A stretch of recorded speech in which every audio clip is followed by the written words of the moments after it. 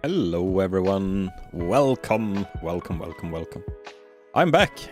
I've been away for about a week, I think. Yeah, I left last Sunday. No, Tuesday. And I got back on Sunday. Oh my lord, Lorenzo. How are you doing, my friend? Oh my god, Rocker, welcome back. Thank you. I am back. I'm a little slow today. I don't know why. You know those... I slept for way too long, I think, last night. And you know when you sleep too much, sometimes you're like tired because you've slept too much. I think I'm having that today. It feels like I have like a slight headache. And I'm just slow, so... maybe... I hope I can solve crime. And thanks for bringing me to my vacation location as well. I really appreciate it. Nice. Bringing me to my vacation location. Wait, that's a mouthful to say.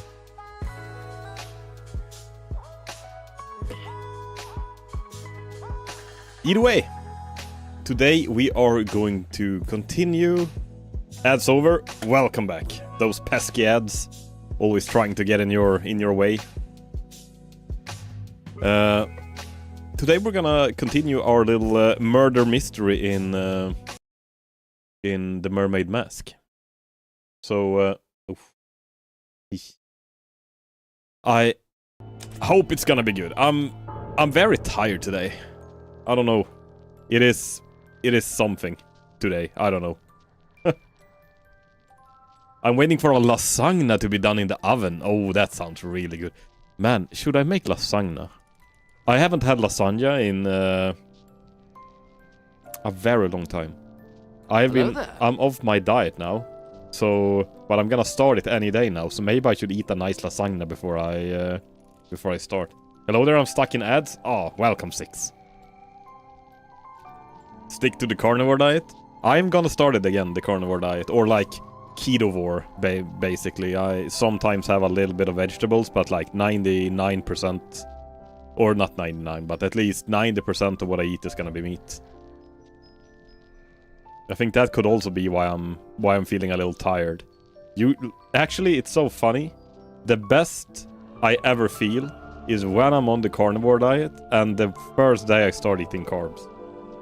I got some meat for you as well.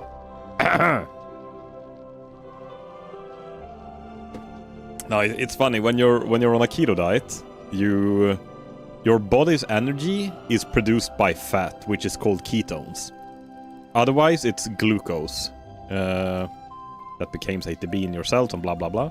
But so when you're on a keto diet, you have a lot of ketones in your bloodstream, like energy, and then when you start eating glucose, like sugars or carbs, you have both ketones and glucose, so you have so much energy then. But the body stops producing ketones when you start getting glucose. But there's like this one day when you have like double the energy. Some sausage and meatballs, if you know what I mean. Oh, are you referring to a Swedish classic? Is that what you wanna refer to? I'm free from ads. Welcome 6. Welcome 6. And Beedon, how are you doing? I hope you're having a amazing day today. I honestly do not remember where I left off.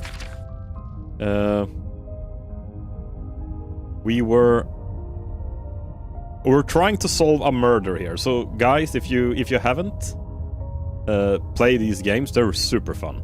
We're trying to solve a murder mystery here. Man, I'm watching in 1440p and now it looks amazing. Oh, that is awesome. So it actually works then. It is a good resolution then, because I added the 2K streaming, like the 1440p. Was it last stream or 2 streams ago? And on my end, I think it looks sharper, but I don't really know how it is. Like, I'm just watching in my OBS. I'm not really watching it from the stream, if that makes sense. But if it's sharper, if it looks good now, that's really good.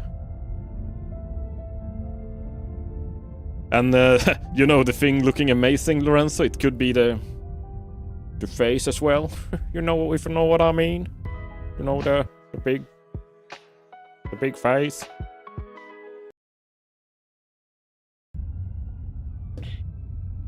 No, maybe I've just had too little water. Okay, where did we leave off?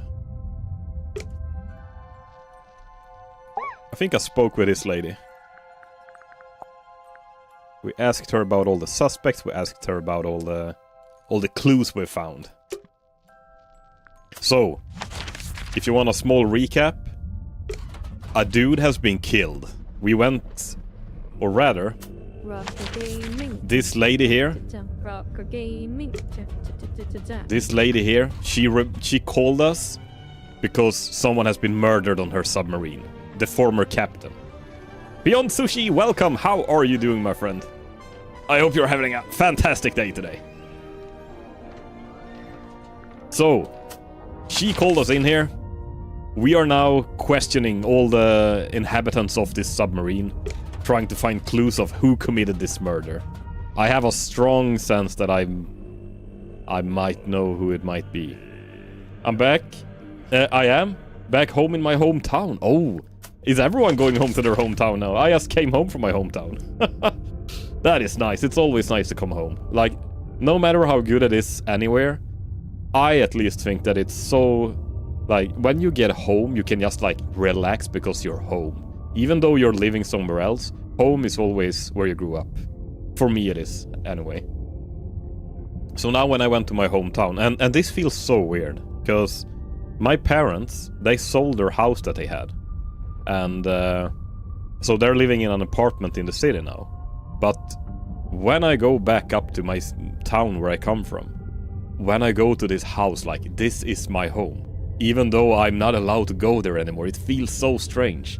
But like this house where I grew up, this is my home. And for some reason I just feel so like at ease when I'm there.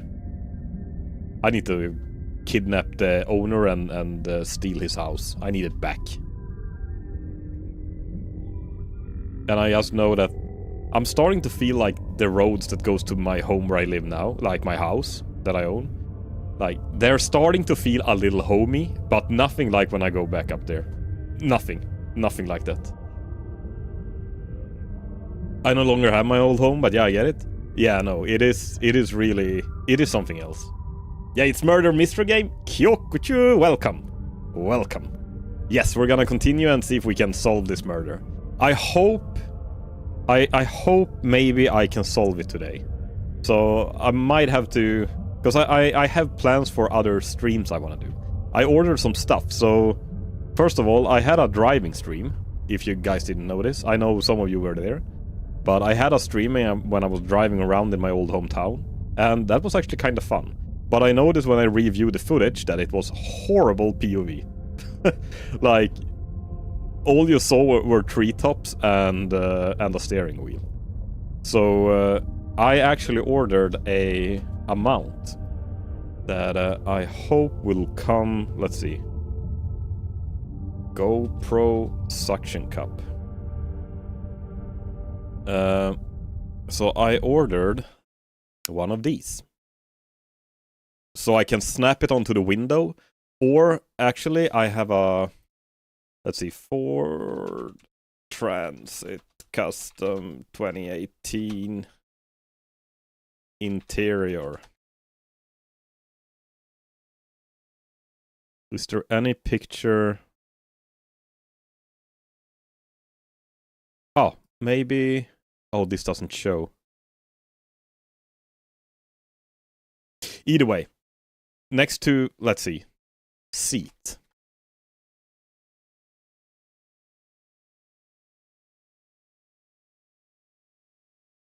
God damn it, it doesn't.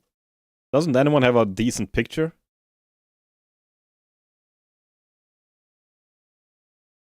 Either way, between the driving seat and the passenger seat, there is like a window, so you can like have a look in the cargo space behind you. So I was thinking, maybe if I put this suction cup on that window, so you're like in my eye level, kind of where I have my head, but a little bit more towards the middle. And I was thinking maybe I should have fish eye perspective on the lens as well. So I could try and snap it on there and see if I can have the POV. So then you will probably see the steering wheel, see maybe my arms moving a little bit, maybe even see me a little. But you will have full like visibility of the road and everything in front of you, and you will see the road because it's gonna be in my eye level or even a little higher. So, and I'm gonna play around and see. I hope I get it. And the worst part is, I know that there are some parts on the roads here that have really bad reception. I honestly don't really know where I'm supposed to go even, where I should bring you guys. But I was thinking I could make a stream just to see where it works or not. And I could actually go and see if I can, if there's any reception where I was planning on doing my Enduro stream and how it works over there. Not that I have an Enduro, but we'll see. One day it will happen. Don't you worry, guys. Either way, we have a mystery to solve. We have a murder. We're gonna be crime scene investigating here. Let's go and speak with Tadpole.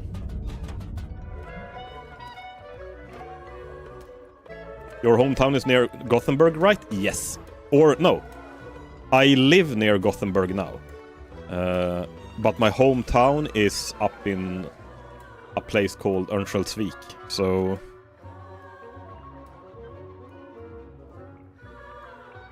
let's see here.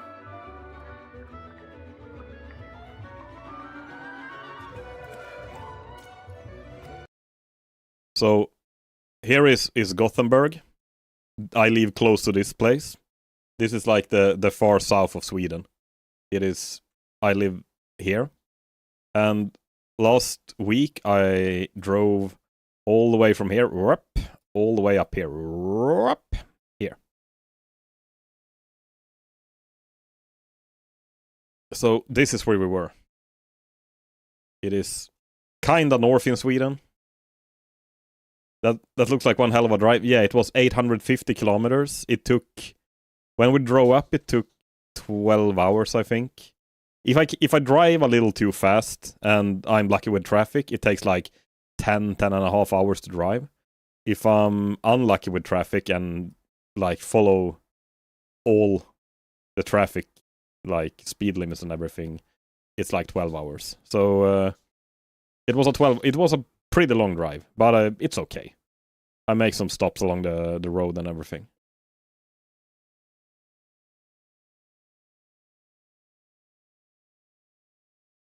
Did you drive through Stockholm? No, I actually purposely avoid driving through Stockholm. So you can drive through Stockholm, but there's so much traffic. So right before Stockholm, there's a small town called Västerås, which is funny when you think of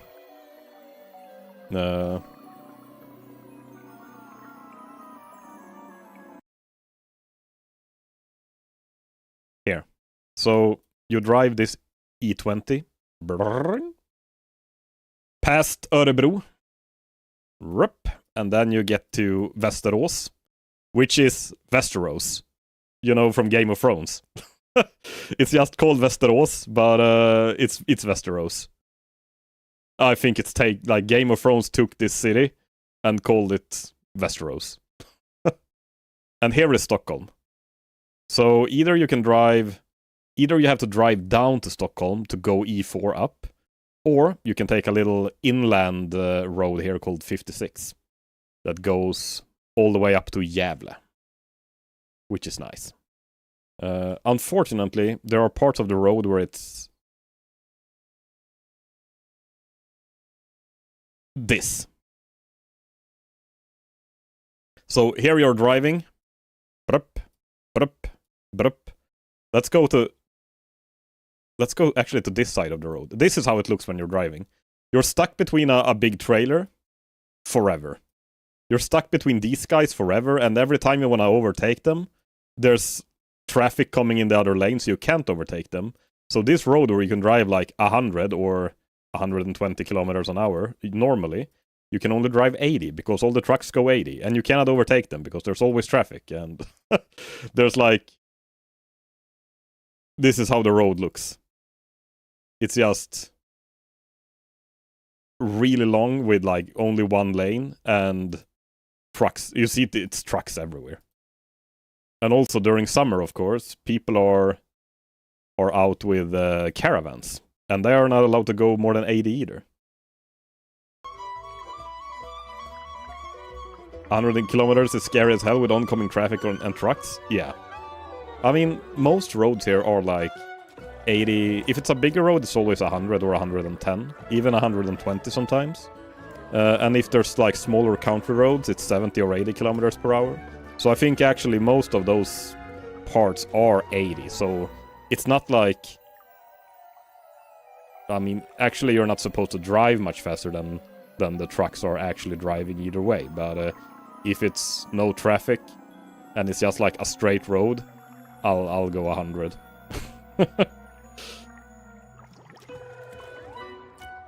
And I gotta say, I think we have pretty good roads in Sweden, honestly. I know I've been driving in England, and those were... It felt like their big main roads going through England was like our small country roads. So, I don't know, I think we just have really good roads here in Sweden as well. The ones that doesn't have potholes in them. We don't usually see trucks on our secondary highway. I know this road in particular is used by a lot of trucks. Just because they also do not want to go through Stockholm. It's like, this is the road that everyone knows about, that you're taking when you don't want to go through Stockholm if you need to go up north. So, unfortunately, it's one of those not so well-kept secrets. Actually, it's more common knowledge than a well-kept secret.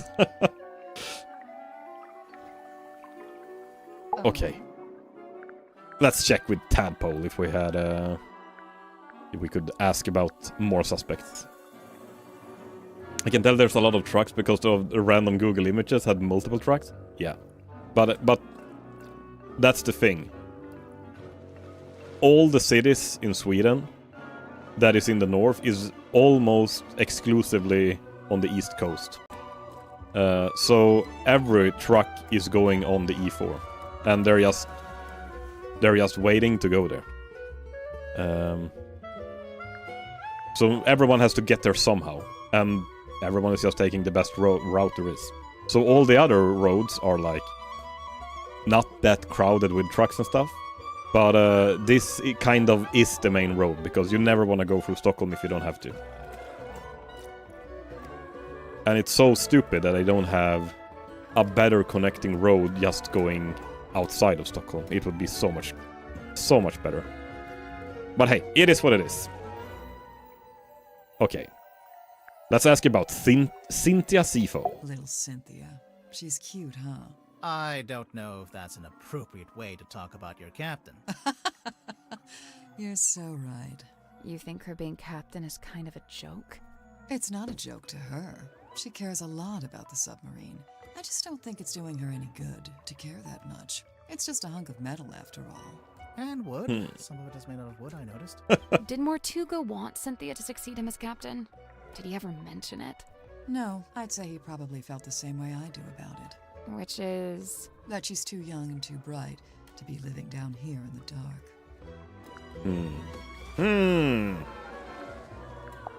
Oh, we have a lot of clues to ask here. So if you guys haven't seen this game before, you have to go around. You have every person is a suspect, and you ask everyone about their story, what happened on the night of the murder. You find a lot of clues along the way, and you ask them about the clues, and you get like hints. And someone is lying, of course, because they are the murderer. It's kind of playing Cluedo. So we have to gather all the information. I need to remember everything that I said in our last stream. I guess now that Cynthia's captain, she wants an up-to-date blueprint of the submarine. Why was there an out-of-date blueprint? The ship has kind of a complex history. She's been through a few different phases, lived through a few rough patches. Magnus used to let me steer. He even taught me how to do it. Sounds like he was setting you up to be the next captain. I don't know about that. It's custom made. See the S emblem on the epaulets? And on the back? S for what? Seafoam, obviously. So why isn't Cynthia wearing it? I guess she'd rather keep it preserved. The captain is a little sus. The captain is the one who called us in here. And I mean, he has a lot of reasons to kill the previous captain to get the new captain seat. But I have another thing in mind when it comes to who is the murderer. Magnus really wasn't one for record keeping. Well, he did make a few. I think they efforts, took the though. plot Looks from like it's James just each Bond, time Tomorrow someone Never new Dies. arrives in the submarine. That makes sense. He was always people-focused. Human interactions, relationships. It's what he considered most important. I think there's a I don't know if you have seen Tomorrow Never Dies, but long story short, it's a James Bond movie where there's I'm not gonna spoil too much, but they're creating tomorrow's news, basically. They're creating tomorrow's news. So if there's a bombing somewhere, they are writing it in the news the same day as it happened, and they're like, wait, how can they be so fast on writing these news? Because they are the ones bombing. There's a writer here that is writing a novel, I think, or something like that.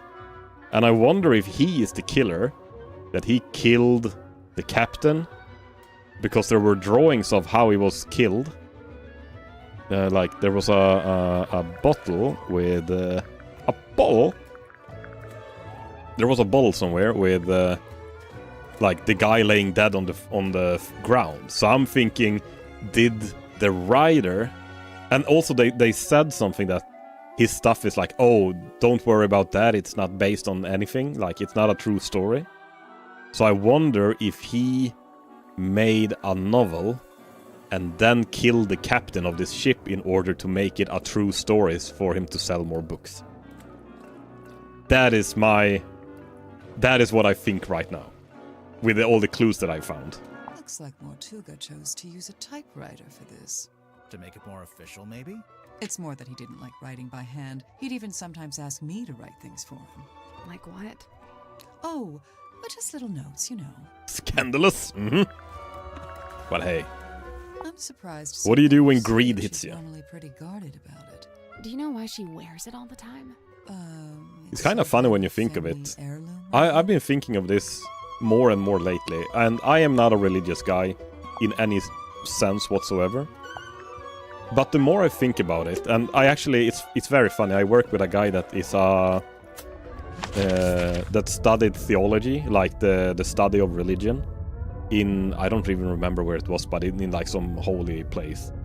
He's a really good guy that I work with. I love working with him, and we have so many discussions. But like the 7 deadly sins. You have heard of the 7 deadly sins, like greed, pride, wrath, sloth, gluttony, all of this. They're starting to make much more and more sense the more you think about it. Like, all the evil shit that happens in the world is basically based on one of the 7 deadly sins. And right now, if he wanted to sell more books, if that is the murder, that is because of greed, of course. Like, it is. I've started to think more and more about it. Akari, welcome! How are you doing, my friend? I hope you're having a fantastic day today. We're gonna solve a murder here.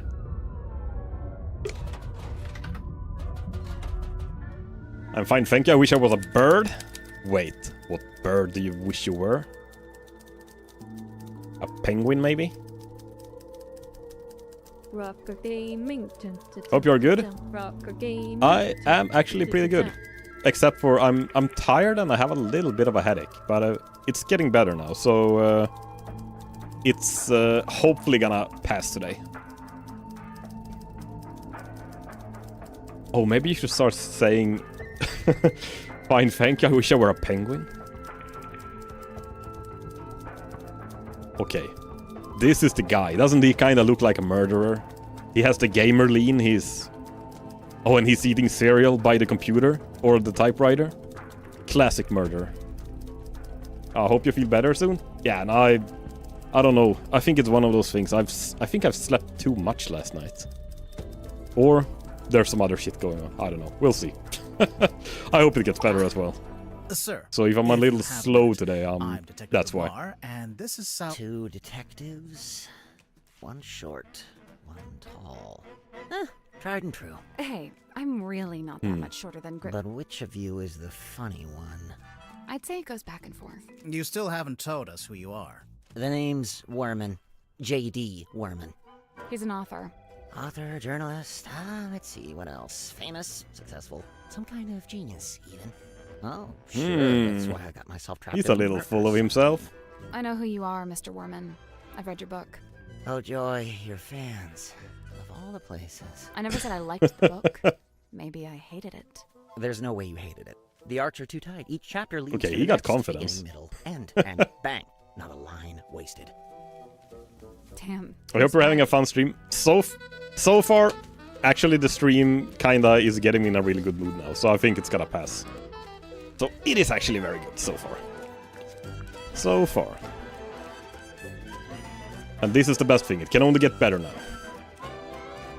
Okay, let's ask about yourself. So, Mr. Werman, you're a famous author. That's what they tell me. How did you end up on the submarine? I came of my own volition. Why? I wanted somewhere quiet to work on my next novel. Minimal distractions. Not saying it's worked, but You're writing a sequel? trying to. Trying to. Hang on. A sequel to what? Grimoire, are you not paying attention? We have this book. Hex of the Hellsman. J.D. Verman, this is the guy. Ah, there she is. Benefactor and burden both. Sally, how did you know to bring the book with you? Because Mr. Worman's local to the area. It says so right here. Hailing from a small fishing town named Silkworm-on-Sea, J.D. Werman moved to the big city to write his first novel. My publisher wrote that. It's quite true, but she made it sound so saccharine. So you're from the town, you moved away, and then you came back. Now, see, you've gone too far in the other direction. That's too utilitarian. I get going back to your hometown for peace and quiet, but then to end up on the submarine. How did you even find out about it? Did you already know Mortuga? Oh, I knew of him. He's a figure of some infamy, submarine included. In fact, it was good to finally put a face to the name after all those years. And I was thinking, on Thursday, if I have all my equipment, then I'm gonna see if I can do a drive stream down here as well. I was thinking of bringing you guys to a city called Trollhättan. Trollhättan, basically. It is really a good name. But, I don't really know what to show there. There is a nice lookout place where I could take you. And there's one place where I want to check if there's reception, because if I ever get a dirt bike, that is probably where I will ride, because I know of another place where I want to ride, but there's no reception there. So, I'm gonna see if I can find some nice places where I can take you in Trollhättan. That could be a fun Tuesday thing. Sounds romantic. Oh, should I bring a little table with a candle and I'll follow you anywhere you take me. I will take you to a nice place then. I will take you guys on a place you've never been before. No, actually, it's. Ooh, you know what? I could take you to a lookout place where you have some really nice views, and then we could actually go and maybe buy ice cream. And there's, what is this called? You know when hi Sandorment. You know when boats are like going to a higher elevation, they have to go into a thing and they fill it up with water. I don't remember what it's called in English. We say a sluss in Swedish. They go in, they fill it with water, and then they go to the next place and they fill it with water, and like they go higher and higher and higher until they're on the lake that is like higher up. And I'm just flailing and waving here. There's some old kind of those, and there's a little nice cafe right at that spot. Maybe I could go there and, like, if it's good weather, buy an ice cream or something and walk down and have a little walk there as well. I'm gonna see if I can find some nice things to show you. They're called locks, I think. Locks.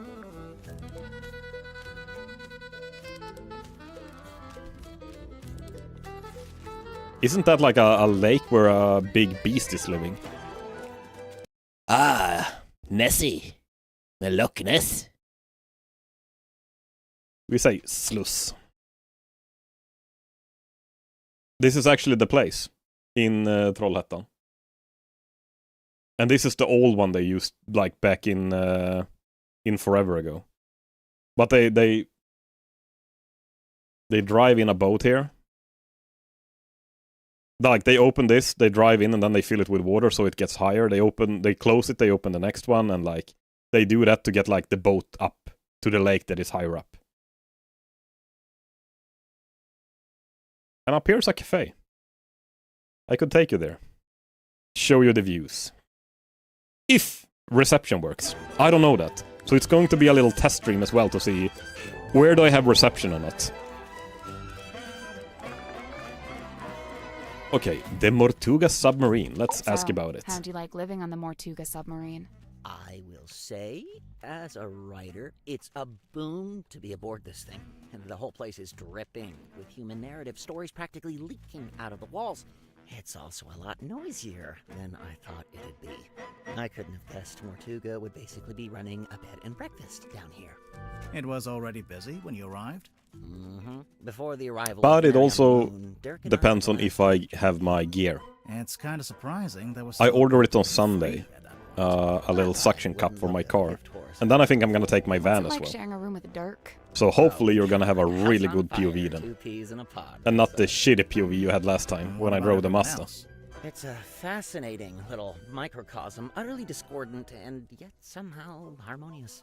At least that's how it felt before the captain was murdered. Okay, let's see what happened on the night of the murder. I think this is the murderer. I mean, look at him. Doesn't he look... He has the watch on the wrong arm. I mean, what the fuck? He's the murderer. Night rolls around and I can't sleep, as usual. I say night. I'm referring to the indistinctive block of time we on the submarine have agreed to collectively refer to as night. Anyway, I'm wide awake, so I stay up to get some writing done. I don't want to deprive Dirk of his beauty sleep, so I took my typewriter out into the mess hall. Was anyone else in there? Godric came up a few minutes later. Brought some kind of busy work with him.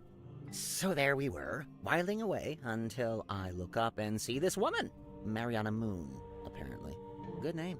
Probably fake, but good.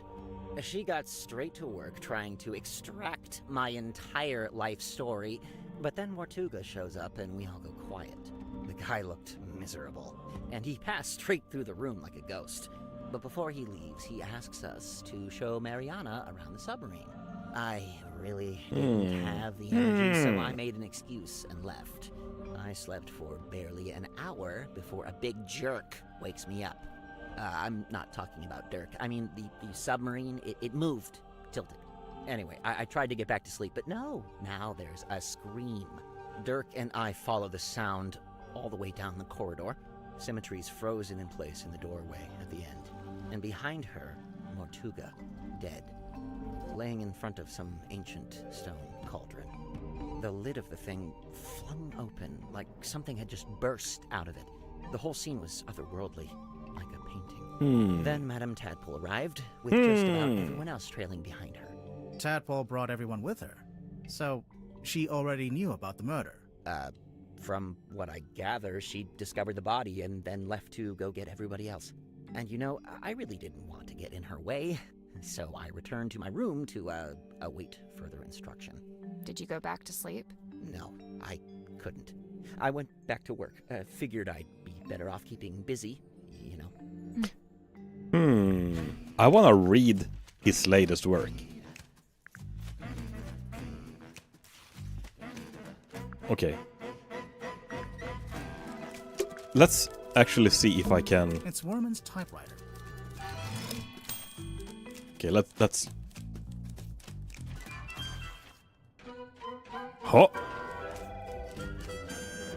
Town Hall. Okay, let's read. Gifted to the silkworm on the sea. Silkworm on Sea Town Hall. A gesture of unity from Governor Fastus Fellow, the Mayor Damien Dusk. Was that all it? I wanna read a paper that what he wrote. There's something strange about this typewriter. Did you notice the weird mechanism on the back? Oh ho ho! A puzzle. So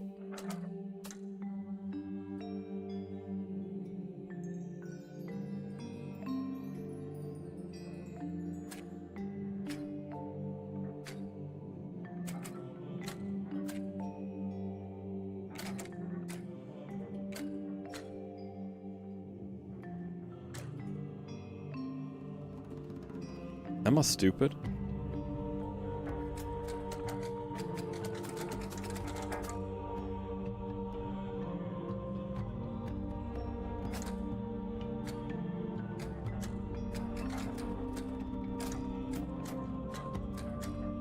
I get that I need...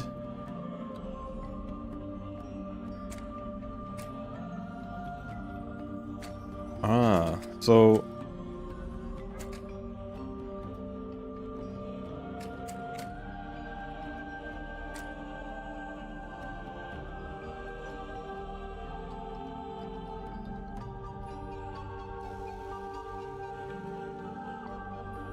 Okay, I feel kind of stupid now. What am I trying to achieve here?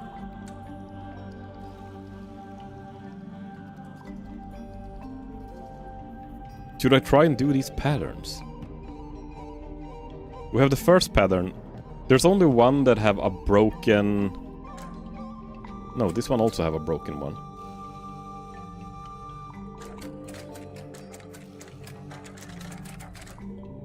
Rotate the 3 inner dials and the 3 outer rings. Oh! Okay. Into the correct arrangement. That's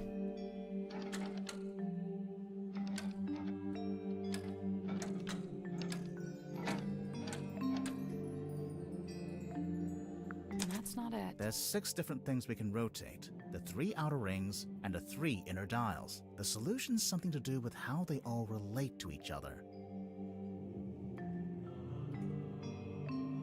Aha! Okay. Okay, I see. I think. This is like an IQ test. What the fuck? And the 200 IQ Hugo Brain, the father of 200 IQ Hugo Brain, just got to work now. So this circle piece is moving 45 degrees to this one. And then it's moving 45 degrees, so it should be up in the middle. And then it's moving 45 degrees again and 45 degrees again. This one is moving the same, 45. And then it should be like it is right here.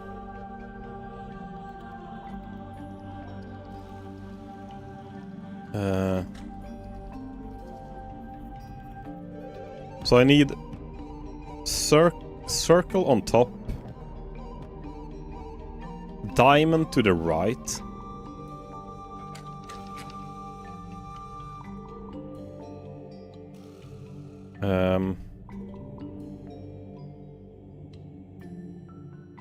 everything is just moving 45 degrees, right?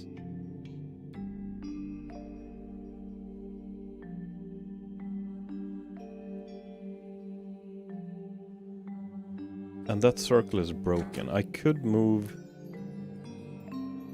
It should be open diamond.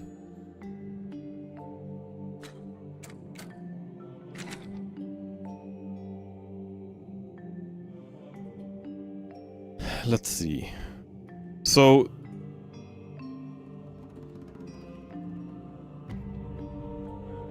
The circle has to be on this one. Because 2 steps left of the circle, there's nothing. And 2 steps left of this circle, there is something. There's a half one. So this one, the first one, has to be the circle. Man, this is...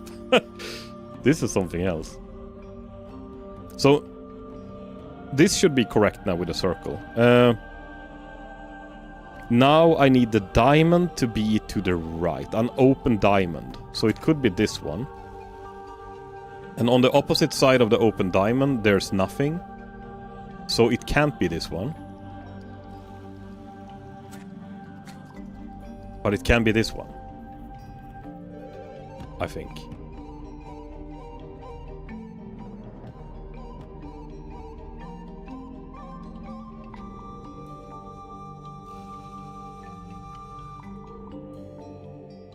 But it's supposed to be over here.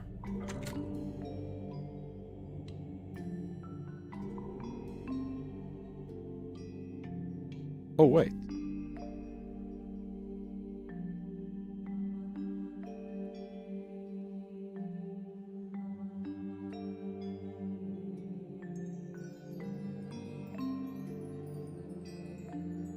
No, that doesn't work either. What the fuck?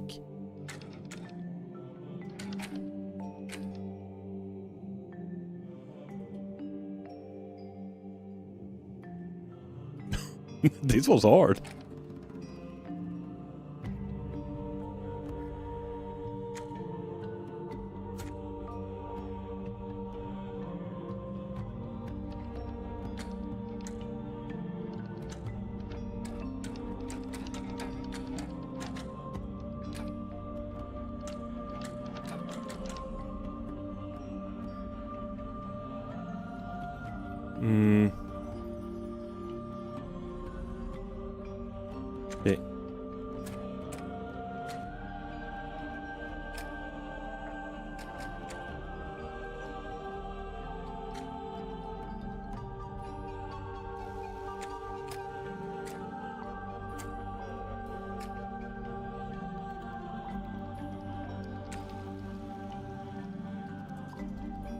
Oh, okay, I see. These that are broken do still count, but they're not spreading in the right pattern. Oh my god, this is gonna be so fucking hard.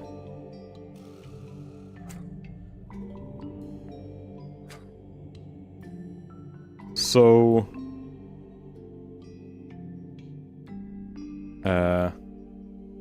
let's see. If we think that this is correct like this, maybe it's not.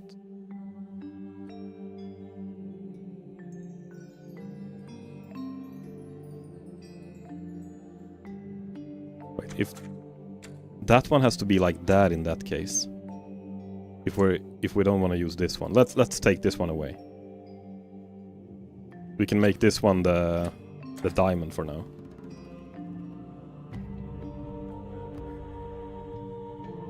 And this is actually looking right.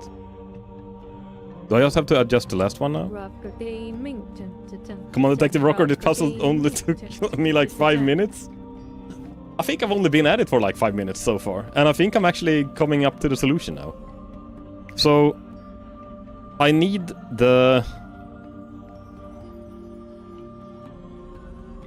a filled out...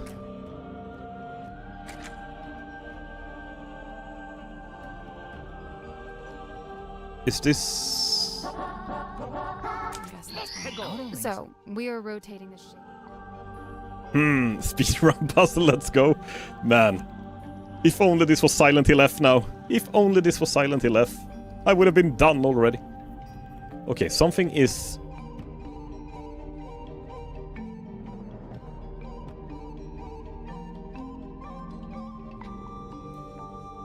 This one has to be...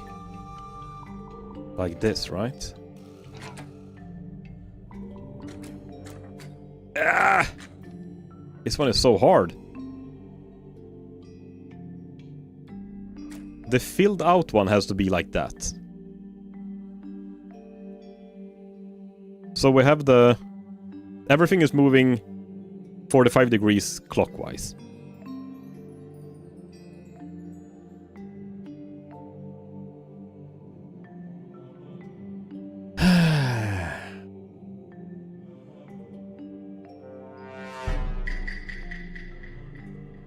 Wait, which...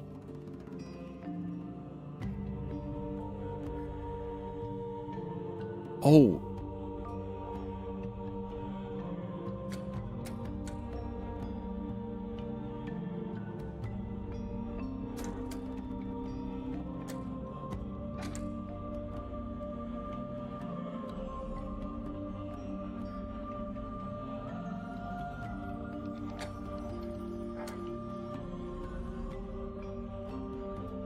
This is correct now, right?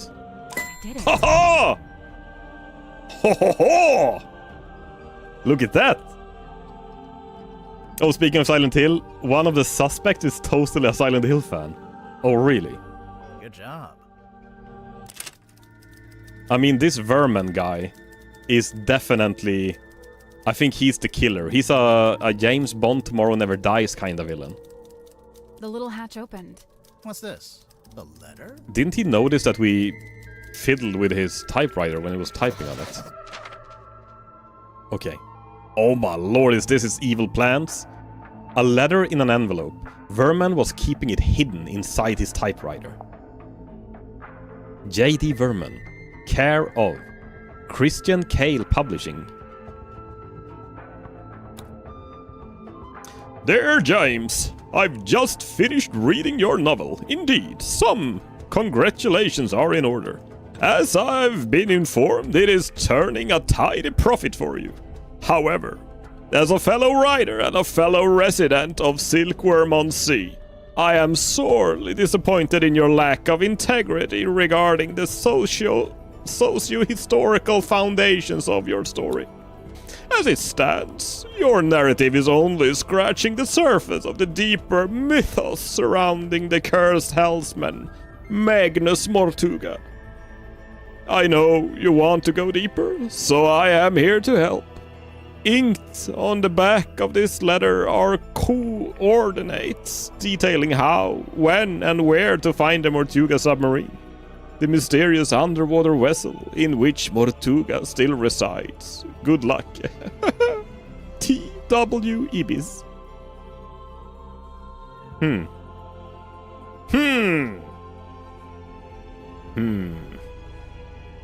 So this guy now, he's getting shit from his fellow dudes.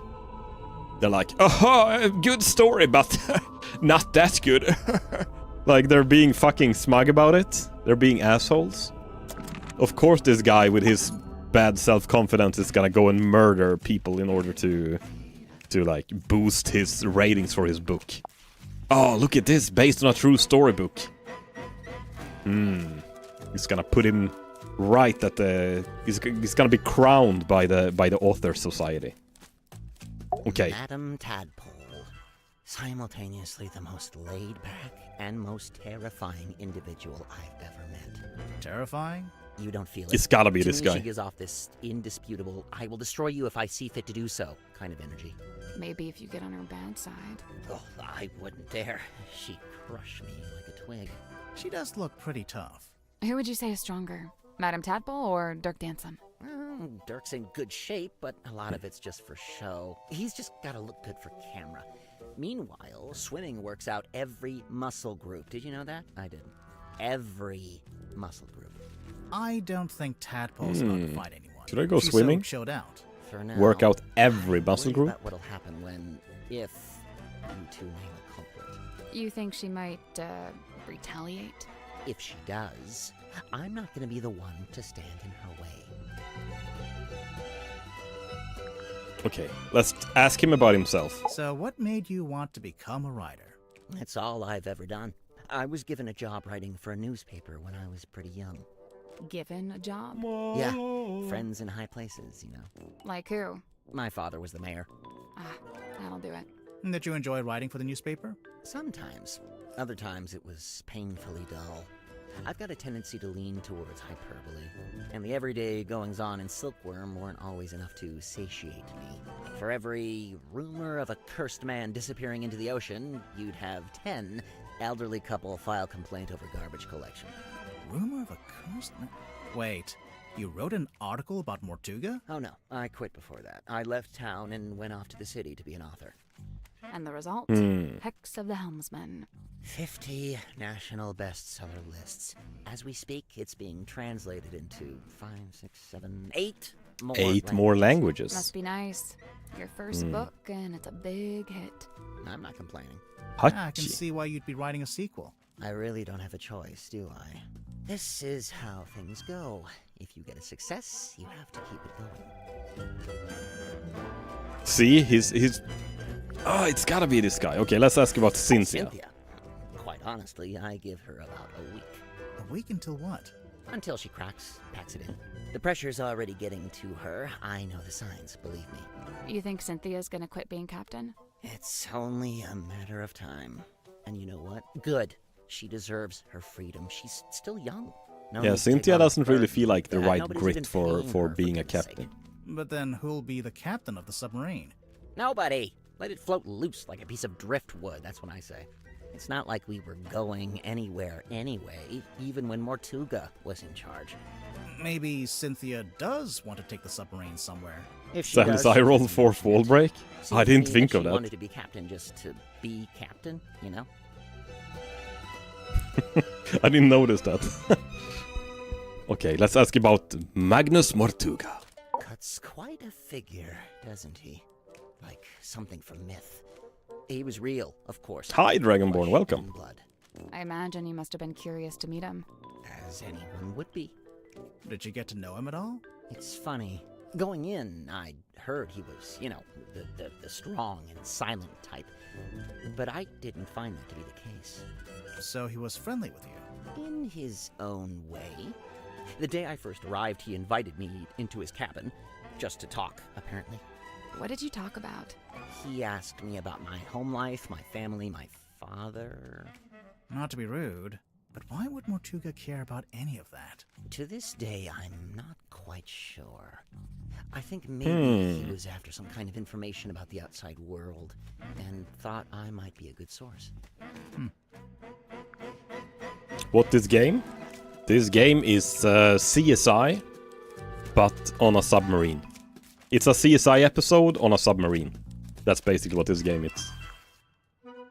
We're solving a murder mystery, so now we're just going around asking everyone in the crew about clues. Moon's your lead suspect, I presume. No. Why would she be? Well, the timeline. She shows up, and bang, Mortuga murdered. Maybe it's just a coincidence. I'm just saying, nobody even knows why she's here. I'm not sure we know why you're here. I already told you, didn't I? Genuinely, I can't remember. Okay, Godric Grip. You met Godric. What did you think? Personally, I like him. I found him a little He's a little irritating, weird as well. The way he kept waving that cane around. He gave you the old welcome to Mr. Grip's Emporium treatment, eh? That's just what he's like at first. He'll settle down. Why does he do it? So, I have two theories on this. One, he's an introvert who falls back on his rehearsed persona when he gets nervous. Like when meeting someone for the first time. Right, exactly. What's your other theory? He assumes people will find the real him boring, not worth knowing. I don't think your two theories are mutually exclusive. They might both be right. So, what is the real Grip like, once you get to know him? I don't know. He's kind of like one of those savants, you know, kind of odd, but seriously gifted. In his case, Am I Grip? Cartography. I feel like I'm Grip. guess They just navigation. described me. That was actually some psychology they went into there. There's an actual CSI game I remember playing a while back, which is you solve murders, collect evidence, questions, witness, analyze the evidence in a crime lab. Very interesting. This is basically that as well. Almost. Not really the crime lab, but we're going through all the evidence and trying to find, like, if people's stories does not really add up. Seriously gifted in gaming in your case? Sarah tells me she's happy Yeah. for reading Helmsman. Is she enjoying it? No idea. She was just asking what research I'd done into hexes and curses, and was rather disappointed when I told her I just made it up. I guess Sim's into that kind of stuff. I thought she was supposed to be an illusionist. Oh yeah, she was asking about that too. What do you mean? She wanted to know what I liked about her old magic show, the one she had in the theater.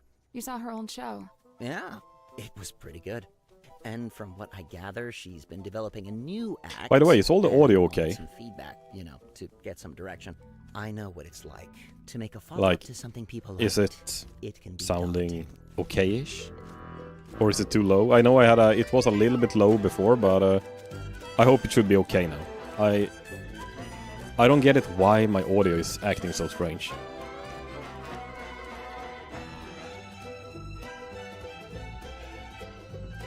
Auko, hi! Welcome. I actually was lurking your stream yesterday. How are you doing, my friend?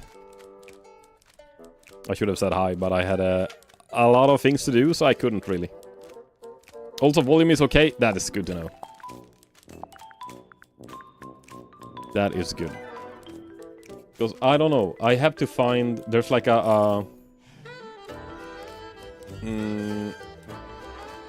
I have to boost some sounds up to 300% in OBS. I don't know why.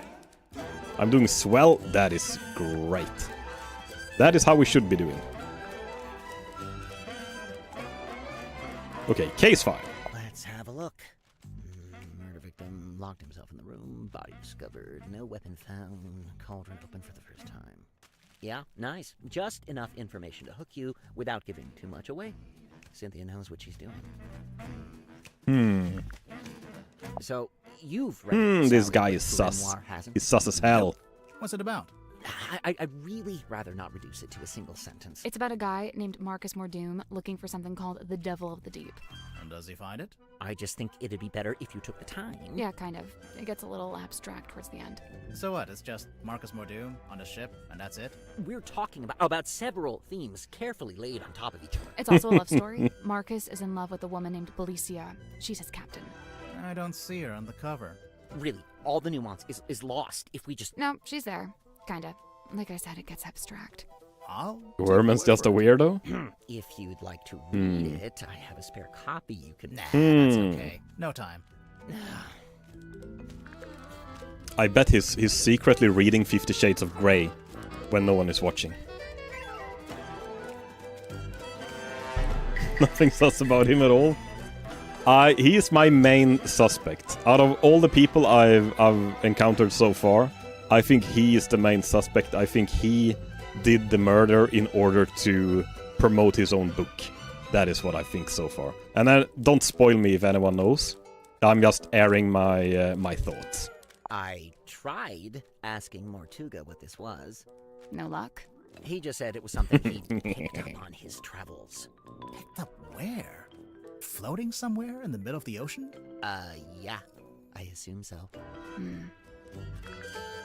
Okay, her painting. Have you ever seen this painting before? Before the submarine, I mean. Yeah, it used to hang in the Stone Top Inn for a little while, at least. Really? Seems like it would scare away all the customers. Nah, old sailor types love stuff like this. It's a conversation piece, isn't it? Her. I wonder if her stands for... if it's initials in a name. Like Herman Eriksson's Roundabout, or something weird like that. How I wish I'd remembered to bring painkillers. Are any of these painkillers? Unfortunately, no. They're just supplements. And nice, harmless, organic ones, too. They wouldn't even take the edge off a headache. Great pull quotes. That's some strong marketing for a small-town theater. Did you ever see the show? Yeah, I did, as Phantom. part of my old newspaper job. Why is it called Lady of the Looking Glass? The central trick was Symmetry talking to herself in a mirror, only sometimes the reflection didn't move with her. How did she do it?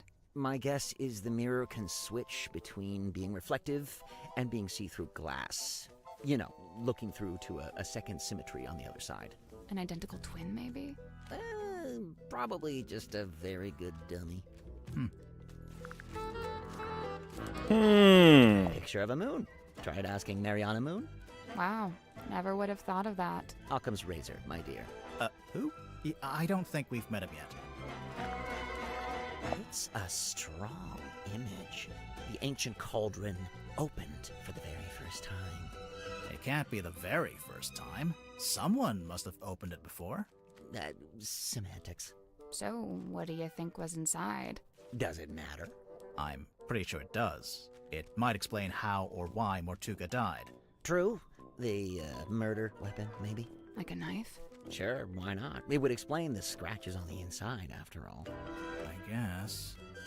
The scratches look more like a claw. Sailcloth. Stargazing Girl. Sounds like a good title for something. Like a book? Or a film? A one-woman play, surely. Newspaper page. Now this is a throwback. I cut my teeth writing local interest stories like this. You wrote this? The review of Sim's old magic show? I did. But it says Theater Review by James Dusk. Oh, wait. And she finally works out what the JD stands for in JD Werman. Sorry, your name is James Dusk, and you changed it? Eyeball What's key. this? The world's smallest piggy bank? What? It's not a piggy bank, is it? Well, it's got a slot, and there's something in there. I thought maybe it was a penny. What? Do you know what this is? This message in a bottle. It's a bottle, isn't it? Where did you find it? Madame Tadpole's room. She likes to collect stuff she finds in the ocean. Does she now? What fun, what fun. Mr. Warman, do you know what this bottle is? Nope. No idea. He's lying. He's the one who did it.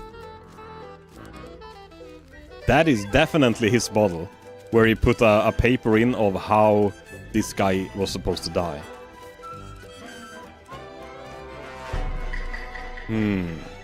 Sus as fuck. What's that? A book? I think so. Let's see. Nope, not a book. Why not? Listen. Books don't rattle. Okay. The broken I compass. like this sometimes. What do you mean? Cogs falling out. Too many needles, all pointing in different directions. Oh, well, maybe you're just partway through being fixed. Sometimes you gotta make a mess in order to tidy up, you know? You know what? That's rather eloquent. Bravo. Grimhor, did you hear? I said something eloquent. Oh, sorry, I wasn't listening. Okay, ocean map. A treasure map. I was looking for something like this. Why? So I was really banking on Mortuga having some kind of exciting secret mission. Something that justified the whole submarine thing, you know? But he didn't? No. In fact, he was weirdly aimless. Like he didn't even want to be here.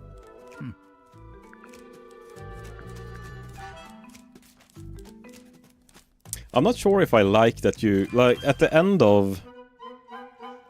How do you say? I'm just thinking that now, at the end of the last suspects that I'm talking to, there are so many clues that you have to talk with them, like, in a row. I wish there were a way where you could, like, chop it up a little bit, or maybe not ask everyone about everything. Because it gets a lot of information a lot of the times at the end now when we have, like, 30 clues to ask him about. Okay, let's see. The symbol on the top left, next to Governor's Manor, that's the fellow emblem. Oh, you knew that already? Kinda, but keep going. Oh, that's my father's emblem on the top right, the one next to Town Hall. D for Dusk. Mayor Dusk. Your dad was the mayor and you grew up in the town hall? Must have been nice. Yeah, sure. Hang on. Your dad is listed on the back here, on the family tree. And there's a line between him and Felicia Stonetop, see? It's a stretch to call this a family tree. More like a tree of speculative conjecture.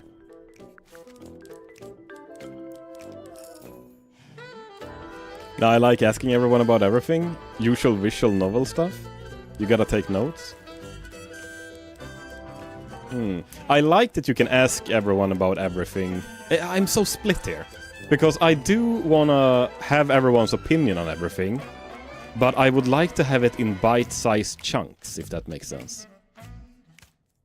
Like, I do wanna be able to ask all of this, but it would be fun if maybe you could meet Werman in several places, and in different places you can ask about different things or something like that. This also works. It's not that I don't think it's good. I think it, for me at least, it would probably have been a little bit better if I could not get so much information at once. Chart But I guess that's how we're all different as well. And measure the unmeasurable. Nice tagline. I think it's a little much. For a shop that sells compasses? It's not about the compasses. The thing he's really selling is wanderlust. Wonder what? The desire to explore the world and experience the unknown. Ding! Points for Sally. Okay, Cornelius Kane. Ah, yes. Godric's little mascot sidekick thing. I understand that his cane is To you, one of the things from the rudder. a wooden stick of great thunderous importance. You never found yourself attached to an inanimate object? Something that gained special meaning? Well, I did used to have this hat. There we go. We're all guilty of it. They did add a new feature. The most important opinion of a clue are written with a description. Okay. We used to keep records like this in the town hall. The blue parts from an original blueprint of a submarine, and the yellowish parts are from a technical drawing of a ship. Still a blueprint of sorts, but a bit older. Where did Cynthia get them from? I don't know. Maybe she took them from Mortuga's desk. Okay, the ship's wheel. I It's missing. It's thematically consistent with the submarine. It's missing some parts. How so? Well, it's cobbled together from other component parts. You know, parts that were, by themselves, broken or otherwise disused. Huh. It's gaudy, sure, but when I first saw it, I thought, good! Mortuga will be a man of melodrama and romance. Just what I'm looking for. But nope, he never wore it, never even looked at it.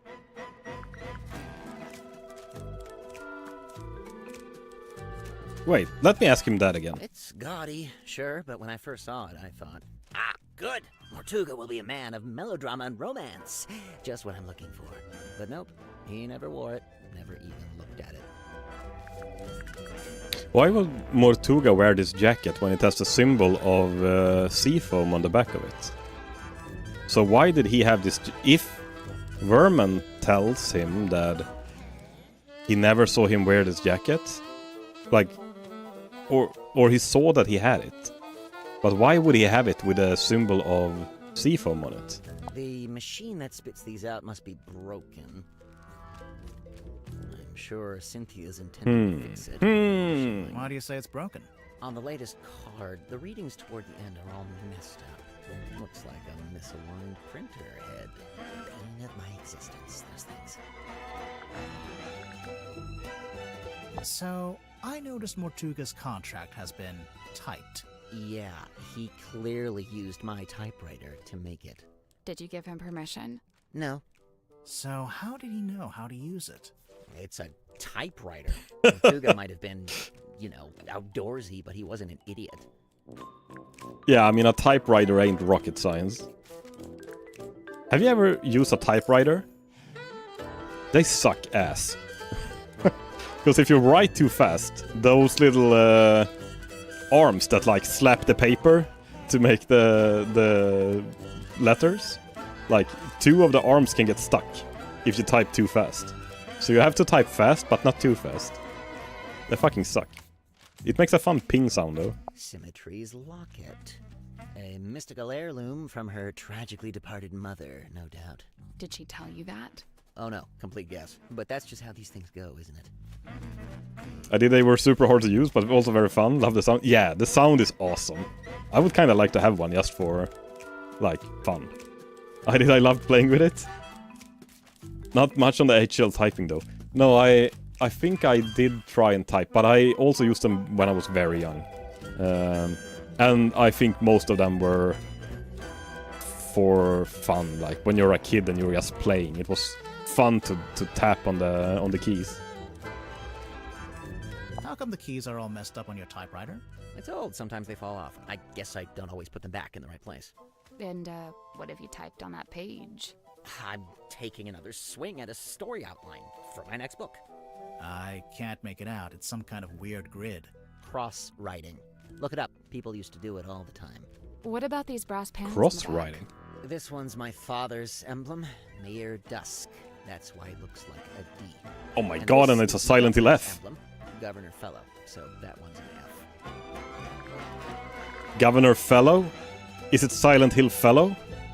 Is that the F what it stands for? Oh my lord, I never knew. It's mine, as you are well aware, seeing as how you just fished it out of the back of my typewriter. That's right, I was watching. I don't disappear when you stop talking to me, you know. The envelope's addressed to you, but it says, Dear James, at the top of the letter. Congratulations, you've sussed out what the J in my name stands for. If that's the height of your investigative prowess, we're all in trouble. It's signed by someone named T.W. Ibis. Another astute observation. You know, of all the detectives I've met, you TV two Ibis. really are the most recent. Grimoire, he's being mean to us. I noticed. Okay. We asked him about everything now.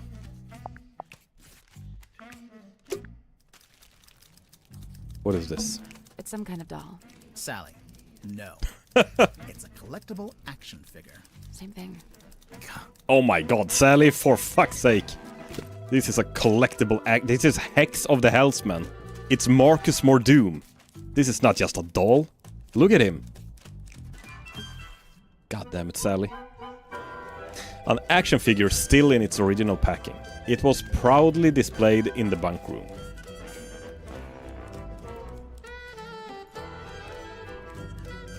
Belicia Bonetop. Marcus Mordoom, Devil of the Deep.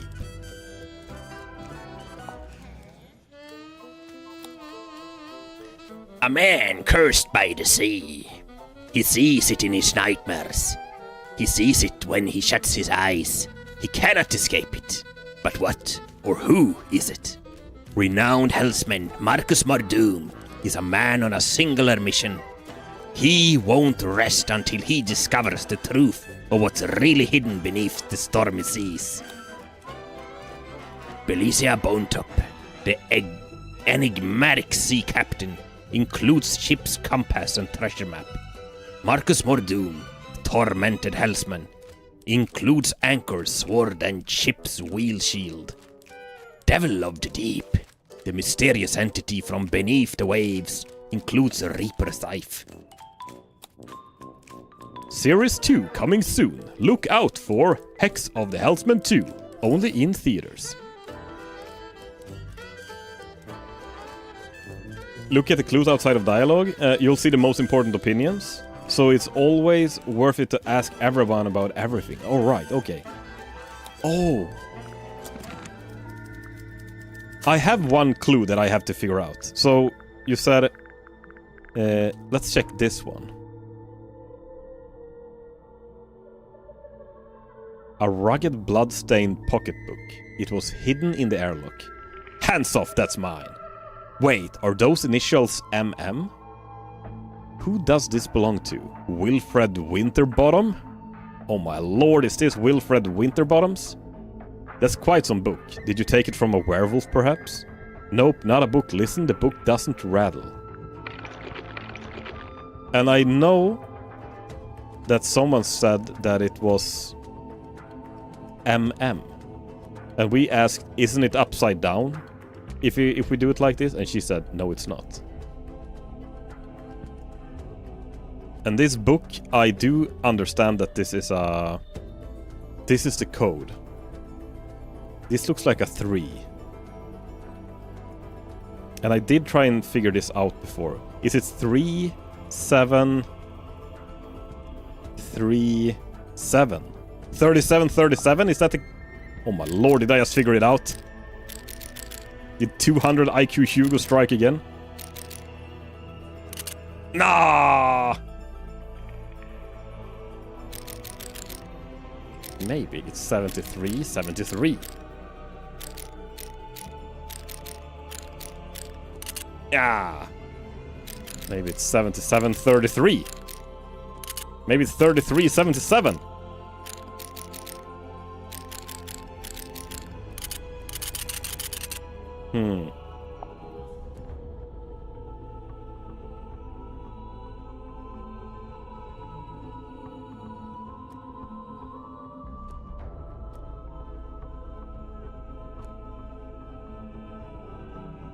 This book is driving me nuts.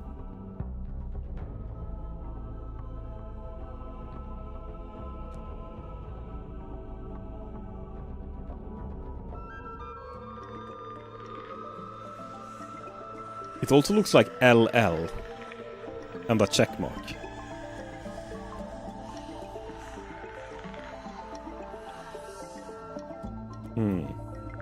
Okay. A broken compass that's in the process of being fixed. It was on display in Grip's shop. You see, Miss Seafoam, you came to me with a compass. She came with a compass that needs fixing. The original needle was broken. Mr. Grip said he had a few he could try out as replacements. So, Grip is only pretending to fix it.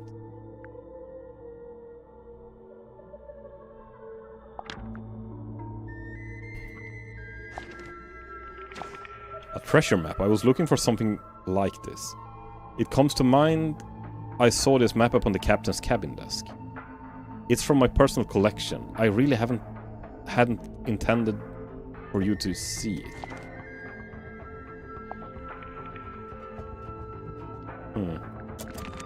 Okay, let's ask the guy up here as well. Looks like someone's been if he knows anything. It's a huge iron dumbbell, made from nuts and bolts. So, you gonna pick it up? Might be a clue. I doubt it. Big, blunt object like that. Could be a weapon. I'd say it looks pretty suspicious. Worth investigating. I disagree. We do not want to work out. Here with its own little mirror. Looks like someone's been using it to shave. But this guy is bearded. Did a vermin shave, maybe? It's a teacup. I've been on this submarine for ages and nobody's offered me a cup of tea. You don't even like tea. Still. Socks. I guess the submarine doesn't have a laundry room. A bunch of discarded paper. There's something typed on it. Yeah, but I can barely make sense of it. Kinda looks like an attempt at the first chapter of a story. A bunch of discarded paper. There's something typed. Yeah. Kinda looks like an attempt. It's a suitcase. Clothes are neatly folded inside. It smells like men's aftershave. Ah, aftershave and desperation. Wasn't that what they said? I'm getting This guy smelled bergamot, like? cedarwood, and notes of citrus. You done sniffing the suitcase?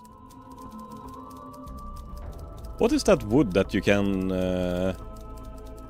There's a wood that I think has a citrus smell that is very good for bugs. So you can take a piece of this wood and you can put it in places where you don't want bugs to be. And it actually smells nice. I don't remember. Is it cedar? Okay, let's ask this guy. What's up? How's it going? It's Johnny Bravo. What the hell? It's going good, I think. Awesome. Yeah. I'm Dirk, by the way. Who are you guys? I'm Grimoire, and this is Sam. He looks like Johnny Bravo. Cool. So you're the detectives? Yeah, we're here to investigate the murder of Magnus Mortuga. Cedar smells good. Yeah, it is Major cedar, right? I bummer, think so. Honestly, he was a pretty stand-up guy. I mean, sure, kind of an oddball, but like in a good way, I mean, he was. Dirk, you didn't tell us your surname. Oh, right. Sorry. Dirk Dansom, actor. So, yeah. Oh, he's anyway, an actor. Hi. And Just like what me. can I do for you folks? He's adorable. Can we keep him? No, you'd forget to feed him. I would, yeah. I would forget to feed him as well. And he looks like he uses a lot of food. Let me grab some more water. I'll just be right back in a second.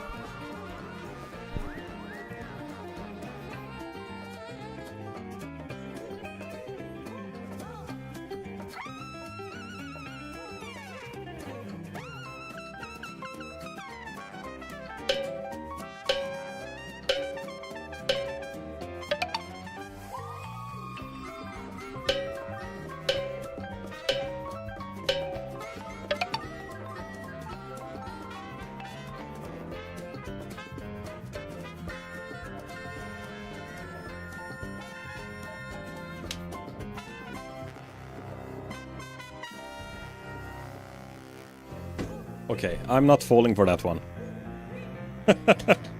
We're gonna have a chair stream. I can be your...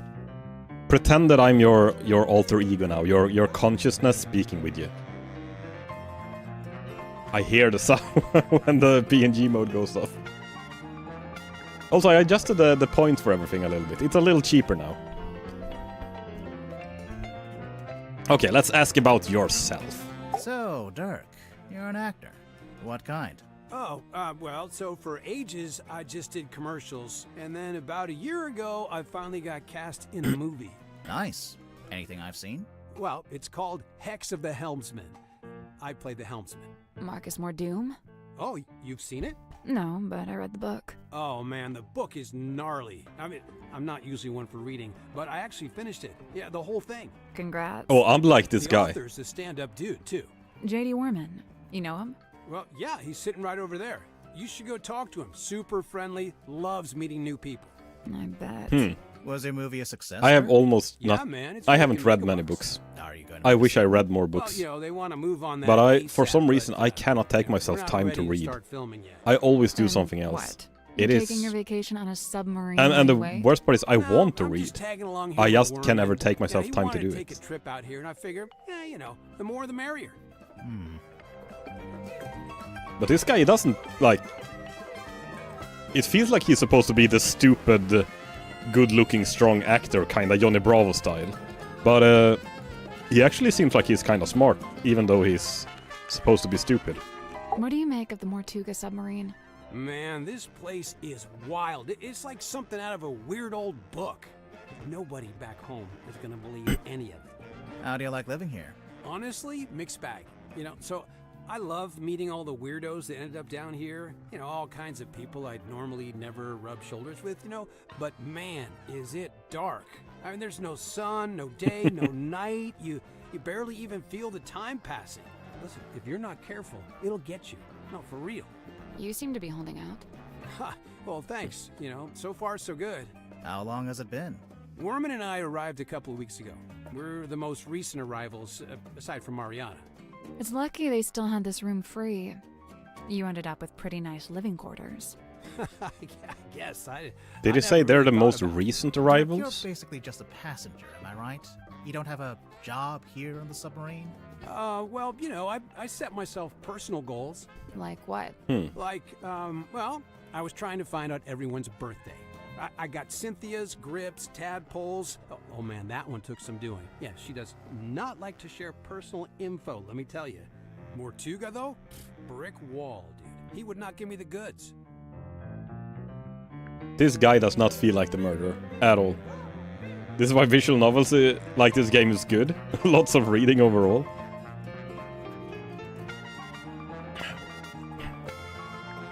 That's but the thing. I do read a lot when I'm at my computer. Then I can scroll through a Wikipedia about a game or something and read a shit ton.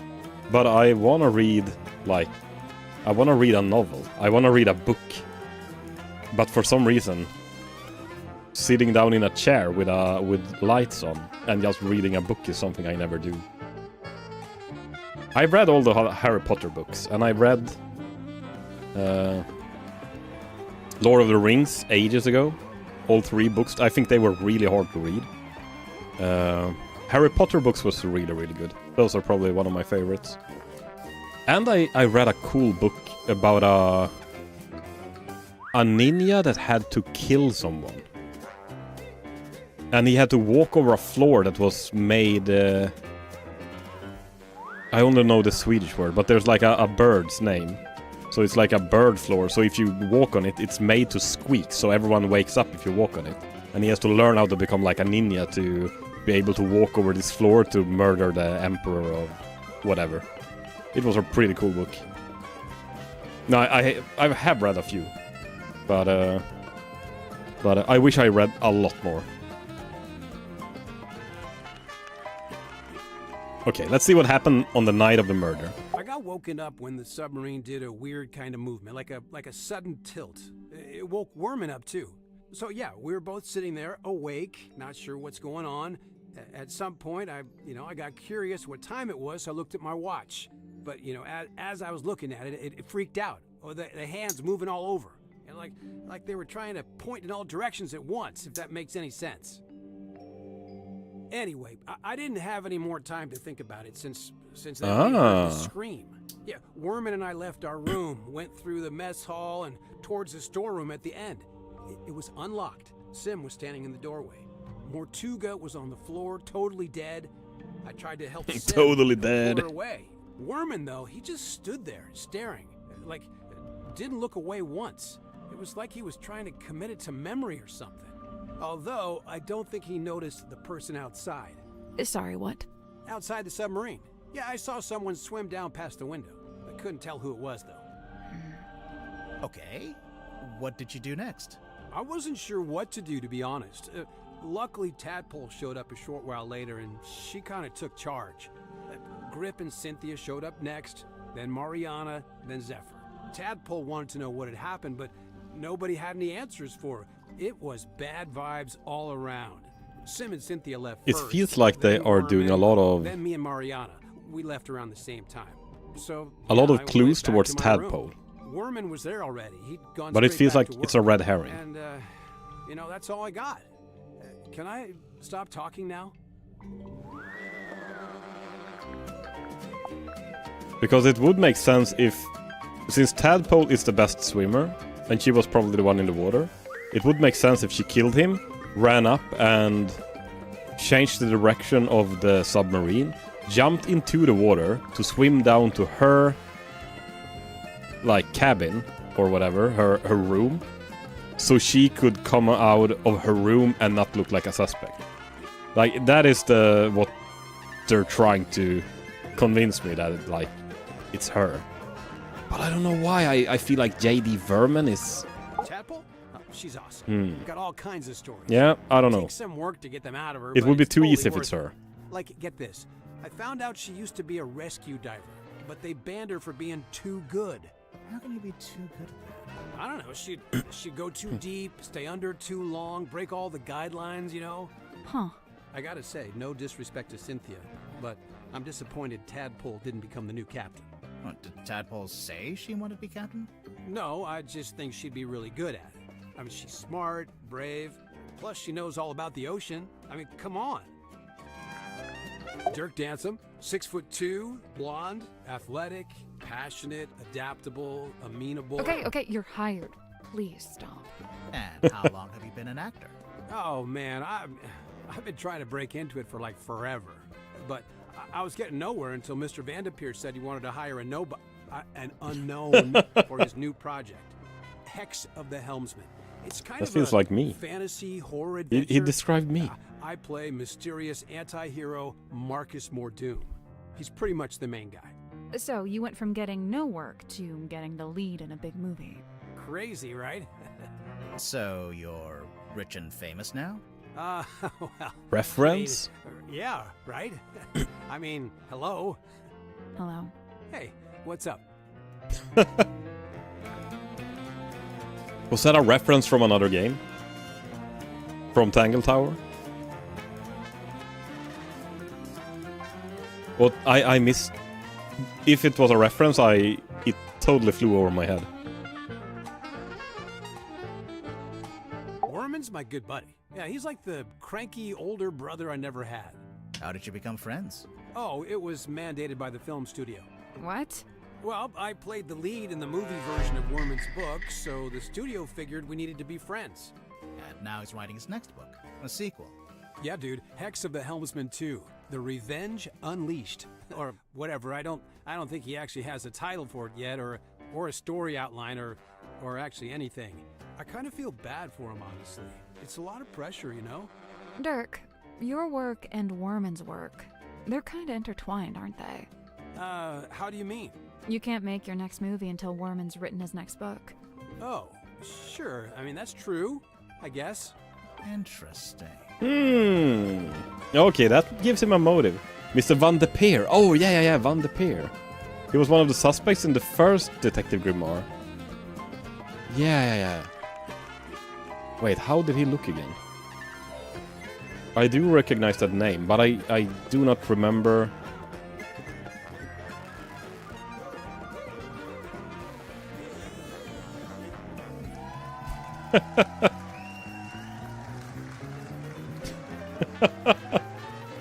When I Google his name and check pictures, I get an old guy laying next to a cheetah. Why the fuck? Is this Mr. Van de Peer? And the cheetah looked like it's been drinking heavily the last night. This is the most hungover cheetah I've ever seen. Holy shit, he just want to go back to sleep. But he has to work with taking pictures with strangers. Who the fuck is this guy? That was funny. Yeah, it's this guy. Man. I don't remember too much from the first game other than the swamp. Listen, I heard the dude died because of a curse. Is that true? No, there's no evidence of a curse. Oh, still. Did you get to know Mortuga before he died? Man, I tried. Dude was not much for conversation. You know, I tried explaining how I'm an actor playing a character that's kind of similar to him. Figured he'd be stoked. Let me guess. He was not, in fact, stoked. Actually, I tell a lie. There was one thing Mortuga wanted to talk to me about. Oh, yeah? He was super curious about contracts. Like the legal documents. Yeah, he wanted to know how they work. Like, how they can be used to make people do stuff or not do stuff. Weird.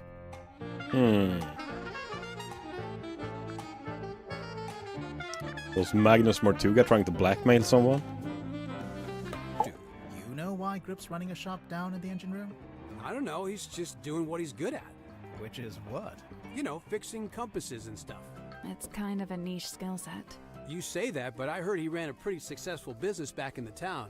Yeah, we saw it on our way here. It's boarded up now, like everything else. Dirk, did he ever mention why he closed it down? From what I gather, it was making him money, but it wasn't making him happy. You know, he wanted to put all those navigation skills to use and actually head out on an adventure. I'm thinking he was saying that his watch started spinning the dials like crazy when the boat was turning. So there's gotta have been a magnetic field, and that is why her compass also was fucked up. But why? What could produce that magnetic field and why? And since they don't know about it, they're most likely not suspects, if that makes sense.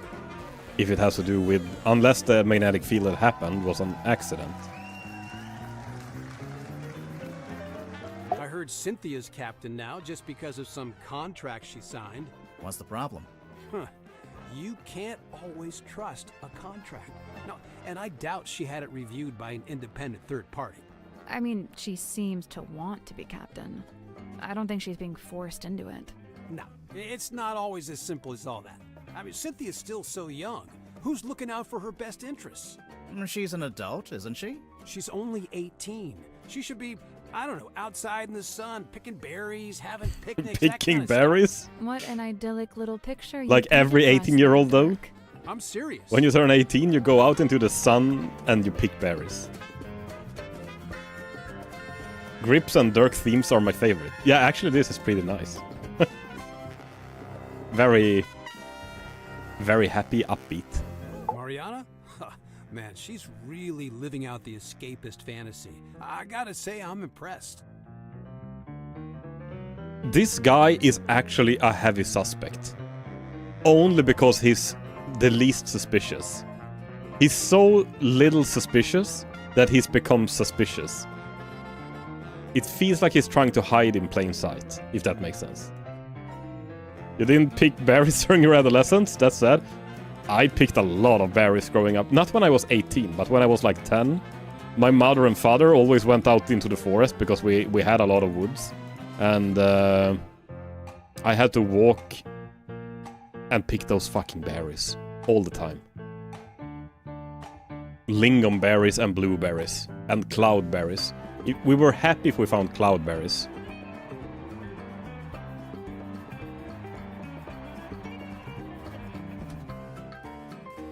Have you ever seen these cloudberries?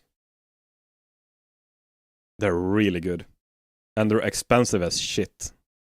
And they grow in like really wet places in the north in Sweden. But when you make cloudberry jam out of this shit, oh, it is so good. It is so good. And lingonberries. Everyone here makes jam of lingonberries. This bullshit. And you have to pick it, and then you have to rinse all the fucking leaves and twigs and everything out of them. Because they grow in small bushes. And I remember once when I was forced to help my parents pick berries, I found an anthill in the forest. And I was like 7 or 8 years old or something. And I was thinking, I'm gonna help the ants build their nest. I'm gonna be a nice guy. And I'm gonna give them sticks and twigs and these little beardy things that grow on trees. So I stood there, basically my feet in the anthill. Like putting twigs, like giving them twigs and grass and shit. Trying to be a nice guy. And then I felt something pinch me on the throat, and I was like, ah, fuck me, an ant. And I didn't swear, I was a kid. And then like, on the other side. And then I looked down and my entire body was covered with ants. Like, it was like looking at a TV that doesn't have any reception, you know. And it's just like white noise. Everything was moving on me. And I just started crying like a baby because I was a baby, and my mother came and she like brushed all the ants off and took me away. But man, that was a traumatic experience. I was trying to be a nice guy, giving the ants like all these nice things they could build their nest with, and they fucking attacked me. That wasn't nice. That's when I learned there's no justice in this world. That's if you believe what she says. I think she might be making some of it up. Hey, you know, it's funny you say that. I did notice something the other day. Oh? Well, she's supposed to be all like old-timey and stuff, right? But she was really curious about my cell phone. Curious how? Well, she was asking what make it was, what model number, you know, like really specific stuff. Huh. What do you know about Sim? Well, she left the theater she used to work at to come onto the submarine, you know? Then for a while, she worked with Dr. Zephyr in his lab. But not anymore. Nope, she's working on something by herself now, in that room that looks like an old-timey kid's bedroom. Do you know what it is she's working on? Not exactly, but get this. One time I looked into that room, and there were 2 of them. What? 2 symmetry silk moths.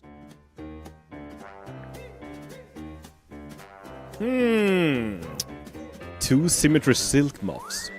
Does she have a twin, or was it a reflection or a doll or something? So, Cynthia hired you to solve the murder. Pretty much. How much do you charge? Is it like a day rate or what? Oh, it depends. Just ballpark. How much did you make from the last case you solved? Good question. Grimoire, how much did we make from the Tangle Tower case? Well, you know, extenuating circumstances, being what they were. You never secured the payment, huh? Whoa, this is a first edition. Yeah, whose is this? It's mine. You gonna get Wormo to sign it? No, I hadn't planned on it. He'd do it if you asked. I bet he'd even do a little doodle on the inside cover. Okay, maybe I do want that. I assume you've read it, Dirk? Of course, dude. First thing I did when I landed the part in the movie. What did you think? Loved it. I never thought about the sea so much in my whole life. It's almost like the ocean in the book. It represents something bigger, you know?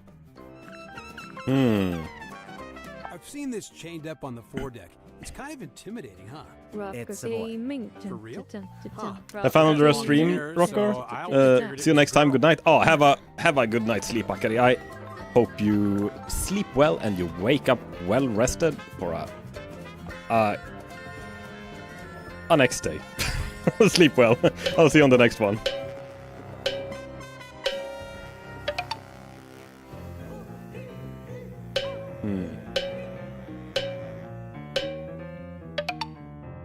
There. Oh my god. I gotta save all these. Actually, I do save all these PNGs. Well, no, I hope you have a really good night's rest. Thank you for dropping by. I really appreciate it. And I will see you on the next one. Okay, let's ask about her painting. Her.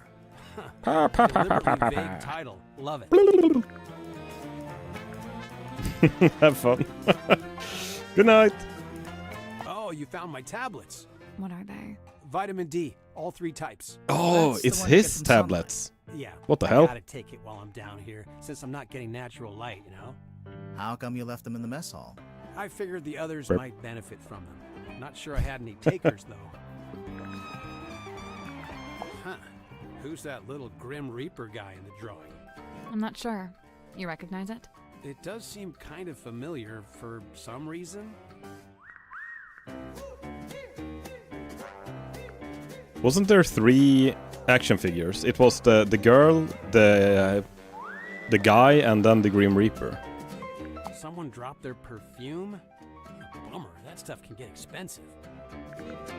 Man, Mortuga really was an odd duck, wasn't he? I mean, who owns something like this? What's it even for? It used to be locked, so I think he kept something inside it. Oh, what? And it got stolen? The thing? Whatever it was? Maybe, yeah.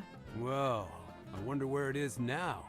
Hard to say, since we don't know what we're looking for. But somewhere on the submarine, I guess. Not necessarily. Someone could have thrown it into the ocean. Oh, great. Ah, someone did throw something into the ocean. What's the deal with those? They were talking about holes that on the earlier. sides? They're from when it was a sail. Why would a submarine need a sail? Good question. The guy who wrote this review has the same name as As who? I'm not sure if I'm allowed to say. Someone lose an eye? It's not real. Oh. Oh, it's got a weird smell. So? So maybe try asking Mariana about it. She's got a wicked sense of smell, like a dog. I'm serious. Mariana. That's my bottle. What? Really? Well, yeah, that's one of my non-alcoholic beers. Of course, someone's waxed up the top and put a whole bunch of green stuff on the bottom.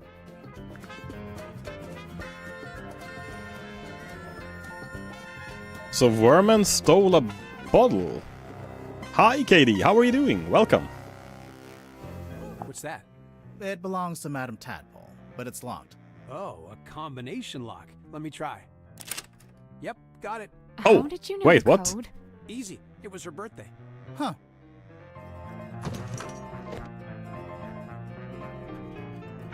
Wait, so we can open it now? What the hell?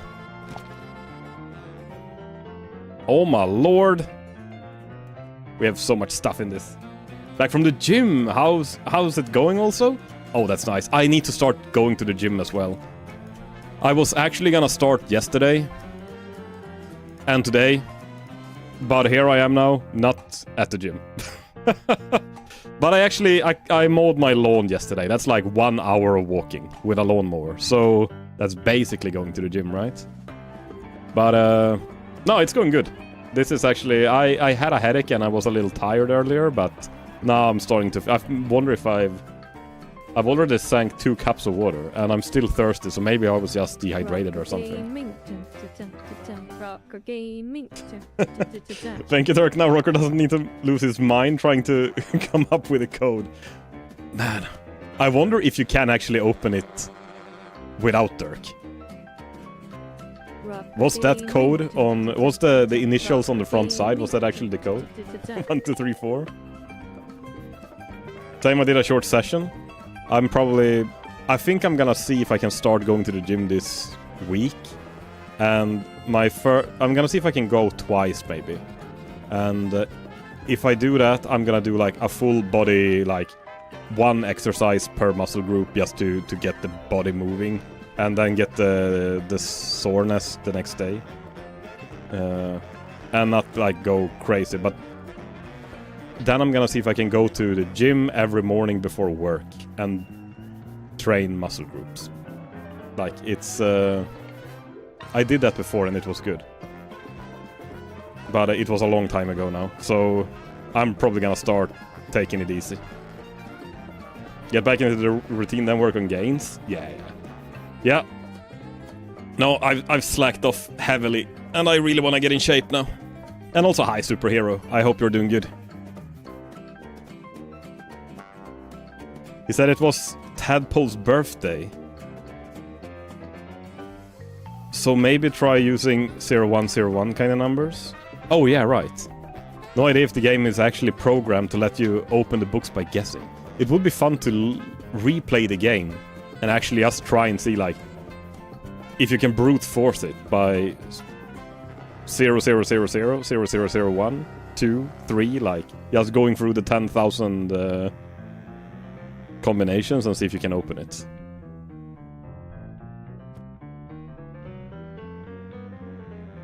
But I mean, what birthday could it be? 1313? No, there's not 13 months. 12? I don't know. You can set up an auto clicker? Yeah. No. Mate, can we shake it now?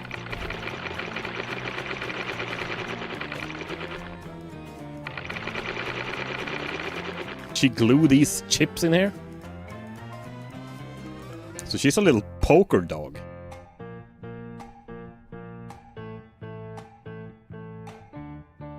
Oh yeah, if it's a birthday, it could be like 01 and then 1 to 30, 02, 1 to 30, and then yeah, I'll go through all the dates that's possible. Is the die a clue? 1, 2, 3. And it's actually a real die. They got the sides right. Did you know that the opposite sides always become 7? On a real die. So like 5 and 2 become 7, 6 and 1 become 7, 3 and 4 become 7.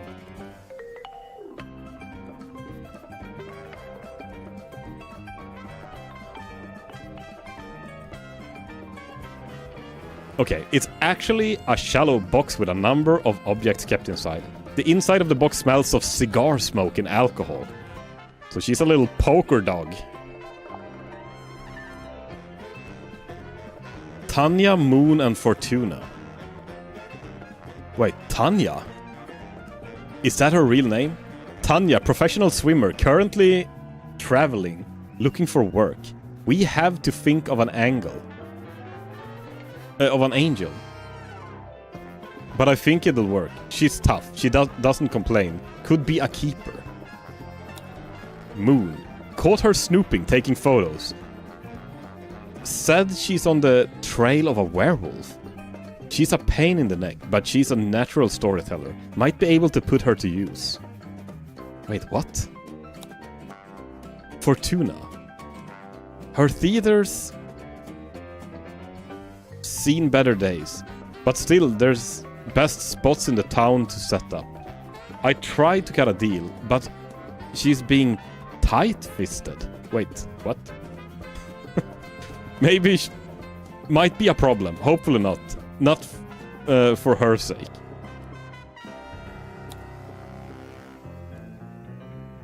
Wait, but Tanya, that is Tadpole. For sure, right? But why are there... why does she have a picture of herself describing her? Or maybe she just found it and she haven't opened it. That could also be, of course.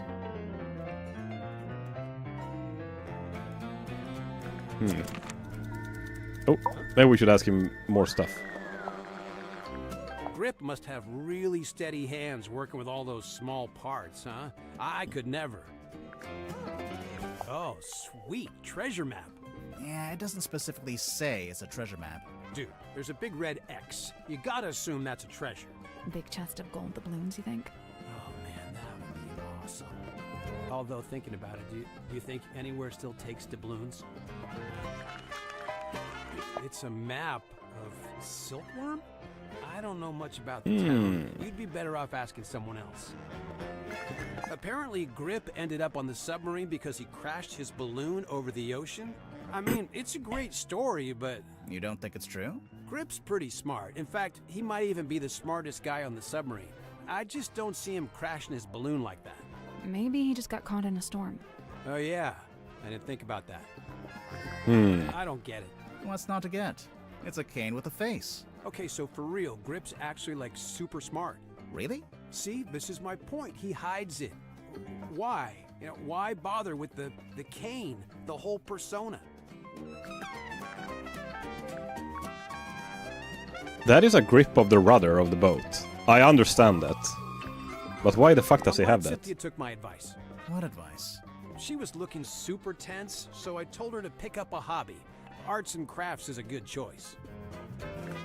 I got to steer a big wheel like this in my movie. Mine didn't have that red metal bit, though.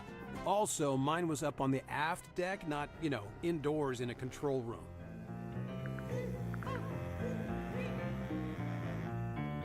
I'm thinking now, the boat was janking, like jerking up or down or whatever, when the murder happened.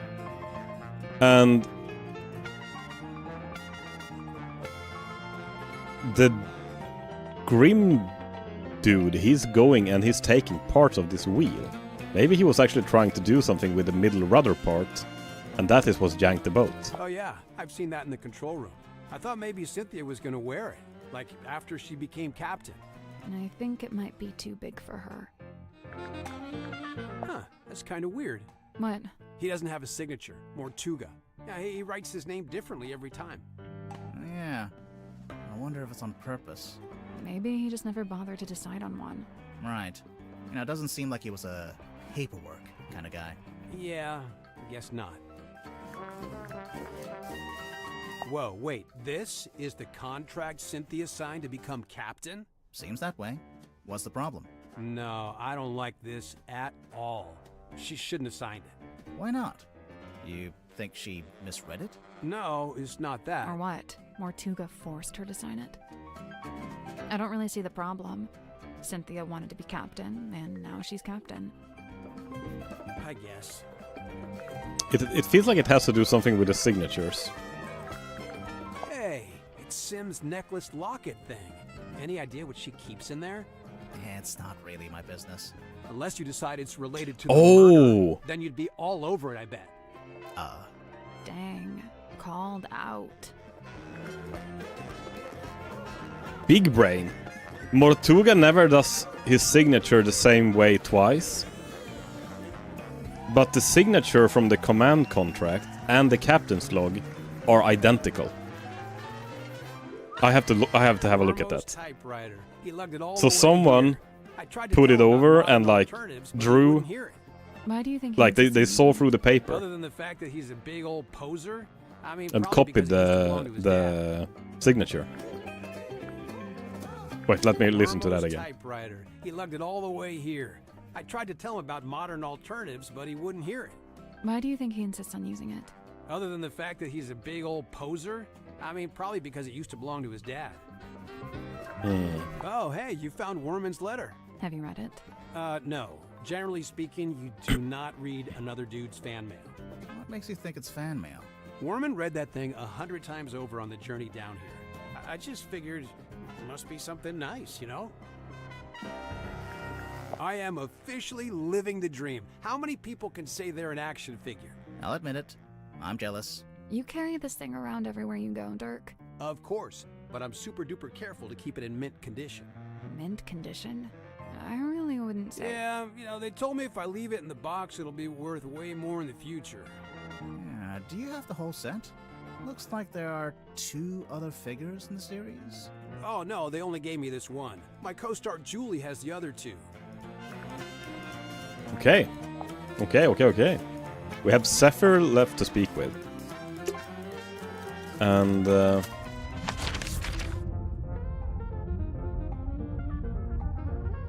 where could she be? Here maybe? And there's one room that was way too... This is bunker room. I just want to check this real quick. So we had the captain's log. And if we open and read this, we see Cynthia's signature, Magnus Mortuga written in one way, and another, and another, and another, and another. Like, he's never using the same signature. But I think this signature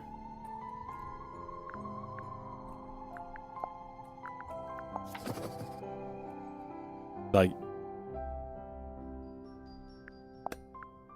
they're the same, right? So someone... It's this one. So someone copied this signature from this book onto that contract.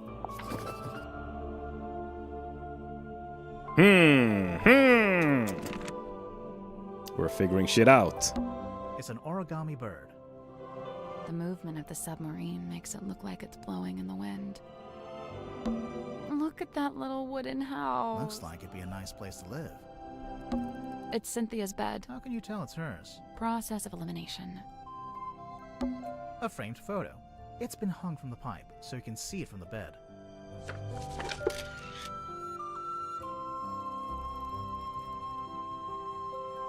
A framed photograph found in Symmetry's and Cynthia's bunk room.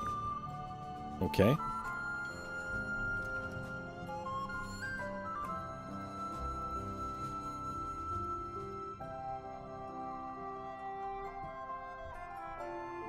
I guess this is a submarine.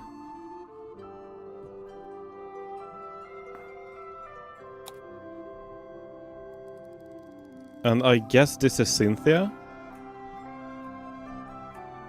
And her mother was the captain before Mortuga.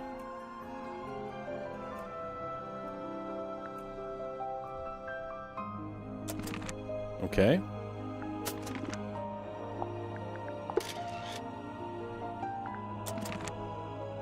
So this actually does belong to... A little wooden box with art supplies inside. Mortuga has just been a temporary... What flavor? Sun-ripened tomato. Dang. Sounds good. A few drawings. A mouse, a girl, You're no. right. They're great. Yeah, so Cynthia's family actually was the owner of the submarine before Mortuga took over it. And now she wanted to become this captain again or something. It's a pig. To keep it in the family. It's a safe. In the shape of a pig. Oh, okay. Interact with parts of the safe until they're in the correct arrangement.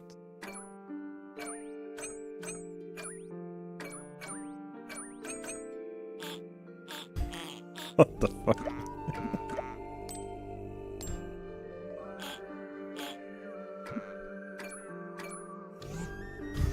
How the fuck am I supposed to know? Oh! Okay, wait.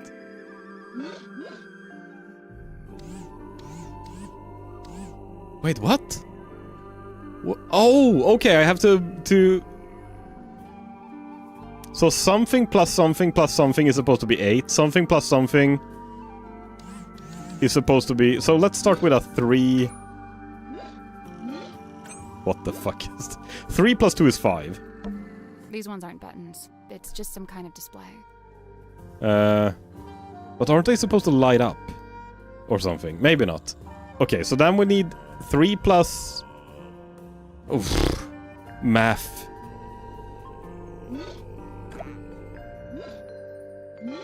Okay, this can only be 1 or 2. And this...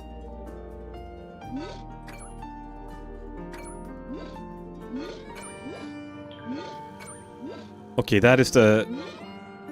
What in the actual fuck is this?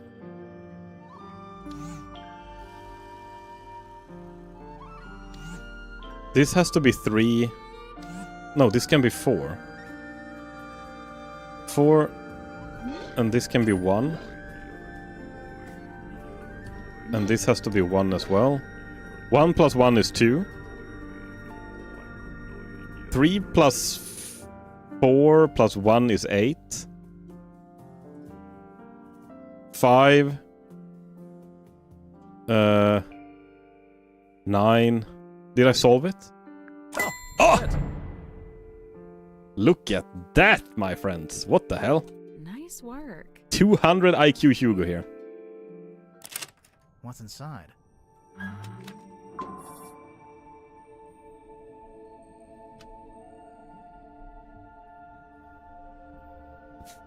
It was hidden in Symmetry and Cynthia's bunk room. Ocean Dark. What the hell is this? Seafoam image system.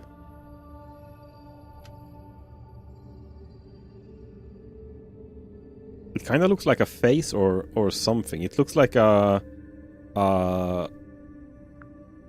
what's it called? Like the underwater sonic thing to see. What is it? I don't know. Well, I guess we can start by asking Sim and Cynthia about it. We could. It's a magazine. Hey, this is pretty recent. Cinematio. Julie Fanele. Something. I can't read this. A movie magazine found in Symmetry's and Cynthia's bunk room. Hex marks the spot. Julie Chanele.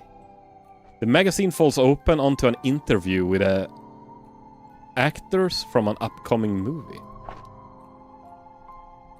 Cinematique. Movies, culture, news and reviews.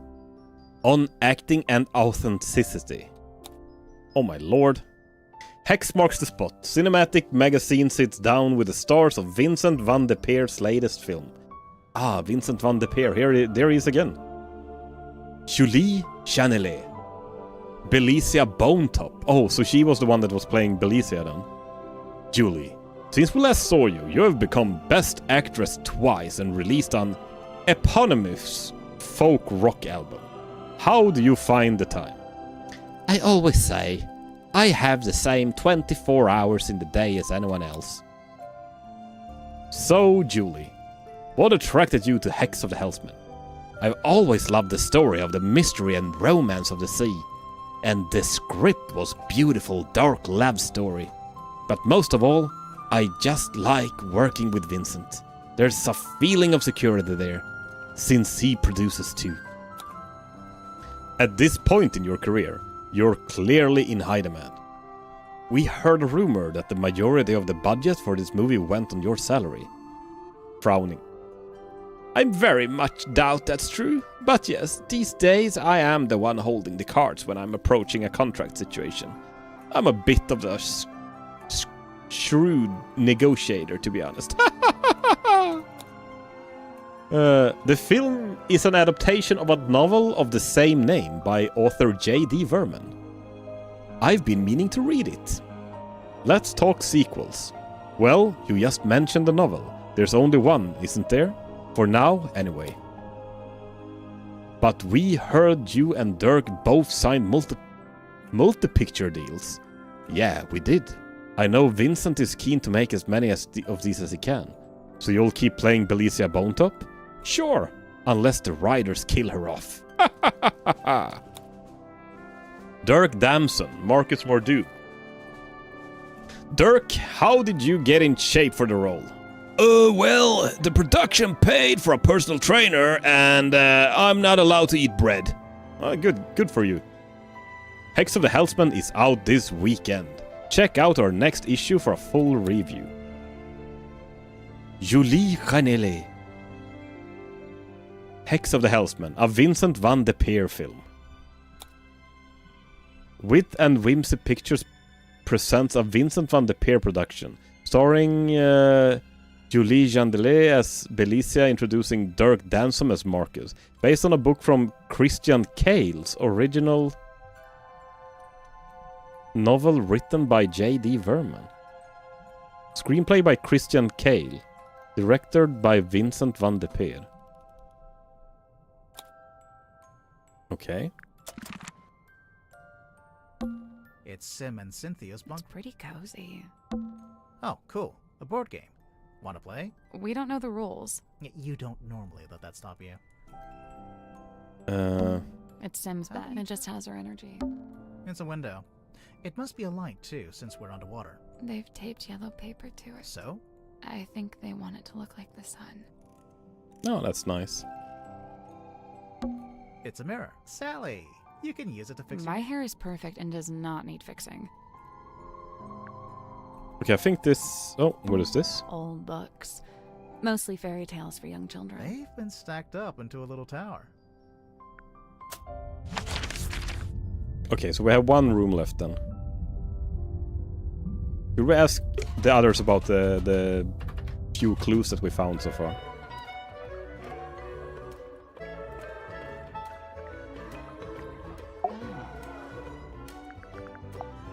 So, let's check with... Can we check with her again with the book that we just opened?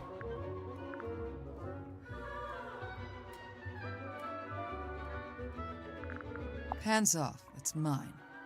What's this symbol on the front? Looks like someone scratched it in with a claw or something. None of your business. How do you get it open? You don't. You don't know the code? Oh, I know it. But you don't. Is it your phone number? Your birthday? The name of your childhood pet. Sally, it's a number. Oh, yeah. Oh, that is so funny that he actually guessed it right, and she was just quiet. Man, we should have taken it on that. Of course, we don't know her birthday, but I really don't know why Werman brought that bulky old thing with him. That's no way to talk about Dark. Maybe the typewriter's got some kind of sentimental value. It must do. Otherwise, he'd upgrade to something more modern. I don't doubt he could afford it. Oh, I don't know anything about that. You sure? Never seen it before. What? Nothing. You know, I think I'd make a pretty good action figure. Maybe a bath toy with little legs that kick when you wind me up. Buy it. There it is, on the left-hand side, in the big tank of water. What is it? Some kind of sea creature? I think it's the reason they built the submarine. They built a submarine to house a sea creature. Mm-hmm. I don't understand. Where would it live? Wouldn't it need to be in water? Yeah, there's a special area of the submarine that can fill up with seawater. Where? You're standing on top of it right this second. Tadpole, is this a photo of you? Why'd you say that? It's an underwater photo, and it kind of looks like a woman's face. I just thought... All mysterious underwater women look alike, is that it? No, I... I'm kidding. For the record, I don't think it looks like you. Right, it doesn't. In fact, it doesn't look like anyone. Is that her? The her painting? Yeah, see, this is what I'm talking about. Dirk looks way better like that. The beard, the long hair, the outfit. You like the rugged pirate look, huh? I can't help it if I have a type. Okay. Tadpole. Oh, we can actually ask her about others as well. The suspects, we haven't asked about JD and Dirk. Now, when Werman got here, that's when things got interesting. Why? Because he's a famous author? Oh no, I don't care about that. I don't read pulp literature. Oh, right. Then what's so interesting? Okay, so, Werman's from Silkworm, just like Mortuga. And after he arrived on the submarine, Mortuga spent a lot of time talking with him. Wait, you think they knew each other from before? From when they both lived in the town? No, but I do think they share a connection. Like, maybe they have a mutual friend or something? Something like that. Then it seems like Mortuga would have wanted Werman on the submarine if he had something to gain from it, even if it was just information. What information, though? What was Mortuga trying to find out? Okay, Dirk Danson. Let's see what Dirk's got a little you have to crush say on about me, him. I'm pretty sure. Cute. He's a good egg, but he's not my type. I don't go in for the Boy Scout look. Now, if he grew a beard, then I'd be open for negotiation. Sure, I could see that. Sorry, could we maybe talk about something more relevant? Okay, we asked her about everything now. Let's go see what others have to say.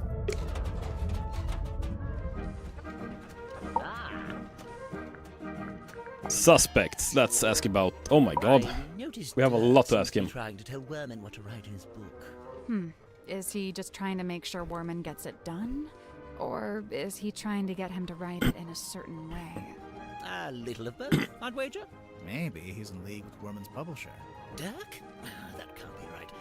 If I recall correctly, he told me he worked for something called, oh yes, thank you, Cornelius. Wit and Whimsy, that was it. But I'm not sure what It's a movie production company. It's owned by Vincent Van de Peer. He's a director and producer. Well, someone... Oh, this is reference from Tangle Tower Vincent then, I once guess. went location scouting in the swamp where I worked as a gift shop sales clerk. Or not Tangle Tower, of but course. the one before. I never got the details out of either of them, so I can't confirm this.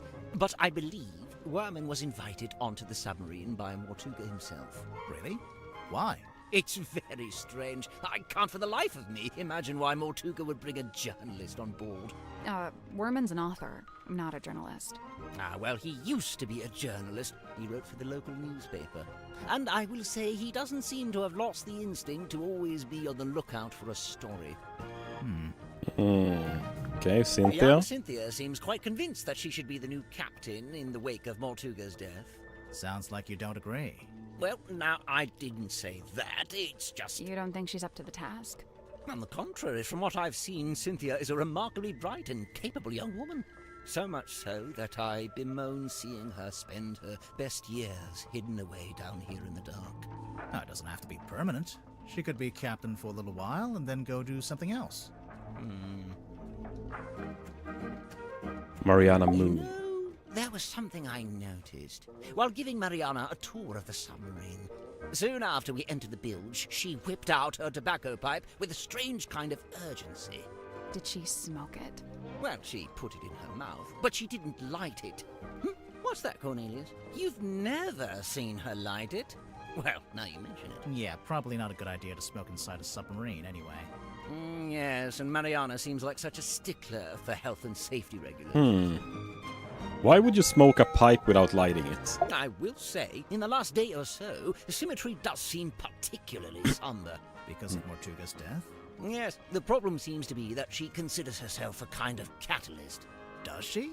Why? Well, I believe she'd been working on some new project, and shortly before Mortuga died, Symmetry shared this project with him. And? And then he dies. It's probably just bad timing. What kind of project was it? I really have no idea. What's that? Oh, yes. Cornelius tells me he saw Symmetry drawing something while in the mess hall. A poster, apparently? I guess we have the poster, right?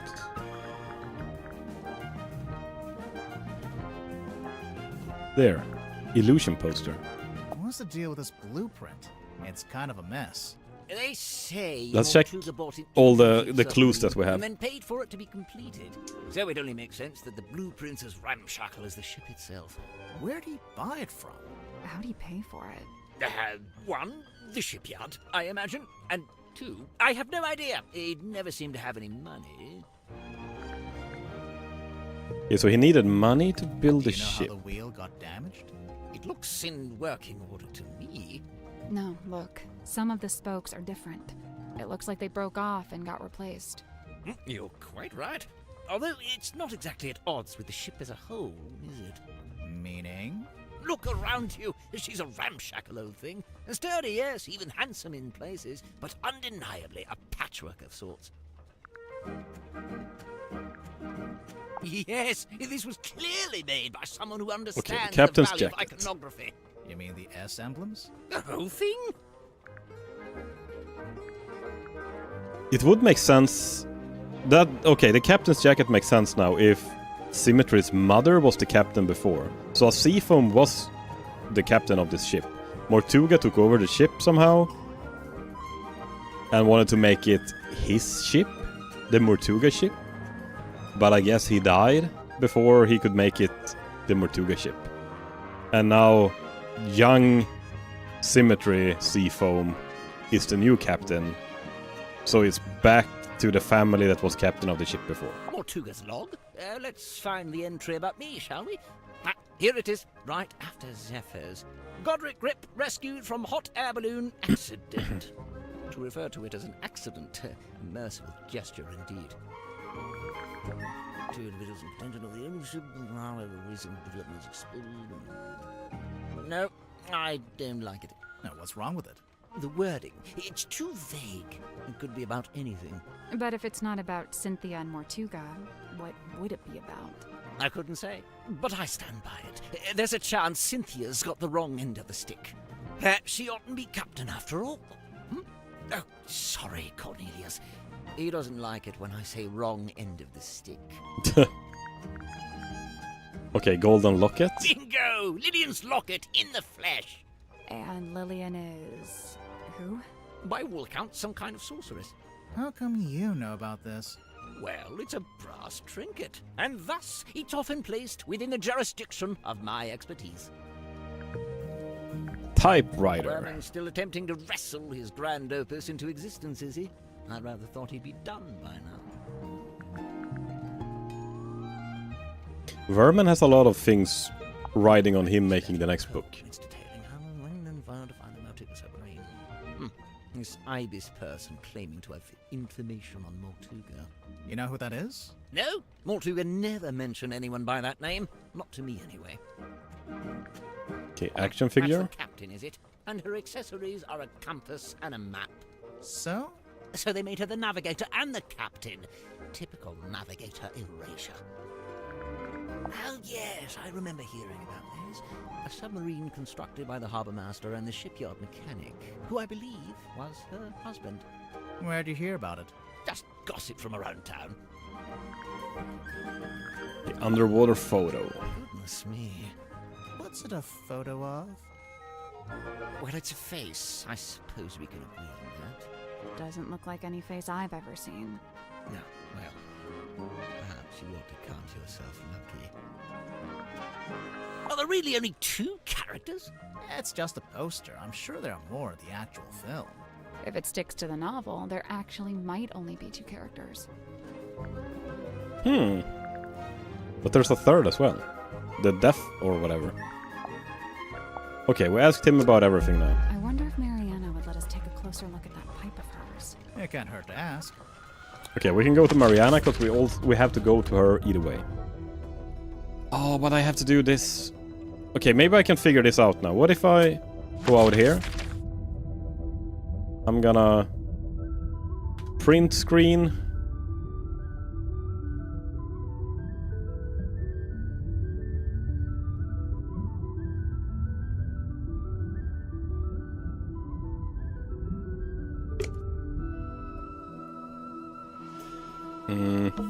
It's a pinboard. Am I too stupid to figure this one out? So, drag the pieces of paper in the correct positions.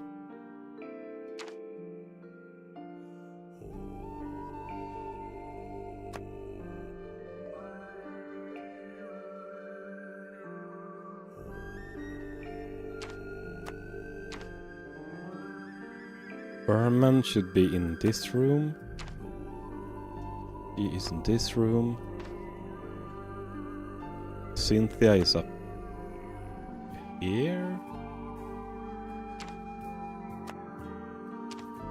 They're both in this room. This guy should be in here.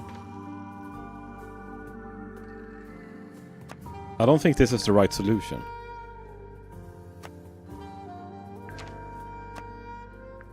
Nope. So, there's a drawing of each of the suspects, one of Mortuga, and one of us too. Each one needs to be moved to the right place on the board. Yeah, but what is the right place on the board? Or should these two be in this room? That's not it. Looks like the shape board. looks familiar. Is it some kind of Of course. Remember Mariana's diary? Okay, it's from her diary then. And that was so hard to understand. So if I... Let's open her diary... Which one was it?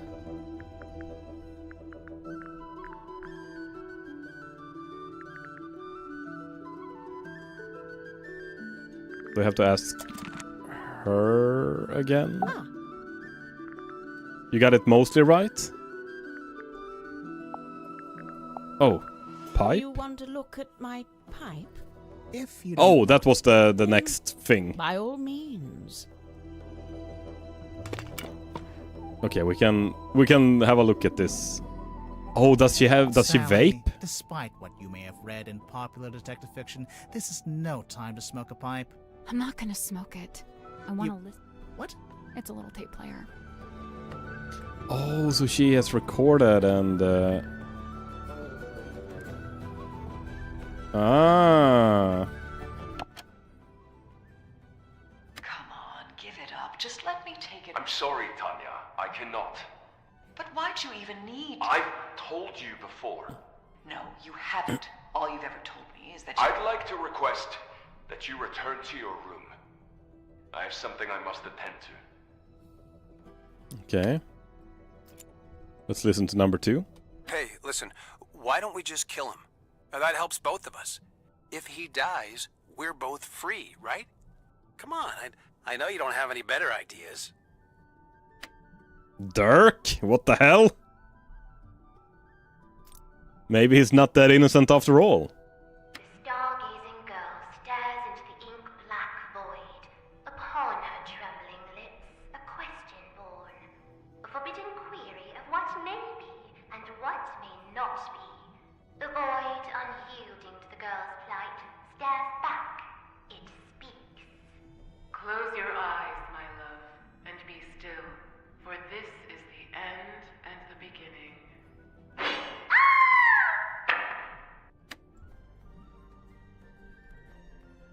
Okay.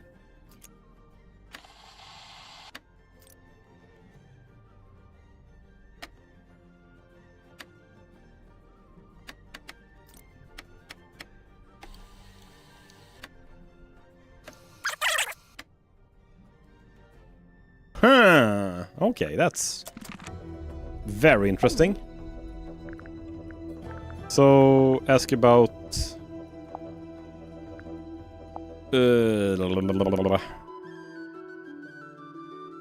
was it the Mortuga submarine? A merciless wind rattles the shadow of a vessel cloaked in It's you. We get it. A mysterious descends into Oh, here. an ornate parlor. Empty. So, not empty. He turns, his face still half hidden in flickering. It is Captain Magnus Mortuga.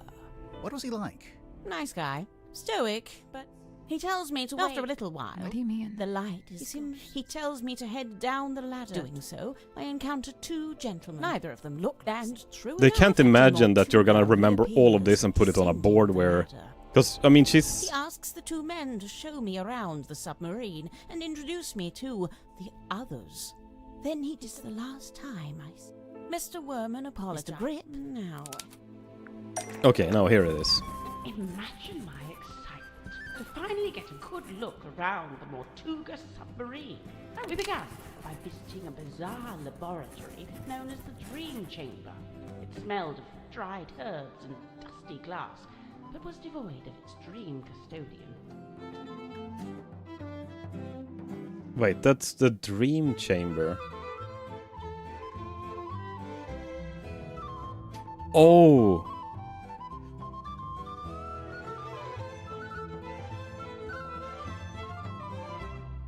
But I think this actually did help me now. In the way that I wonder if I was one floor off with my things, right? An early disappointment. The captain's cabin was locked. Mr. Grip explained how Captain Mortuga keeps this room locked when it's not in use. No, I actually was right. We climbed down into the living quarters, where a pair of bunk rooms sat at the end of Living the corridor. quarters. The first smelled of crane dust and unwatered flowers. A young woman was laying in her bed, poring over an old document. Okay, so Cynthia is there. She hastily hid the document. The second bunk room was And those two are there. and desperation. Aftershave and desperation. James Werman. Next on the tour, a room inhabited by the looks of things. Where the room at the very end of the hallway was sealed with a heavy bulkhead door. Perhaps you'll agree with me, dear Reed. Mr. Grip took me down to the cargo hold. Next door, the engine room, burnished bronze and tea-stained parked outside. I encountered a doctor's clearly wishing to remove himself from the situation. We continued on into the night. I smelled her. Tadpole. Caught up. Right. So, yes, Mr. Grip, It's a pinboard. Man. How... At least these two are supposed to be in here. And since we are here as well, I guess this is... Isn't it supposed to be where everyone is right now then? And we are in Cynthia's room. Did I put us in this room before? With... Or not Cynthia, this lady, whatever. But Mortuga, where is he?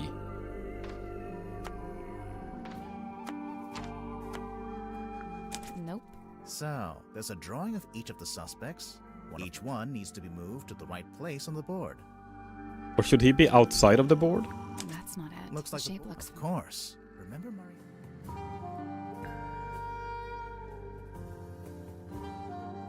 Maybe his corpse is in this black. Nothing. I'd say and Mortuga probably. Or she is supposed to be... You're slightly off with one character? Nothing. I'd say and Mortuga probably shouldn't be in. Is it this guy? Nothing. I'd say and Mortuga probably. Nothing. I'd say and Mortuga probably. Nothing. I'd say and Mortuga probably. Nothing. I'd say and Mortuga probably. Nothing. I'd say and Mortuga probably. Who am I off with then? Mortuga? Nothing. I'd say and Mortuga probably. Nothing. I'd say and Mortuga probably. Nothing. I'd say and Mortuga. It feels like Mortuga is the only one that is... Nothing. I'd say and Mortuga. Where is his coffin? Nothing. I'd say and Mortuga probably. Nothing. I'd say and Mortuga probably. Nothing. I'd say and Mortuga. I'll just try everything. I'd say and Mortuga probably. Nothing. I'd say and Mortuga probably. Nothing. I'd say and Mortuga probably. Nothing. I'd say and Mortuga. Oh, and Mortuga.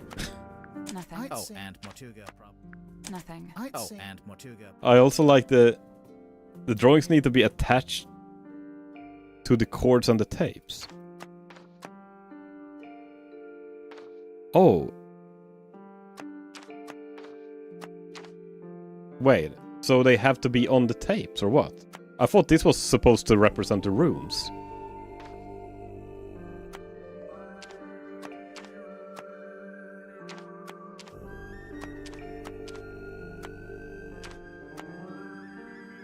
Is that something? Nothing. And Mortuga. No, it's gotta be that as long as they're inside of the squares, right?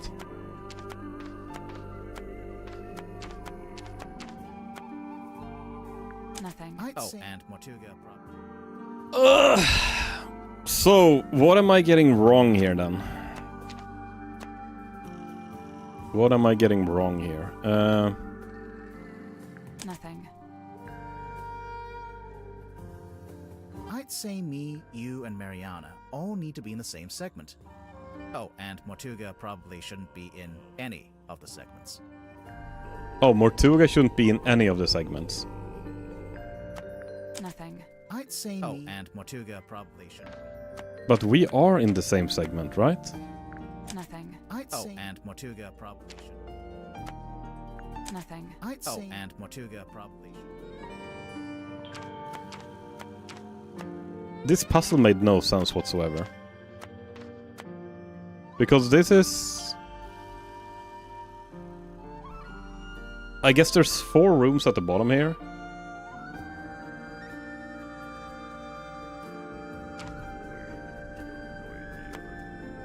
Nothing.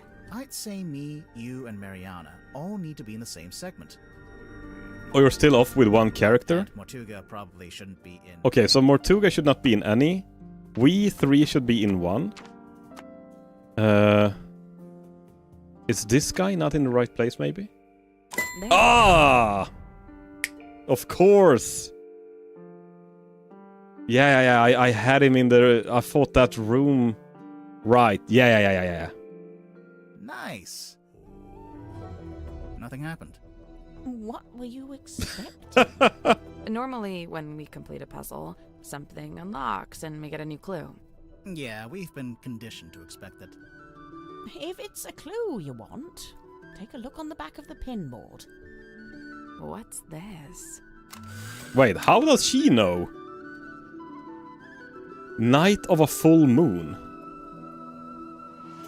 An instant photo depicting a muscular man. It was found in the cargo hold. Night of the full moon. W.W. Wayland Wolf. So Wayland Wolf...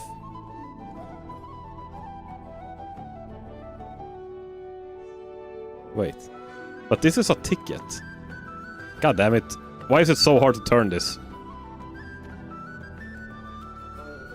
Wayland Wolf. And I guess that was the mark of the box. So if Wayland Wolf... But I mean, this is a character, right? Because this is a theater ticket. God damn it! Turn!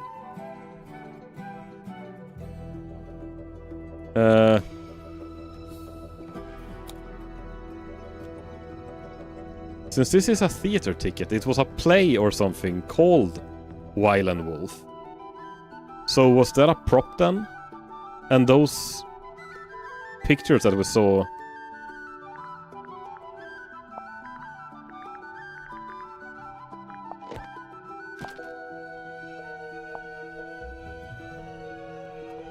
Professional currently...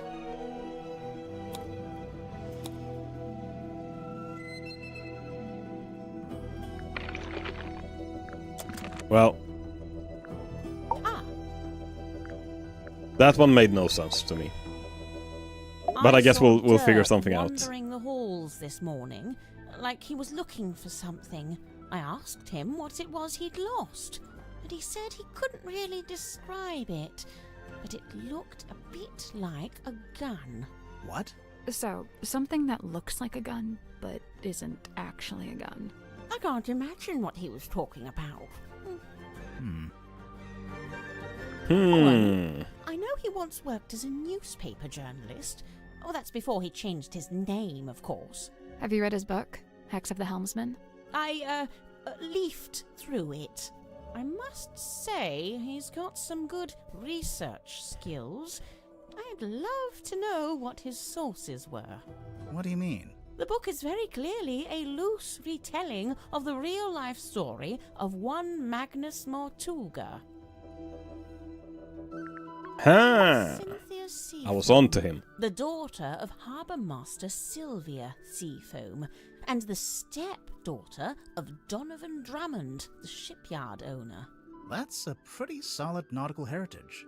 By all accounts, Sylvia Seafoam was an ambitious and outgoing sailor, but I believe they raised Cynthia to be a mechanic. Still, sounds like Cynthia actually does have the expertise to be captain. Who said she doesn't? Okay. Symmetry. Symmetry was the only person I didn't see on my tour of the submarine. I realized later that she'd been with Mortuga at the time. In the Illusion Theater? You know what's funny? Nobody else calls it that. They all just call it the storeroom. I'm led to believe Illusion Theatre is a name Miss Silkmoth came up with herself. Rather like how she came up with the name Symmetry Silkmoth. That's not her real name? It's not her birth name, no. She knows a lot of stuff. She knows a lot of stuff.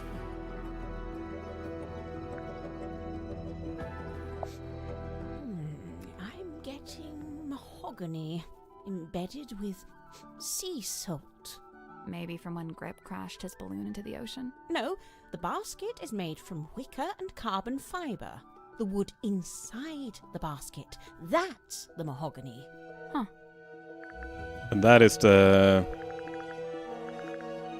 The bandages in the centre smell of fearful sweat. Fearful sweat? It's mahogany, but it smells of salty ocean air. And the little hat smells like a dress worn by a doll. Dress worn by a doll. Lovely. Okay. I'd love to know where Cynthia got the diagram of the wooden ship. I thought it was supposed to be a submarine. Oh, no, the yellowish parts. They're from an old drawing of a sailing ship. Looks like it might be from the original, too. I just wonder where she got it. I mean, her mother was the owner of the ship. She could have gotten it from... It wouldn't be strange that she has those maps. Or blueprints. The thicker wood is mahogany, very old mahogany. The thinner wood, though I don't know, some kind of cheap timber perhaps. Somebody skimped on the repairs, huh? Emblazoned with the Seafoam S, I see. It's quite an elaborate... Oh, how strange. It's never been worn. Never? Once or twice, at the very most. I'd heard Mortuga wasn't one for writing things down, so I'd given up hope of finding a diary, but this might be the next best thing. He made a record of every time a new person joined the submarine. Except for when you joined, Mariana. Well, I suppose he'd never had the chance. Right, he died before that. You know, one of the reasons I found it hard to research Mortuga was that there really wasn't much of a paper trail. Well, seems like he changed his ways. Yes, it's rather odd, isn't it? I wonder what compelled him to draw up a contract like this. I can't help but feel like the idea must have come from someone else. Looks like gold to me. No way. Real gold. Why not? I thought Symmetry was supposed to be an impoverished orphan. Well, it's not worth anything unless she's willing to sell it. Mr. Werman's typewriter. It's got a good example of the fellow emblem there on the back, see? Okay, handwritten letter. Diagrams. They're detailing the time and place to find the Mortuga submarine. Of course, it would be possible just to write it out in words, but this has been done with astronomy and lunar phases. Why? My guess is that it's intended to incite curiosity in the recipient. It's more effective than if they'd just written, "Come to this place at this time." It feels less like a trap this way. I'm sorry, Action figure. Felicia Bone Top. Yeah, that's what she's called in the book, too. Marcus Mordoom's captain/love interest. Flying a little close to the sun with that name, aren't they? Flying close to the sun? Oh, good. I was worried this wasn't going to come up. What? Cynthia and her family? The submarine in the background? Yes and yes. But also no. The best part of this photo is the thing on the left-hand side. It's in a glass tank. Do you see it? Barely. Is it a snake? It's the silver snake. Also Oh my known lord, as a silver the snake. Silkworm serpent. Oh, you've heard of it? We might have. But what's it doing in the photo? So, that submarine in the background. The silver snake is the reason that was built. Sylvia Seafoam, pictured there in the fancy jacket, she was quite fond of her serpent friend, you see, but the powers that be were demanding she hand it over to be studied. So Sylvia made a plan to go and live in a submarine and take the silver snake with her. That's, quite ambitious. Wait, so the sea serpent would also be living in the submarine? Well, I don't have all the details. It's something I'm still researching. Okay, underwater photo? Well, that has to be a face, but it's not. It doesn't look like anyone. When was this taken? Pretty recently, I think. I see. So she's probably still out there. Ooh. Listen, don't worry about it. Seriously. Where'd you get that? A dentist's waiting room? There's a poster on the back cover. It's for Dirk's movie. Oh, yes. Look at that. They've given her the wrong type of necklace. The sword looks about right, though. What's that? Just thinking out loud. The wrong type of necklace? What necklace should he have? What do you think of the pipe? Fine craftsmanship, wouldn't you say? It's not a pipe at all. It's a secret dictaphone. That's not a secret. You're clearly recording people without their permission. So? So it's immoral. Well, if you're going to kick up a fuss, I'll just take it back, shall I? No, hang on. It might be useful. Aha! I knew it. Tut at me all you like, but you can't deny the value of hard evidence. Okay. Moon photo. When did you take this photo? Says it right there. On the night of a full moon. How come that guy has glowing red eyes? Perhaps it's because of his demonic essence. Or you used a flash? Perhaps it's because I used a flash. Who's the woman in the ball? Well, that's no woman. That's a mermaid, slumbering in an ethereal bubble. You're not going to tell us, huh?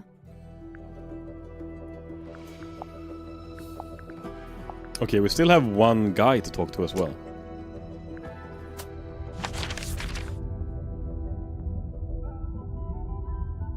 So, let's check all of these guys first, with all the clues that we have. Suspect Dirk An Damson. actor or a maid in guise who sways men's souls with artful feigned truth. You, think Dirk might be swaying our souls?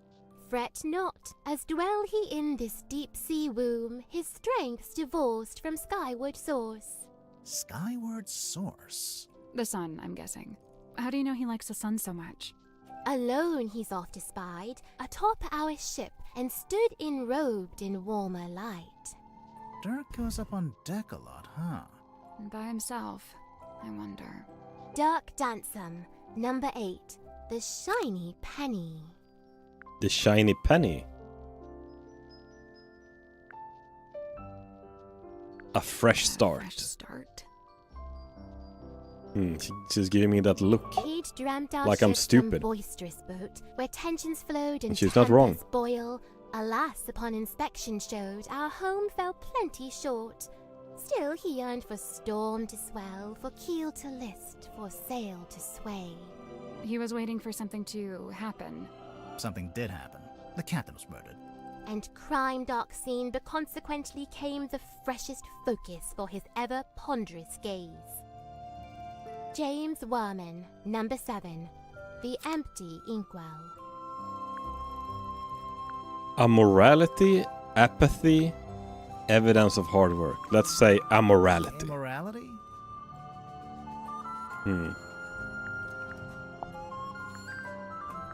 Okay, let's ask about the typewriter. It's so heavy. I can't imagine lugging this around everywhere. Werman likes writing on it, I guess. And supposedly, that's the whole reason he's here? To write his next book?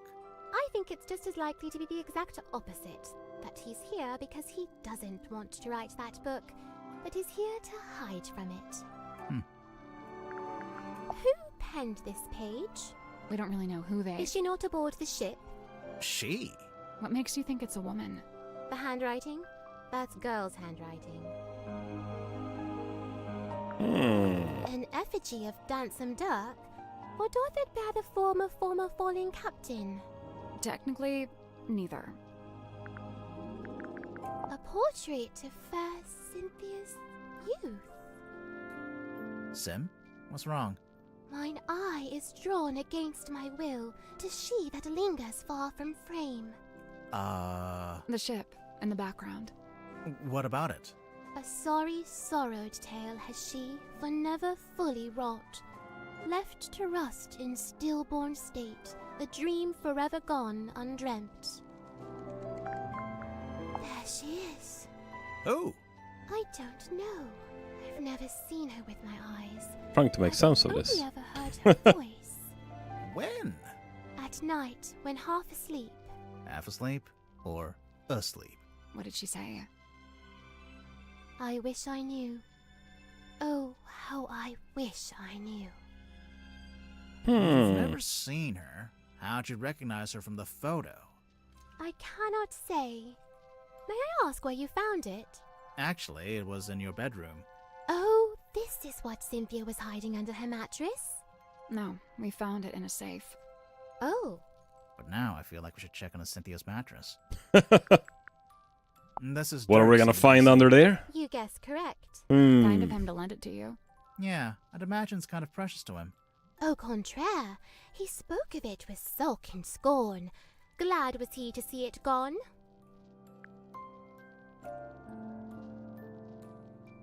A tobacco pipe? Yeah, sure. No, it's not. Oh, I know this game. One always tells the truth and the other always lies. No, that's not what's happening. Yes, it is. Oh, that was funny. A werewolf? Or some hellborn fiend? Yeah, I think it's just a guy. But his eyes, they burn of wicked flame. Well, it's either wicked flame or it's just red eye from using a flash in low light. Okay, we asked all of the suspects, all of the clues. Not sure if we Guess learned... we should go look under Cynthia's mattress. Oh yeah, we can check under the mattress. What is under the mattress? Is it this one? Oh, no, up here. Sim's bed. It just has her energy. I hate to pry, but... Under the mattress? What are we finding? An old document that was hidden under Cynthia's bed. If we open it, it's a deed of ownership that's been signed by many different people.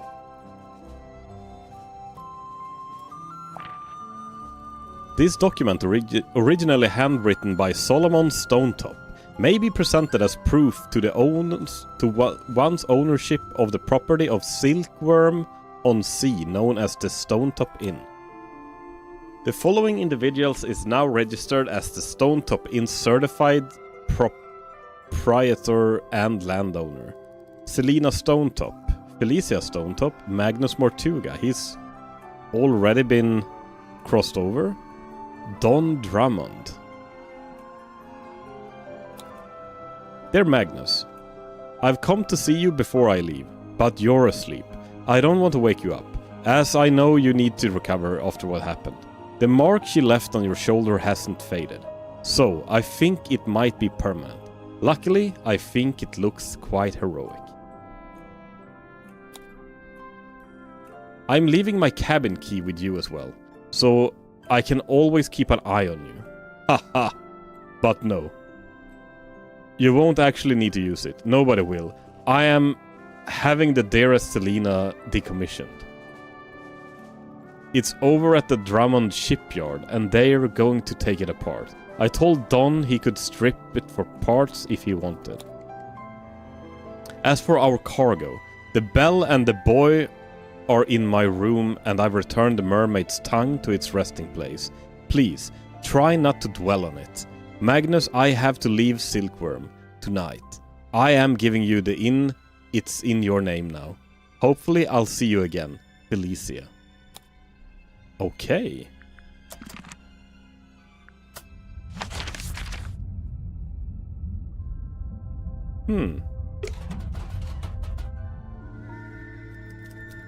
So... was Felicia Cynthia's mother? And she was decommissioning this boat and was gonna take it apart. But Don probably didn't take it apart then, and then Mortuga got it somehow? I don't know, something like that. Okay, let's ask about Dirk. I see you met Dirk. How do you know him? He's the actor they found who played the lead in the adaptation. Cynthia's mother is Sylvia, right. Who was Felicia then? Oh no, that's several notches above my pay grade. It's all decided by the executives over at Wit and Whimsy. Sure, they keep me around as consultant, but I found that to be a pretty hollow title. Do you think he's a good actor at least? Dirk? I guess I'll find out. He was a good fit for the kind of film they ended up making. How's that? So, how come you two traveled to the submarine together? I traveled to the submarine. Dirk's just taken to following me around, for some reason. Maybe he just wants to be your friend. He's got plenty of friends back home. Vermin has been lying to us earlier. Something suspicious about Worman. Yeah, he is suspicious. He asked about the clues. Let's see the action figure. I noticed on the back of the box it says, Series 2 coming soon. Look out for Hex of the Helmsman 2, only in theaters. Kind of presumptuous, isn't it? Considering you haven't even written the book yet. Thank you. That's what I said. I raised a fuss about it at the time. My objections fell on deaf ears, as usual. Why are they so keen to make a second movie, anyway? What else? Money. That man on the right, that's Don Drummond, the shipyard mechanic. You know him? I interviewed him once, working on a piece for the newspaper. Or I tried to. He was a tough nut to crack. He looks kinda grouchy. Well, he was a lighthouse keeper. Comes with the territory, I guess. Okay, underwater photo. Look, buddy, I got enough going on, all right? I don't think I have the capacity to worry about this. So, these are the two main characters in the movie? The helmsman, Marcus Mordoom, and his captain, Belicia Bonetop. Ostensibly, yes. You're not happy with how they look, compared to your book? They made Marcus too handsome and too bulky. Sure, he'd have muscle, but at the same time, he's supposed to be wiry, fibrous, like an old piece of rope. Meanwhile, Belicia's supposed to be more ethereal, like she might evaporate if you try to reach out and touch her. Oh, well, you can't have everything. And for some reason, they gave them both necklaces when it's Belicia's necklace that the story hinges on. If your story hinges on a specific necklace, then make it the only necklace in the story. This is basic stuff, people! So what's up with this necklace thing that they... The lady, whatever her name was, Mariana, also spoke that the necklace was wrong. You look like someone who might smoke. Grimoire, don't say that. Hey, no, he's right. Look at me. Mariana Moon, on the other hand, doesn't touch the stuff, seeing as how her only pipe is actually a dictaphone. You already knew? Oh, you can literally hear the tape spinning when she's recording. It's not as subtle as she likes to think. Okay, moon photo? What's this? A little painting? It's a photo. A photo of a mermaid floating in a crystalline orb, held aloft by a muscular demon werewolf. Yeah? If you say so. Muscular demon werewolf. I guess this is a photo from a play then, or a theater. The Stone Top Inn's been in the town a long time. Did you ever go in? It was a little bawdry for my tastes, but that's sailors for you. My father was a frequent patron, though. He had a thing for the innkeeper. Did you ever see Mortuga in there? It's possible, but I don't remember it. He probably looked different back then, anyway. The deeds seem to say that Don Drummond was the most recent owner. I noticed. It's hard to imagine the Stone Top selling the inn. It's been their family home for generations. Well, I don't think there are any stone tops left. We were in the inn earlier today. It's been abandoned, just like everything else. Okay, we asked them about everything now. Let's check with Dirk. Dirk we have spoken with about almost everything. Just a few clues. Yeah, I think so. That jacket is something else. It could do with a bit of aging, though. What do you mean? Well, it's pristine, but stuff like that doesn't look so hot when it's brand new. On our movie, we had a guy who roughed up all the outfits, made them look lived in, you know? So this photo is the first time Cynthia's mom wore that jacket?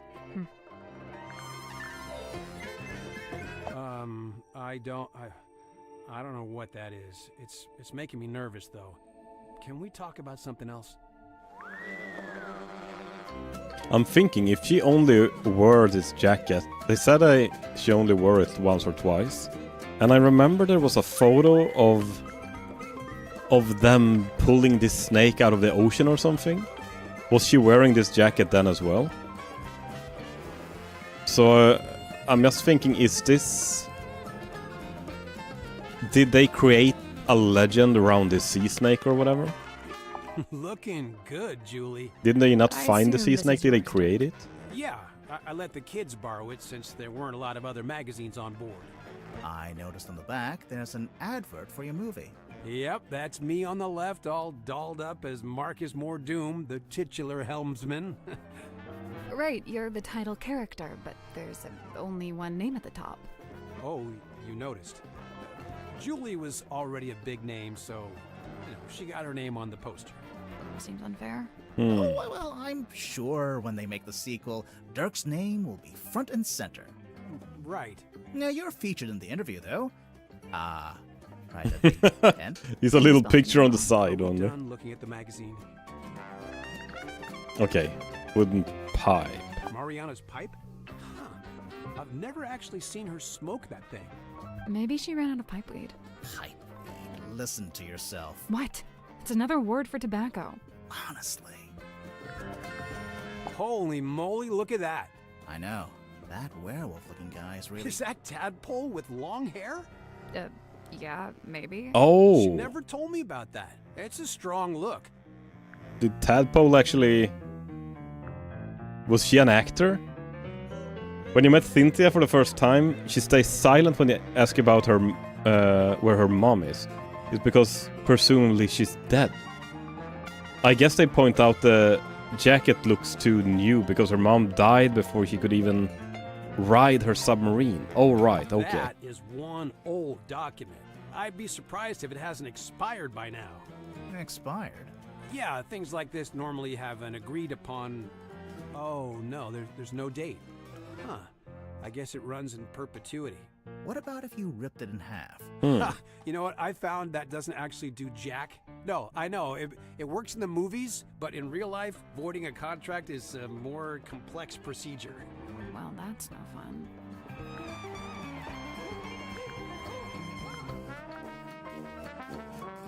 Okay, we're out of clues now. Now we just have to go to the last room where... Oh!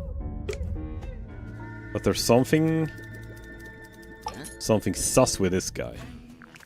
Suspicion?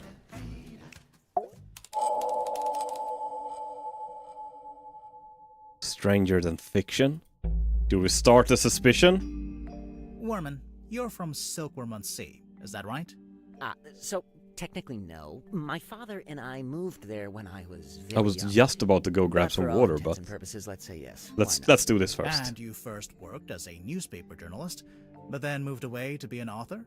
I literally left my small town to go make it in the big city. It's so banal. I'm not a man, I'm a walking cliche. But then, right as your writing career was peaking, you came back. And now you're here on Mortuga's submarine. Remind me why you're here again. 2 words. Writing retreat. I've been trying to write this accursed book, but I couldn't focus with my publisher breathing down my neck. That kind of pressure is not conducive to one's creative process. Surely there is something specific that made you come back to the town and seek out the submarine. Something specific? Let's see if you can do the suspicion without a mistake. Oh, I'm gonna make mistakes. If there's one thing that I know, it's that I'm gonna make mistakes. What made Mermaid chose to return to Silkworm on sea and seek out Mortuga's submarine? One of these things.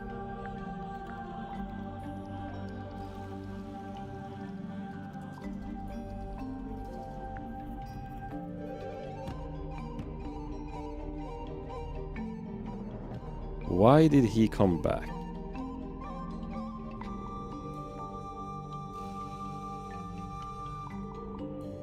The handwritten letter.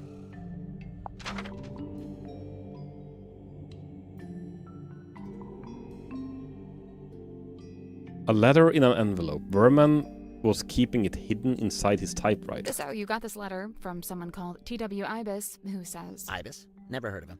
Oh, it's a him.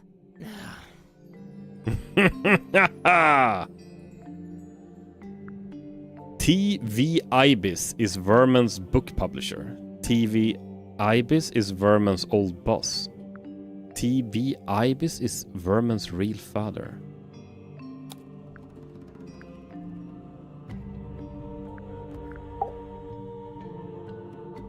Author. The city, original Silkworm on the Sea. Writing fiction, story, blah blah blah.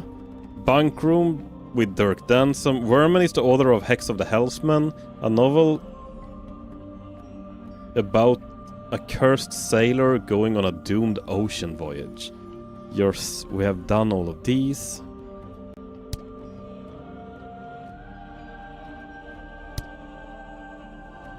This is what I have said about him. I believe Verman was invited onto the submarine by Mortuga himself. After he arrived on the submarine, Mortuga spent a lot of time talking with him. Or whatever, I don't think he actually has a title for it yet, or a story outline, or actually anything. And Crime Dark Scene consequently came the freshest focus of his ever ponderous gaze. This is how things go. If you get success, you have to keep it going.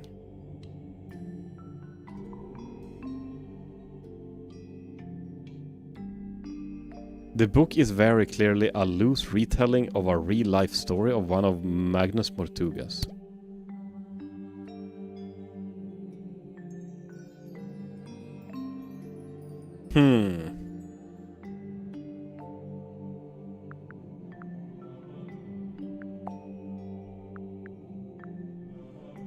So what made...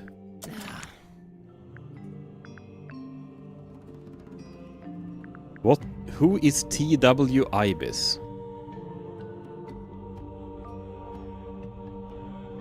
It's not his real father, because his last name was something else, right? It was the emblem on the back of...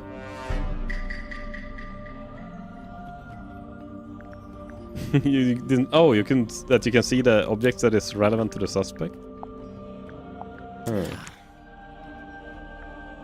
T.V. Ibis is Verman's real father. Old boss.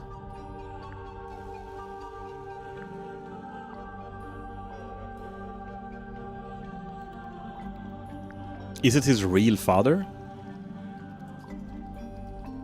Because why would the old boss send a letter with instructions to go to this submarine?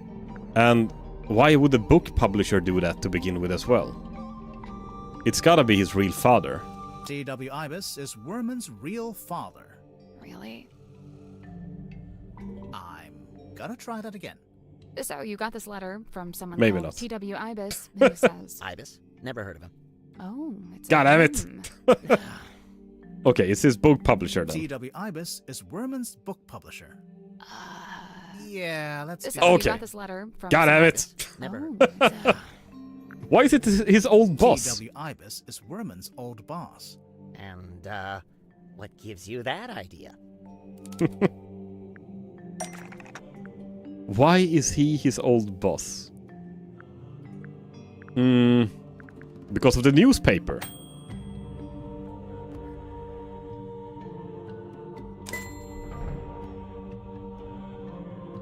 This is the correct clue, but we need to choose the right part. Oh. Read. Lady of the Looking Glass enhances theater by review by James Dusk. Oh my god, this is... There. The Silkworm Spectator editor, Mr. T.W. Ibis.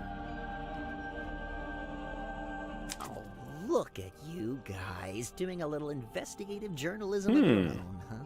So this Ibis guy, this is someone you really looked up to, like a mentor. Steady now. He was just my boss. Let's not get all schmaltzy with this.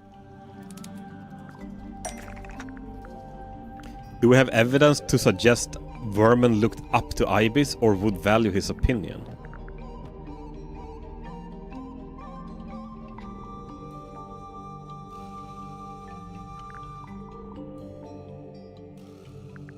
I mean, if he looked up to him, he probably put him in his book, right? Christian Kale Publishing.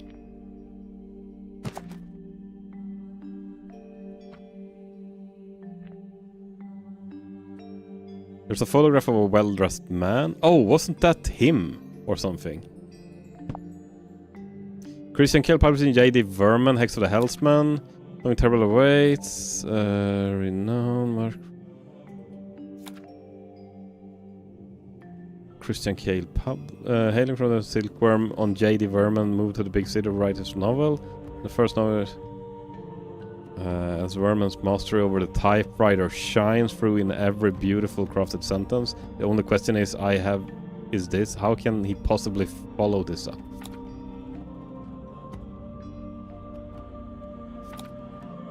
For T.W. Ibis, for imparting upon me what it is to love the art of writing.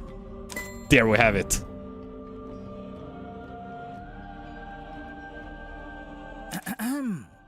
For T.W. Ibis, who imparted upon me what it is to love the art of writing. I'm aware of what it says, all right? Can we just settle down? Oh my god, he had a little There's crush on something him. bothering me. The letter has a diagram on the back showing you how, when, and where to find the Mortuga submarine. Of course. How else do you think I managed to find it? Magnus Mortuga's submarine is the stuff of urban myth. It's not exactly public knowledge. But that's my problem. How would Ibis know about it? He's not on board, is he? No, and as far as I know, he never was. He's not even living in the town anymore. But then how... Yeah, no, I have no idea. FYI, I've officially decided not to worry about it. Looking at the actual letter, he first insults your integrity as an author, and then presents a solution, basically offering you the chance to get onto the submarine and find Mortuga yourself. A chance to meet Mortuga. So that's what convinced you to come back here. So...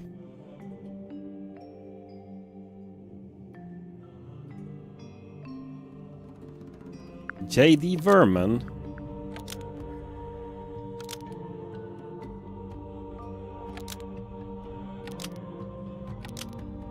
originally created Marcus Mardoom to use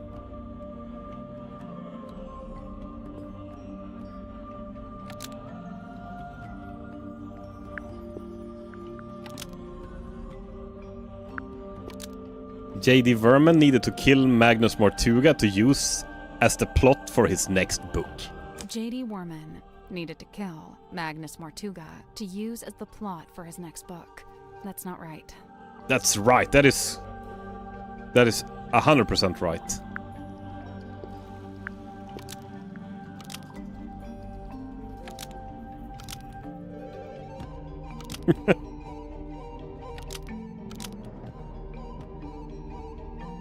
J.D. Verman wanted to reveal Mortuga's real-life story to use. J.D. Worman wanted to reveal Mortuga's real-life story to use as the plot for his next book. Almost. But maybe just change one thing. Counter 4 then.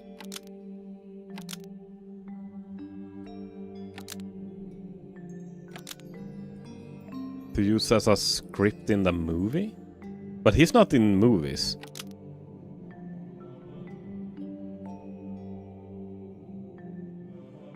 To use as the plot for his next book. Mordoom's catchphrase. Marcus Mordoom. Dirk Dansom. Mortuga's love interest.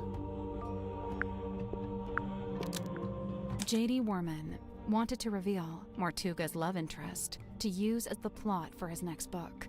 That's not right either. Why would Verman be interested in meeting Mortuga?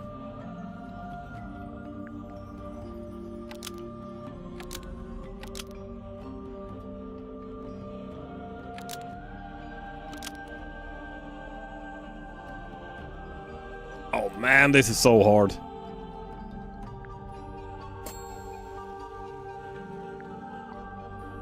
Okay, so these two are wrong then.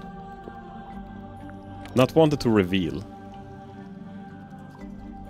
Oh, did he start a rumor about his love interest? J.D. Worman started a rumor about Mortuga's love interest to use as the plot for his next book. That's not right either. Mortuga? J.D. Worman started a rumor We're gonna need a big Magnus counter. Mortuga to use as the plot for his next book. That's not right either. Needed to steal... Oh! J.D. Verman needed to steal Mortuga's real-life story. There we have it. Of course. I was on it, To use as the plot for but his I next had book. to put it together. I noticed you went straight for my sense of self-worth there. The main character of your book, Marcus Mordoom. No, I'm he's keeping track. based on Awesome. Mortuga, isn't he? Loosely inspired by. That's an important legal distinction. And you're currently in the process of writing a sequel. I've said as much. And how's that going? Look, I don't plan on stealing Mortuga's real-life story any more than I have already. I assure you, I am working on my own book, on my own terms, with my own ideas. But you came back to... Other than the fact that I happen to be on his submarine, do you have any evidence that I'm stealing Mortuga's real story for my next book? Oh! Do we have evidence that he is stealing... I mean... No, I guess I don't. What evidence is there that Verman might be planning his next book around Mortuga's real-life story?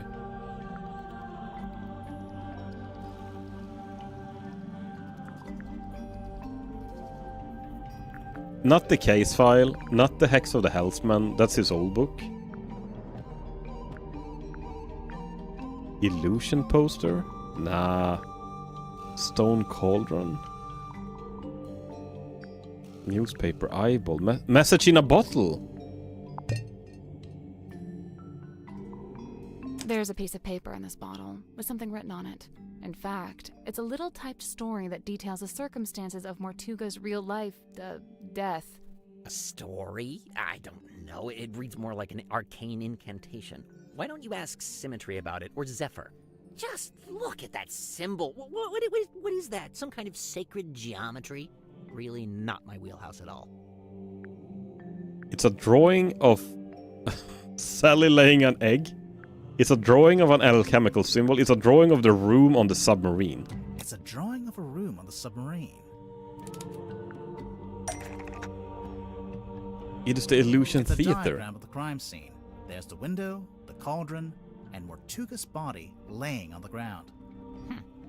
Where did you find this bottle? Madame Tadpole had it. She found it floating in the ocean. Sealed in a bottle and found in the ocean. But you think I typed it?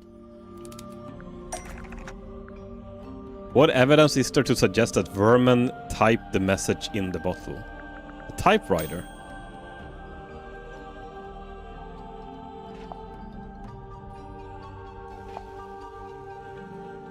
Right? The piece of paper in the bottle matches the paper you use in your typewriter, which also matches the sheets from the command contract, and we know these were typed on your typewriter because you told us.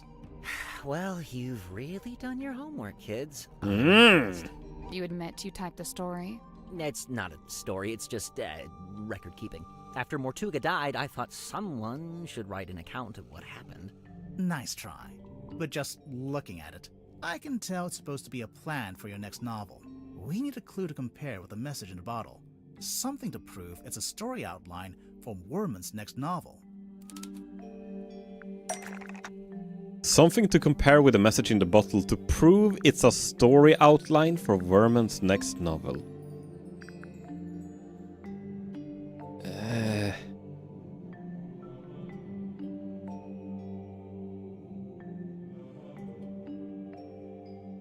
What could that possibly be?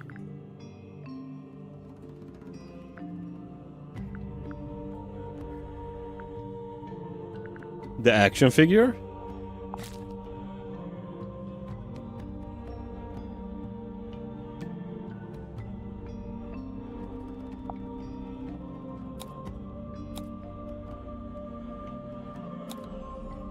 That's the only thing that speaks of a series 2. That's not right. Okay, it's not the action figure. Captain's log. Nope. Okay, that's two missed underwater movie magazine.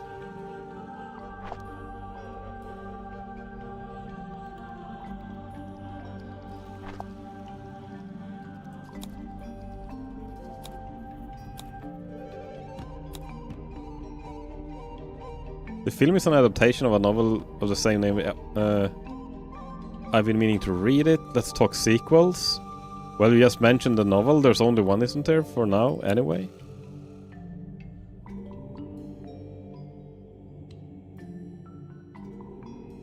Wait, wasn't there something in the wooden pipe? That's not right. Okay, not movie magazine. That's not right. That's not right. There's 2 more failed. God damn it! A book to compare with the message in the bottle to prove it's a story. Wait, is it? Was it this one? What the hell? Oh, we have to compare it. Right, of course.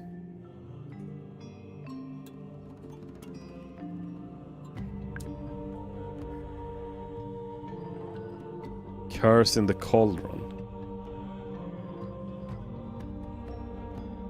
Hex of the Hellsman. Is it the N and the N? The Curse in the Cauldron title is drawn in the same style as the Hex of the Hellsman title.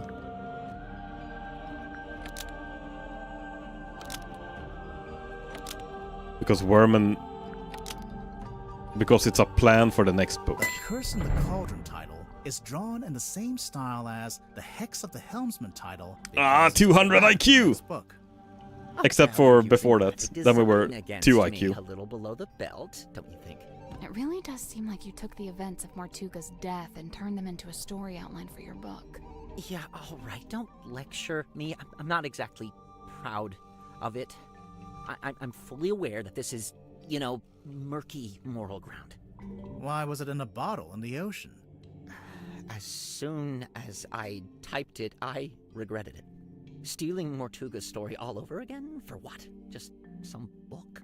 I wanted to destroy it, but I couldn't bring myself to do it. So instead, I sealed it in a bottle and threw it into the ocean. It goes without saying that I never expected it to make its way back onto the submarine. So what are you going to do now? You know what I'd like to do? Give up. Call my publisher, tell her I tried, but I quit. I'm not going to write the book. Why don't you? It's just not that simple. There's a lot of money riding on this, people's jobs. Throwing in the towel now would be pretty selfish. And you already tried coming up with your own ideas for the story? Tried and failed. Repeatedly. I've come to the conclusion that I must have just got lucky the first time and that I'm not actually any good at this. It's funny, you know. I'd already decided that Mordoom was going to be killed off. That was the one idea I'd actually had. But I couldn't think of an interesting way for him to go. What's the hook? What's the setup? And then Magnus Mortuga is killed. Tragic, obviously, but at the same time, it was perfect. The locked room, the empty cauldron. I couldn't resist it. Wait, Mormon, I had a question.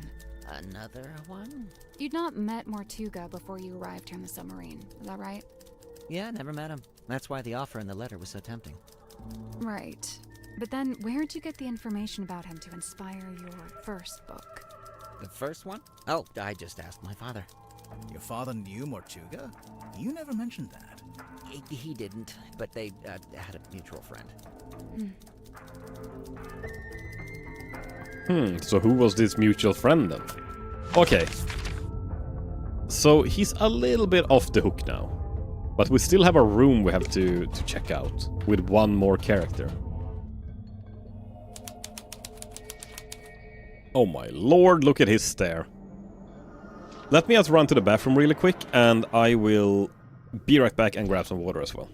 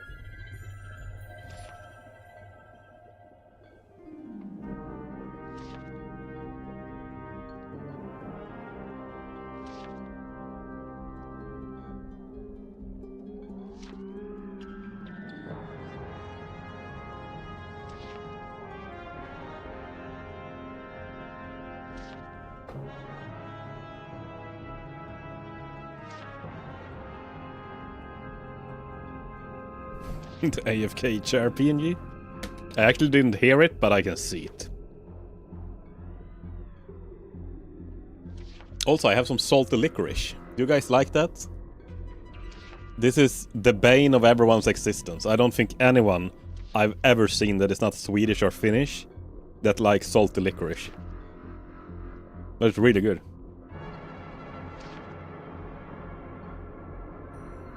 Okay, let's see what this guy have here. That guy is staring at us. He sure is. I think we'd better talk to him before we touch any of his stuff. Fine. Hello, sir? Two strangers, emissaries from the world above. Yeah, hi. I'm Detective Grimoire, and this is Sally. State your business, and speak only the truth. Well, we're here on the request. 11 mistakes? Impossible. The captain is dead. Unless you received a missive from beyond the veil. If it's less than 100, I'm pretty happy. But now that I'm faced with it, it seems inevitable. No, sorry, she meant the new captain. Captain Seafell. Cynthia. She's asked us to investigate the murder of Magnus Mortuga. We have to talk to all the suspects. Speaking of, can I ask your name? Zacharias Zephyr, the Dream Doctor. A dream doctor? The Dream Doctor. I don't think I've met one of those before. That is correct. You have not. I alone hold the title. Because you made it up? That is correct. Okay, let's see what he says. So, Dr. Zephyr, what does a dream doctor do exactly? He studies the parapsychological qualities of dreams. Parapsychological? Yeah, that's like psychics and telepathy and stuff, isn't it? How does that relate to dreams? Dreams are transmissions comprised of spirit energy from another dimension. Oh, sure. I mean, that's common knowledge. What kind of other dimension? Spirit energy originates in the spirit realm, of course. Like the afterlife? That is but one of many names. So, have you made any kind of discoveries or breakthroughs? Nothing I can meaningfully explain to you in your current state. What about all the stuff in here? What does it all do? Specialist instruments, most of them too complex or too subtle for you to comprehend. I don't know. Mostly looks like a bunch of old junk. It is an unrivaled collection of rare artifacts. Alright, what's the rarest thing you've got? My rarest items are not for the viewing public. Okay, now I have to see what they are. The pull of the unknown. I realized I should have lied and showed you something of middling rarity to throw you off the scent. Lesson learned, huh? This is a mysterious guy. But why is he here? And this is the Silent Hill suspect? Oh my lord. How come there's a room like this in the submarine anyway? When I arrived, it was but a simple infirmary. Speaking of Silent Hill, by the way, where can you find it? Not like, where do I go in the world to get to Silent Hill, but I was thinking that I want to play the old Silent Hill games, like 1, 2, 3. But I don't know if you can buy the game on any of the normal platforms, like Steam, Good Old Games, or Epic, or anything like that. Is it only that you can emulate it, or is there any platform that has it? Because I was looking for Silent Hill 1. I really want to play that one. Or rather, I actually want to go... I like playing the games in chronologic order when they released. So I was thinking I was gonna start with 1. But I honestly do not know where I can find the game. It's like a PlayStation 1 game. Do I need to emulate it with a PlayStation 1 emulator? After I set up my equipment, we renamed it the Dream Chamber. And how long have you been here? I was the first person to be invited on board. I joined Magnus here shortly before the submarine's maiden voyage. So, presumably, you know why Mortuga became a submarine captain? Why? Silent Hill 1 got a recent fan port to PC, which should in theory be freeware. Silent Hill 2 and 3 are freeware as well, because they don't have digital releases. Silent Hill 4 is the only one available to purchase at Good Old Games, right? One is getting a remake? Yeah, I have Silent Hill 2 remake, and I think I heard that one is getting a remake as well, yeah. But I would like to play the original first. I want to play both the original and the remake.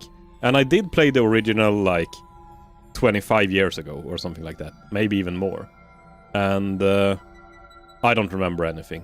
I don't even know the main character. The only thing that I remember from Silent Hill 1, I think, was that there was one room when there was a locker that was like banging. And you had to open this locker. And it was like the lights were blinking. There was a locker in a locker room that was like someone was banging on the inside of the locker. And then when you opened it, it was nothing. And then it was a jump scare when you were gonna leave the room. That is the one and only thing I remember from Silent Hill 1. No, actually 2 things. I also remember the end, I think. That you were on some rooftop of a school or whatever. And you were fighting something that was like flying around or floating around. I don't remember. Like, I don't remember what the ending was. I just remember that one fight that you had on a rooftop. I can leave a link in your Discord if you want. Oh, that would be amazing. Yeah, thank you. Please do that. Yeah, like, where was he going? What was he doing? He simply told me he'd acquired a submarine and would be living in it for an undisclosed amount of time. That's all he told you? Yet surely there was more to it. I don't doubt it. He was a man of secrets, every bit as much as I. So when you started off, it was just the 2 of you. But now it's, what, 8 people? We were 9 souls, now 8. I'm not counting either of you. Yeah, I figured. Why did Mortuga want so many people on the submarine? Only a few of them were invited on board by Magnus like I was. The others crossed paths with him merely by the winds of fortune. Okay. So the night of the murder, let's see his part of the story. The last dream before waking. A single phase. Non-lucid. Focus is soft but heavy. All is dark. The endless void. A low voice speaking a forbidden language. Emerging from the beshroudo of the night black sea. A face. Larger than I had known a face could be. I wake. The room is bathed in green light. A green light? Like from the wooden boy? Not dissimilar, but 1,000 times more potent. I leave my chambers, heading for the air. Yeah, it was a green light as well. I meet Cynthia in the parlor as she emerges from the control room. I notice she is clutching the ship's compass. She also appears visibly upset. Like me, Cynthia's on her way to the lowest deck. She departs and I follow behind. I wait as Cynthia converses with Madame Tadpole at the base of the second ladder. Madame Tadpole ascends the ladder. She is moving with haste and purpose. She requests that I go immediately to the storeroom at the end of the corridor. Did you go? As soon as I'd concluded my business. Which was? Nothing of great import, merely something I needed to collect from the airlock. So you went to the airlock, and then you went to the storeroom? I did, right after I stopped off at my chambers. You understand I first needed to return certain items to their designated storage locations, after which I truly did do as Madame Tadpole had requested. I did ultimately regret my dallying.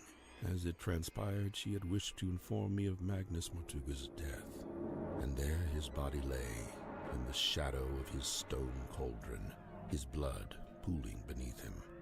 A potent unease was already germinating amongst the group.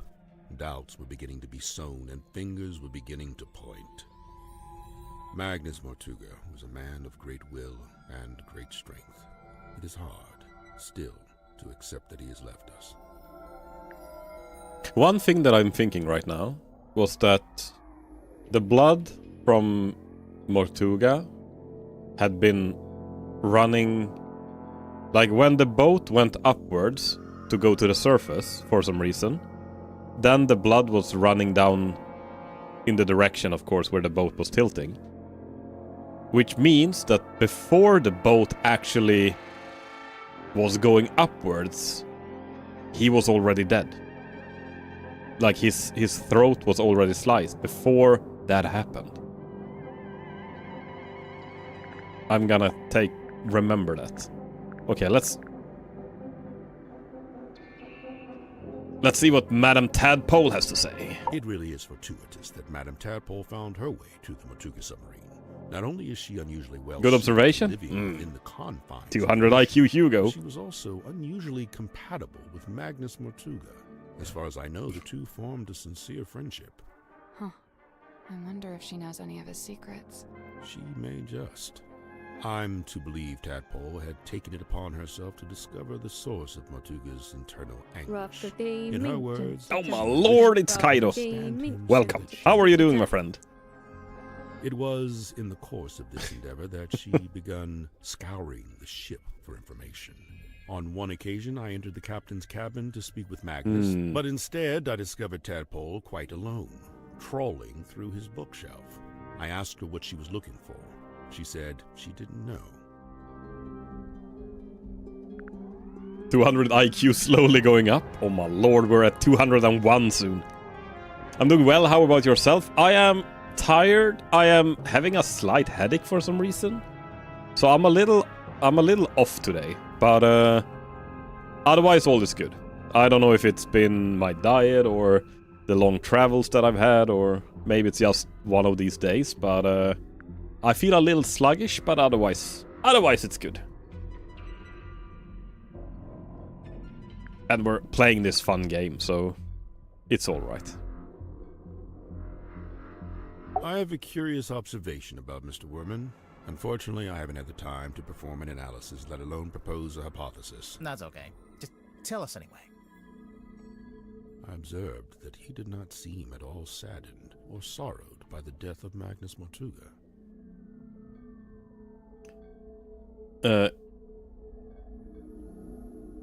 It's the hot code for me that... Oh, it's the cold code? The hot cold for me that does that. Wait, the hot cold? Do you have hot cold? You're probably still a bit jet-lagged from all the traveling. I came home on Sunday, so I was off yesterday, but yeah, I don't know. I guess it's just hot to cold.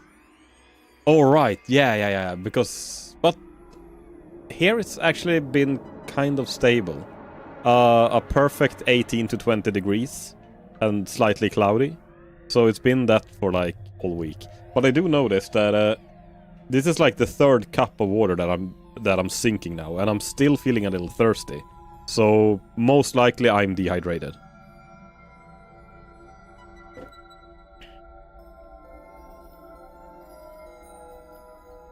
You can't know that. Some people don't always show emotion on the surface. Of course, quite true. However, Mr. Werman did display an emotion. Relief. Relief? Gazing upon the crime scene, much of the tension coiled up in Mr. Werman's body. Relief for him dying. Thereafter, he seemed energized, galvanized. But, okay. I know that Verman wanted to use this death as inspiration for his next book.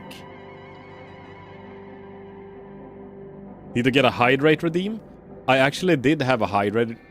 I did have a hydrate redeem that I actually removed. Usually I am drinking enough water, and it's not really a problem. And there were so many times, you know, when someone redeems it, you feel like you really wanna, of course, do the redeem because they redeemed it. And I was always out of water, so there were so many times I felt like I had to go and fill up on my water. Because I didn't want to let down the people that redeemed hydrate, so... And also, it was a little abuse sometimes, when I do hydrate all the time and you, like, have to take a sip fucking every minute. Of course, I could put a cooldown on it, but, I just thought, you know what, I know how to drink my water. I'll just remove it. It is no mark against Cynthia's character. Maybe I should put it back. I'll see. And capable engineer. But I was wholly surprised to learn that she had become captain. Did she never say she wanted to be captain? On the contrary. That's why you should always have a 3-liter jar ready. Initially. I was actually thinking of getting a big jug of water next to when I'm streaming. But I also like this cup. But of course I can fill this cup up. Now he's green, so he will be transparent, but it's dangerous to go alone. Drink this. Or if you're watching on phone. I think this is a good cup when I'm streaming, right?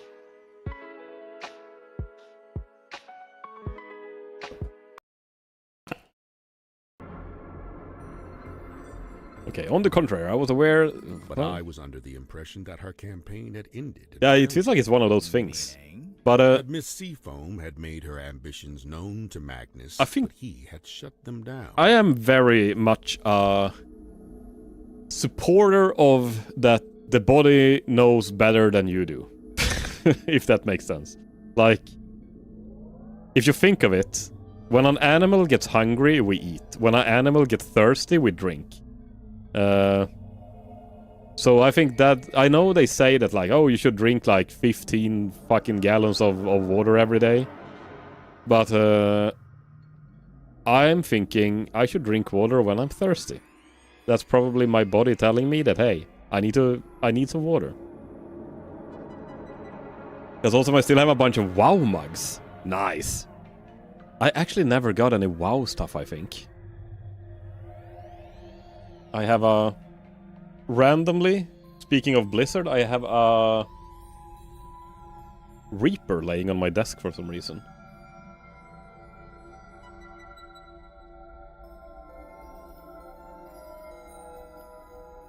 Do I have any WoW stuff?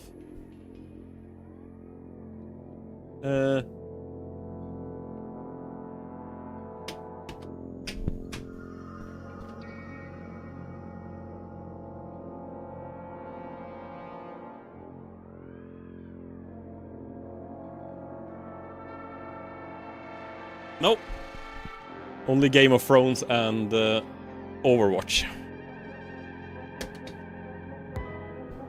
I have a little shelf here with some stuff. So I made some Yoshis from like those plastic pearls, and we bought a lot of these small fuckers, whatever they're called. I don't remember the name of those things.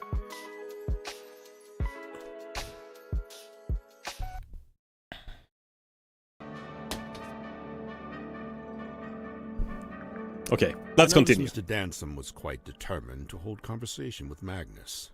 What did Dirk want to talk to Martuga about? I just rage quit, uninstalled Overwatch yesterday. I haven't played Overwatch since... Oof. I think I played Overwatch 2 a little bit when it released. And that was the last time. First-hand experience of Martuga's mannerisms, affectations, and vocabulary. When I inquired as to why Mr. Dansom held fascination... So whenever Overwatch 2 came out, that's probably the last time I played Overwatch. How did you meet Martuga? It was on my first visit to Silkworm many years ago. I was merely passing through, so I stayed at the inn where Magnus was working at the time. So Martuga was just an innkeeper at this point? Not even. The innkeeper was a woman named Felicia Stonetop. Oh, Magnus Felicia Stonetop. Worked under her charge. The two of them split their time between running the inn and running a small sailing ship.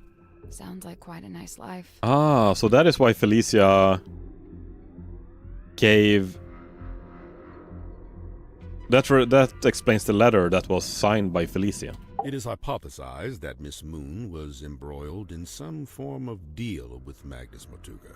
What kind of deal? What would she give him? Money? His heart beat not for money and things. Hi, dead man. How are you doing? So, welcome. I hope you're having a fantastic day today. A person. Maybe information about a person, or how to find a person. We are, for anyone that joined in lately, I'm playing a game called The Mermaid's Mask. It's a sequel to Detective Grimoire and Tangle Tower, and it's basically CSI or Cluedo when we're collecting clues and speaking with suspects in order to find who has committed a murder on this boat. And we have to, like, filter out the bullshit and use the clues to, like, okay, but you said you were here, but this clue tells me otherwise. Haha!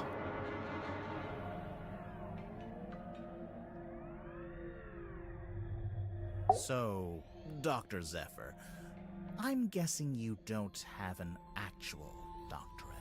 Correct. I walk not the path of formal academic recognition, not for lack of trying, you understand. 8 separate institutions turned me away, asserting that my ideas were, quote, incompatible with our modern world. This is funny. Have you seen the duck one? Wait, the duck one? I don't think so. This is actually funny that this guy, he said that he tried to study or become academic with his dream, whatever, like, interpretation that he does. Actually, when I went, what is it called? Is it high school? When you're like 15 to 18 years old, we have different names in Sweden. I think it's high school, right? I actually had psychology as one of the classes for 1 year, and one part of psychology then was actually interpreting dreams, which was so fucking weird. But I didn't really learn anything. But it was just fun that he said he couldn't get into school or like teach that, but I actually had that as a class when I was going to school.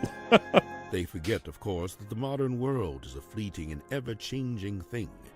Indeed, all of history's greatest scientists battled with such short-sighted stubbornness.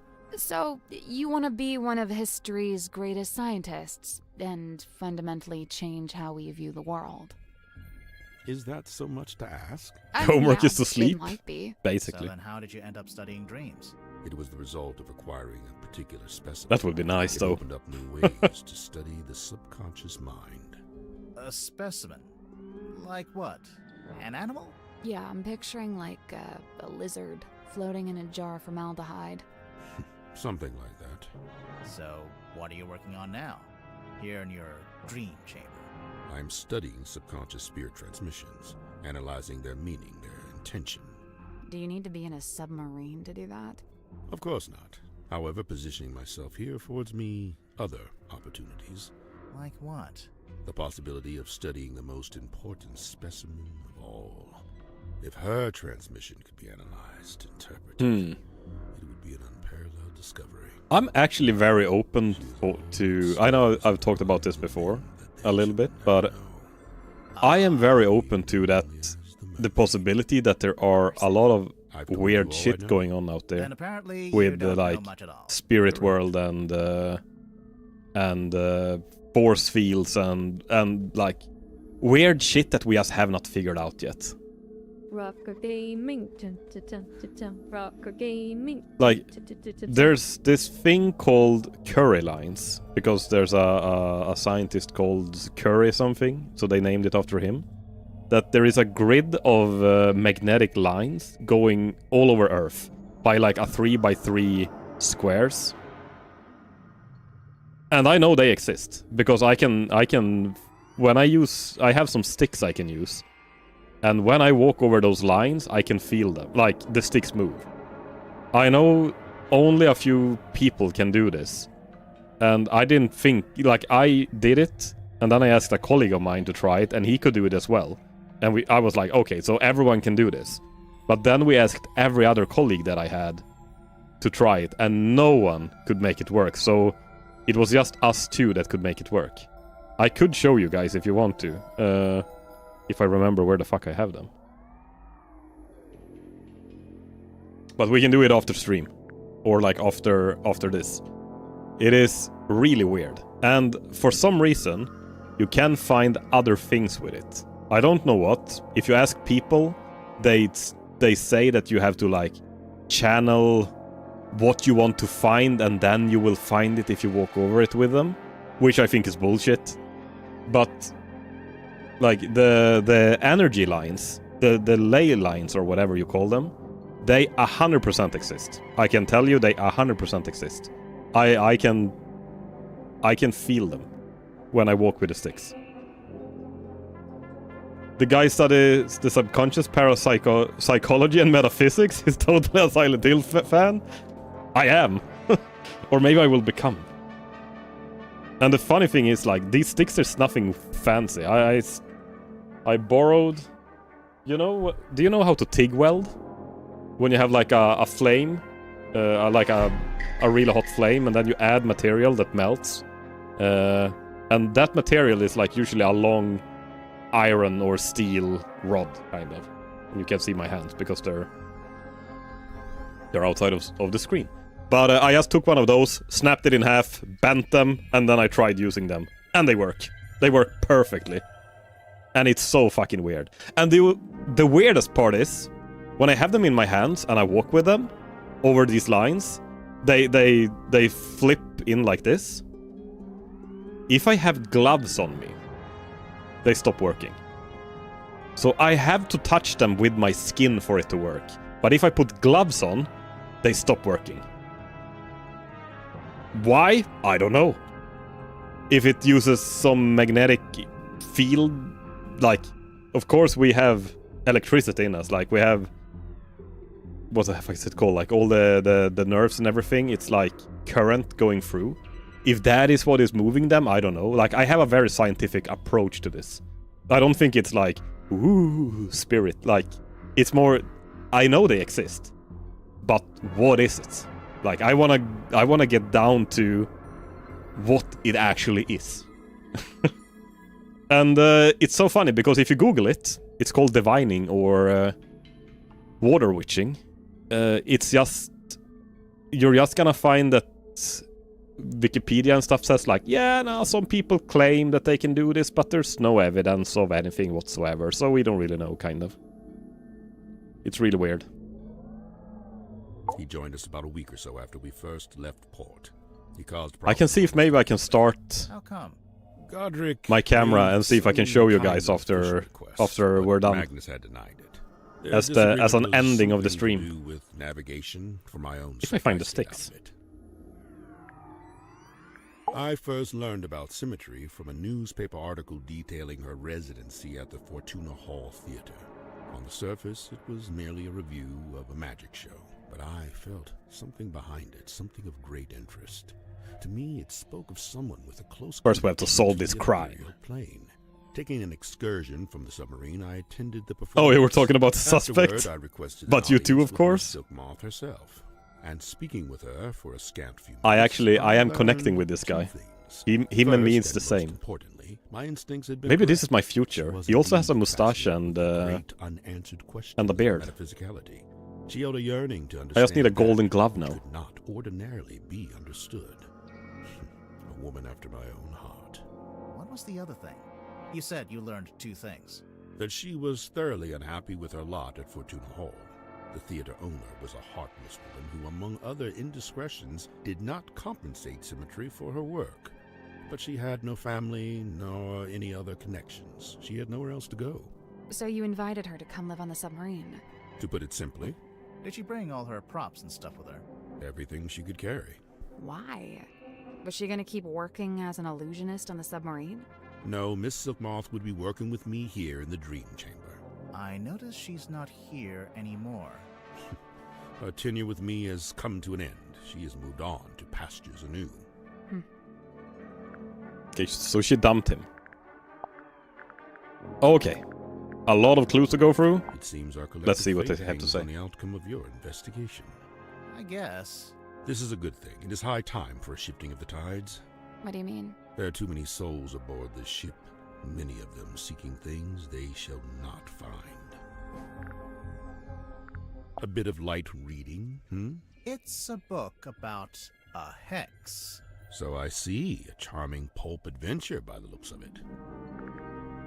How long has this been chained to the foredeck? Do you know? Since the conception of the submarine, as far as I know. The conception of its current incarnation, I should say. The wider history of the vessel reaches back a good deal further, of course. This wooden boy is very strange. I believe this to be a depiction of a being known as the Mermaid. However, I've nothing to compare it with, as it's the only depiction I know of. It doesn't look much like a mermaid. It doesn't look much like anything, really. Except for the fact it's got a face. At least, I think that's a face. Stories alluding to such a being were the reason I traveled to Silkworm in the first place. However, I was disappointed to discover that nobody in town seemed to know what I was talking about. It seems to be a secret held by only a very select few. Sun tablets.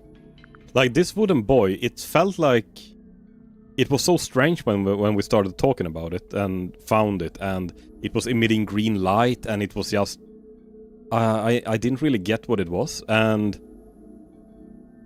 everyone we've talked about it with has been very like, oh, it's a wooden boy. What else do you want to know?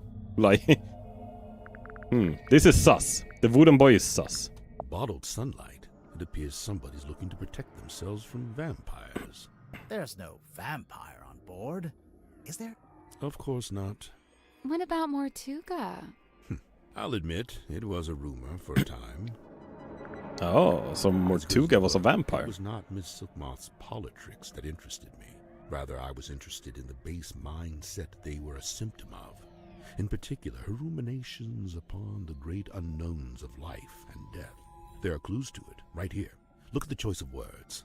Unfathomable, inconceivable. And on the reverse, you need only look at the chosen subject matter for her newest work. It's a Grim Reaper.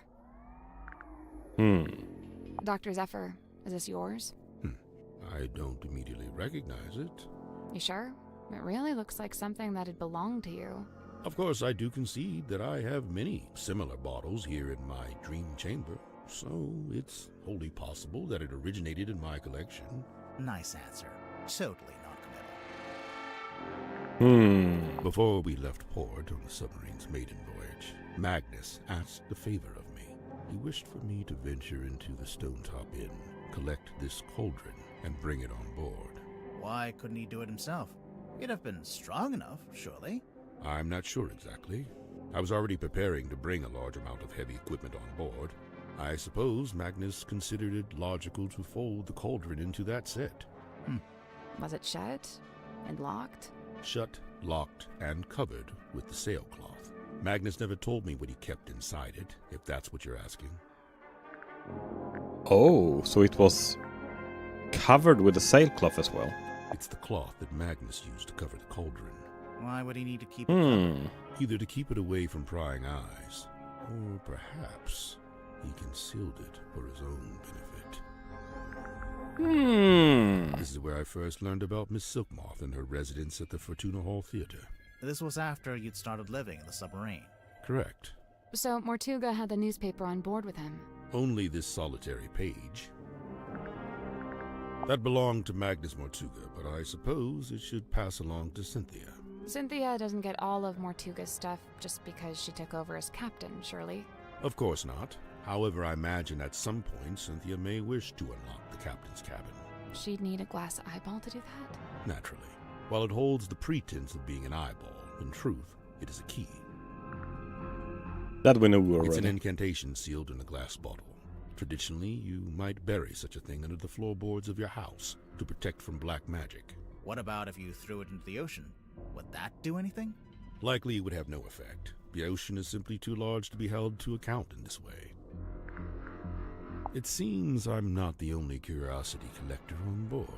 This book, if it is indeed a book, has clearly got a story to tell. Broken compass. I witnessed Cynthia carrying this from the control room the night Magnus was murdered. Yeah, I think it broke. She was taking it to get fixed. Odd, it's never broken before. There must be a connection. There was a magnetic wave that fucked up the compass and the watch of, what's its name, Dirk? But if only it hadn't been told. What, why, and how, I don't know. Of what? The branch of red coral at the base of the map. I'm wondering if that's the treasure you'd find if you traveled to the X marked in the center. Somebody's been trying to piece together Silkworm's history by the looks of it. We noticed Mortuga's on there, but his name's not connected to anyone else. Did he ever talk about his family? Or where he came from? He never spoke of his heritage, no. I remember the first time Silent I laid Hill eyes guy. on Godric Grip. He was Give me some dragging meaty this information. collar. Man and basket both, soaked to the core, having just been pulled from the ocean. This is after he crashed his hot air balloon. Apparently so. I wonder why he bothered to bring the basket into the submarine. Yeah, maybe he wanted to fix up his balloon and try flying it again. If that was his intention, he showed no signs of acting upon it. Okay, Cornelius Kane. Godric Grip's hand-carved talisman. You think everything's a talisman. I thought it was just a part of the branding for his shop. It may well be. Nonetheless, I conclude that it is imbued with energy, and its primary function is to be an anchor. It's not heavy enough to be an anchor. I'm pretty sure it would float. He means an emotional anchor. Oh, right. It would float. What an enchanting thought. Uh-oh. You've given him an idea. It may transpire that the true meaning of the cane is found in its unsinkability. So it's a reminder not to sink, not to drown. Like some kind of life preserver? You know, Magnus never liked the name Tortuga Submarine. Surely he was the one who chose that name. I believe it was something that just happened. He didn't have a willing hand in it.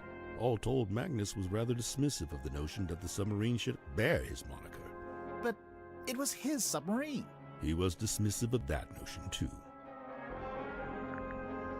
Okay, the wheel? Has the wheel always looked like that? Like what? With one side broken off and replaced with a different material. It's never been my job to steer the ship, so I've never really taken any notice. It's a fine garment, is it not? Has it been in the control room the whole time? From the moment I first entered the submarine. But it doesn't belong to Tortuga. It does not. Magnus was fairly averse to record keeping. He had been that against it if he bothered to write in the captain's log. However, standard protocol would be for the captain to keep a record of every single day, whereas Magnus only filed a handful of these log cards in his entire tenure. It rather seems that Cynthia is using the contract as a talisman. A talisman? Like, as protection? I did notice she taped it to the back of the chair in the control room, so it's like you can't go in there unless you acknowledge it. Correct. The contract is a shield behind which Cynthia hides. This contract feels... Now it's this sus. is a talisman, surely. On the surface, it appears so. However, in this instance, I think the concept has been inverted. A reverse talisman. A reverseman. Typewriter. On this typewriter. They appear to be a set of arcane runes. Has Mr. Werman been dipping his toe in the black arts? Arcane runes? This guy is high. This doesn't look like Magnus's handwriting at all. It's not written by Tortuga. It's from a guy named Ibis. I saw the diagrams pertaining to the location of the Tortuga submarine, and I assume Magnus must have written it, for who else would know such things? Why True. is it still encased in polypropylene? Makes it more valuable to a collector. Surely you get it. You're a kind of collector, aren't you? Polypropylene, that's Only plastic. one-of-a-kind items, and only those with significant provenance. Technically, this does have significant provenance, since it's owned by Dirk, and he's the actor who plays the character. Oh, yeah. This seems to be a personal item of Cynthia's. As such, it is not my place to make a comment. Underwater photo. The face from the ether. It must be. What's that? Tell me, where did you find this? It was locked in a safe. Was it now? Would you mind if I took it off your hands? It's not ours to give. No, of course. He was really interested in that one. This magazine emanates a peculiar energy. Jealousy, frustration, even greed. Mariana Moon's tobacco pipe. Yes and no. It's actually a dictaphone, like a little tape recorder. Curious. Is Miss Moon some sort of covert operative? Who knows? Maybe. I think she's just nosy. A photograph of a divine moon ritual. The man holds the orb aloft, and the being within is imbued with rays of mystic light, granting eternal moon wisdom. Eternal moon wisdom, huh? I have that. I skipped the ritual, though. I was just born with it. Impressive. Also, I can shoot moon lasers out of my eyes. Now you're just being ridiculous. It just hit me. Was Tadpole actually a mermaid? That got legs, just like the Little Mermaid movie. With Ariel getting legs. I stayed at the Stone Top Inn myself. Back then it was under the care of a woman named Felicia, but it seems to have passed on to Magnus sometime later. I find this strange, for he was not a member of a Stone Top family. Okay, we've asked about everything now. You know, I think Sim's hiding something on the submarine. Something we haven't found yet. A certain piece of equipment she uses in magic tricks. That's the one. Problem is, we already searched the child's room and her bunk room.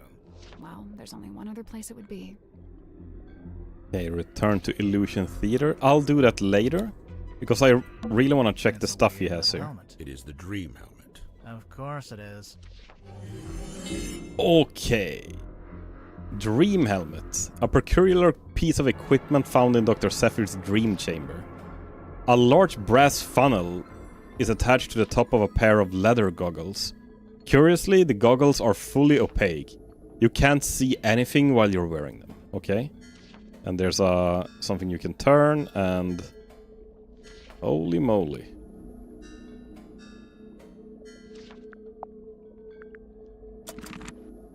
Yeah, let's ask him about this as well. Tadpole is not really a mermaid.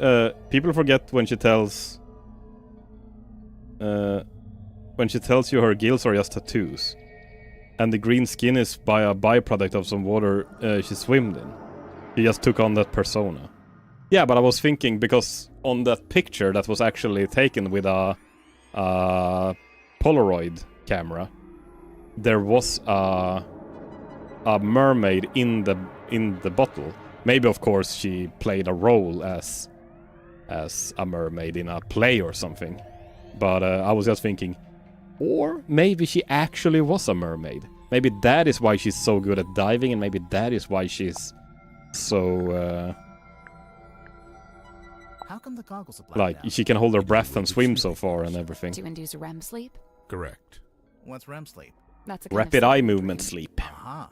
So, what's the big funnel on top? It is an energy filter.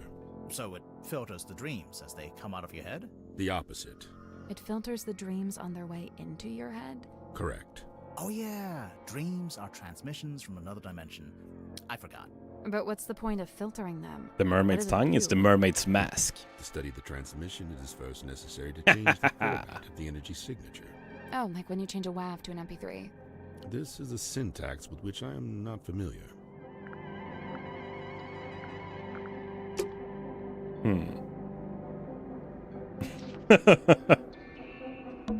These books are kept behind glass. I guess they're extra rare. Or extra deep. Is these the bottles?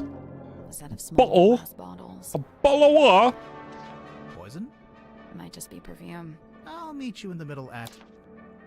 Okay, we have Infinity. 1x1. A sad face. EX. IX and none. Oh.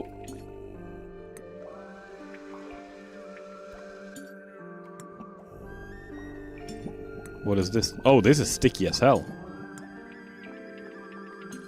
Okay, a crimson hue upon the label. Drag the bottle caps and swap them in the correct droppers. A crimson hue upon the label. Wait, what? Oh! Crimson hue upon the label. It could be this or this one. I mean, that's... It's a red label. Let's put it here. Let's check this one. Aerated with effervescence? Fuck me, they couldn't choose harder words. Is it this one that stinks? Is that effervescence? Exhales a curious vapor. No, that's this one. So we need Crowhead here. And then...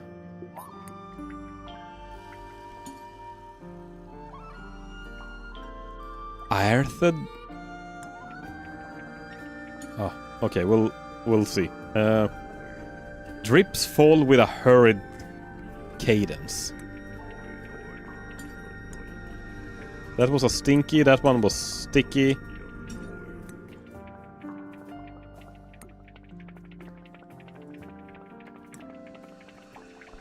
That one is also stinky.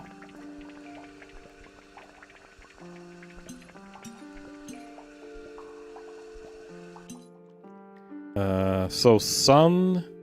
Let's put it here then. A gluttonous viscosity. That's gotta be this one, right? So the hand is right then. But a gluttonous, what? Viscosity is how thick it is. A conspicuous X upon the label. The eye. Got it. Actually, had it right. My lord, 200 IQ. Nice work. I actually do measure a lot of viscosity at work. 200 plus IQ. Oh my lord, that is a lot of IQ. Is anything going to happen? Oh! The glass moved. Let's take a closer look at that book. Oh my lord, is it a second puzzle? This one's not really a book. Looks more like a magazine. You collecting magazines? A small booklet found on the bookcase in the Dream Chamber. Caretakers Collective. Quarterly journal listing and inquiries.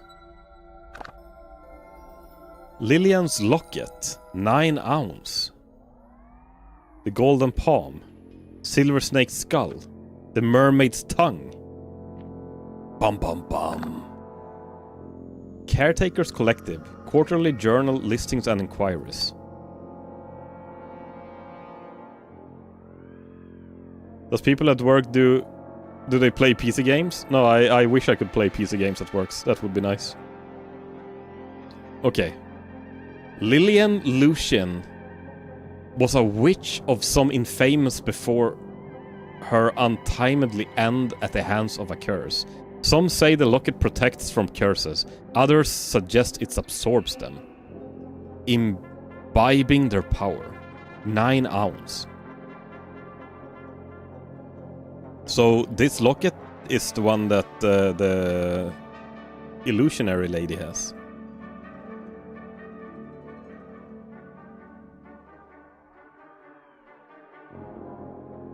Oh, if I have any colleagues that play games, I have one colleague that is playing games. Silver Snake Skull, the disembodiment skull of the mysterious silkworm serpent. Notably, it has no eye sockets. Use discretion, as several high-quality fakers are in circulation.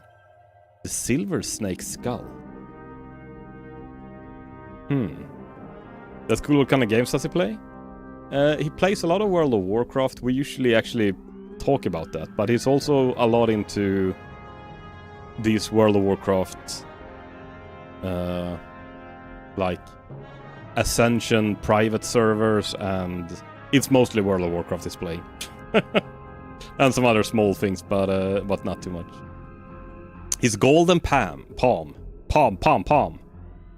Made from an unknown material 90% similar to gold. The hand is said to be able to touch ghosts. Okay. The Mermaid's Tongue. Said to facilitate communication with she who lies beyond the veil. Requires a special key to operate. Both the key and the Mermaid's Tongue itself are rumored to be lost at sea. Name your prize. Okay. How can it be similar to gold? Yeah, actually that's a good question, since gold is what's it called? I think I can That's probably just pareidoll. The The human habit of seeing faces where there it's like it's a aren't... pure material. Another reference? Okay, no, I just saw it too. Oh, there it is! I think I can see a face. That's probably just the human habit of seeing faces where there... Okay, no, I just saw it too. A ghost rises before me. Wait, the mermaid mask is back here. I can see it. It's looking at me and I'm looking at it. Pyrite? The Magician of the Soul by Annabelle August. Looks like gold often calls fool's gold.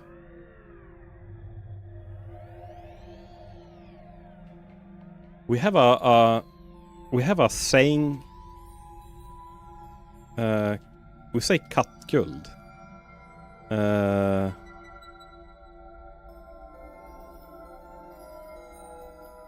Oh yeah, it's pyrite. Yeah.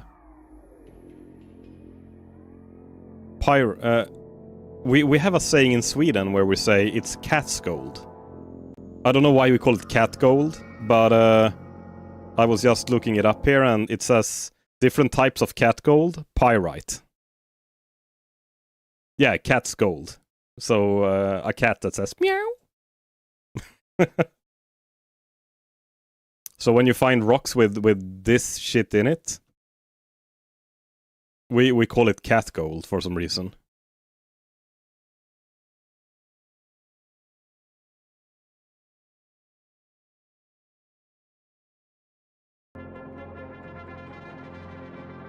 I didn't know that was pyrite. Divine Exolinguistics by Mary Moore.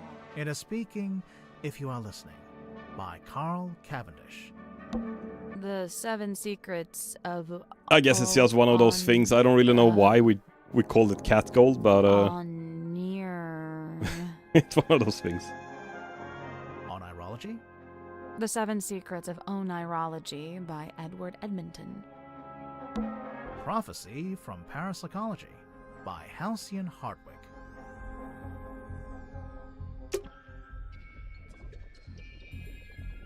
Kinda want to find out why now.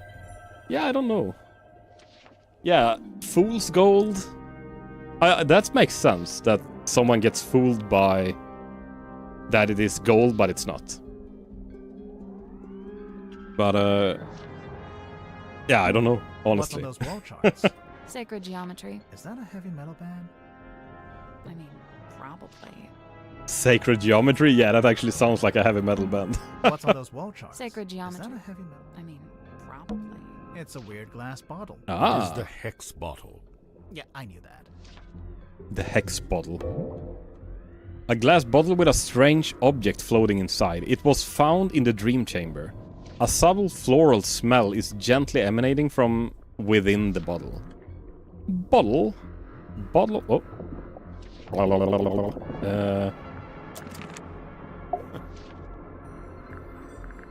Let's ask about the caretaker's journal and the hex bottle as well. What is this, anyway? It is what it says it is, a quarterly journal of listings and inquiries. I noticed the prices are listed as ounces, and that's gold, I'm pretty sure. These numbers are merely a way to ascribe a universal value. Most transactions take the form of a trade, exchanging items of equivalent worth. Oh, wait, so are these things that people have and they want to sell? Or is it stuff people want to buy? Both. What about that last one? The mermaid's tongue. Likely the most contentious item ever to be listed in the journal. Desperately coveted by those who believe, and disdained by those who don't. Those who believe what? That such a thing could even exist. But we saw it in the bookshelf. I'm going to watch Super Sentai after I'm done watching Digimon Adventure 2020 Tokyo Digital. I have never seen any of those, actually. I didn't ever watch Digimon either. I only watched some Pokemon when I was younger. And the hex bottle has another reference?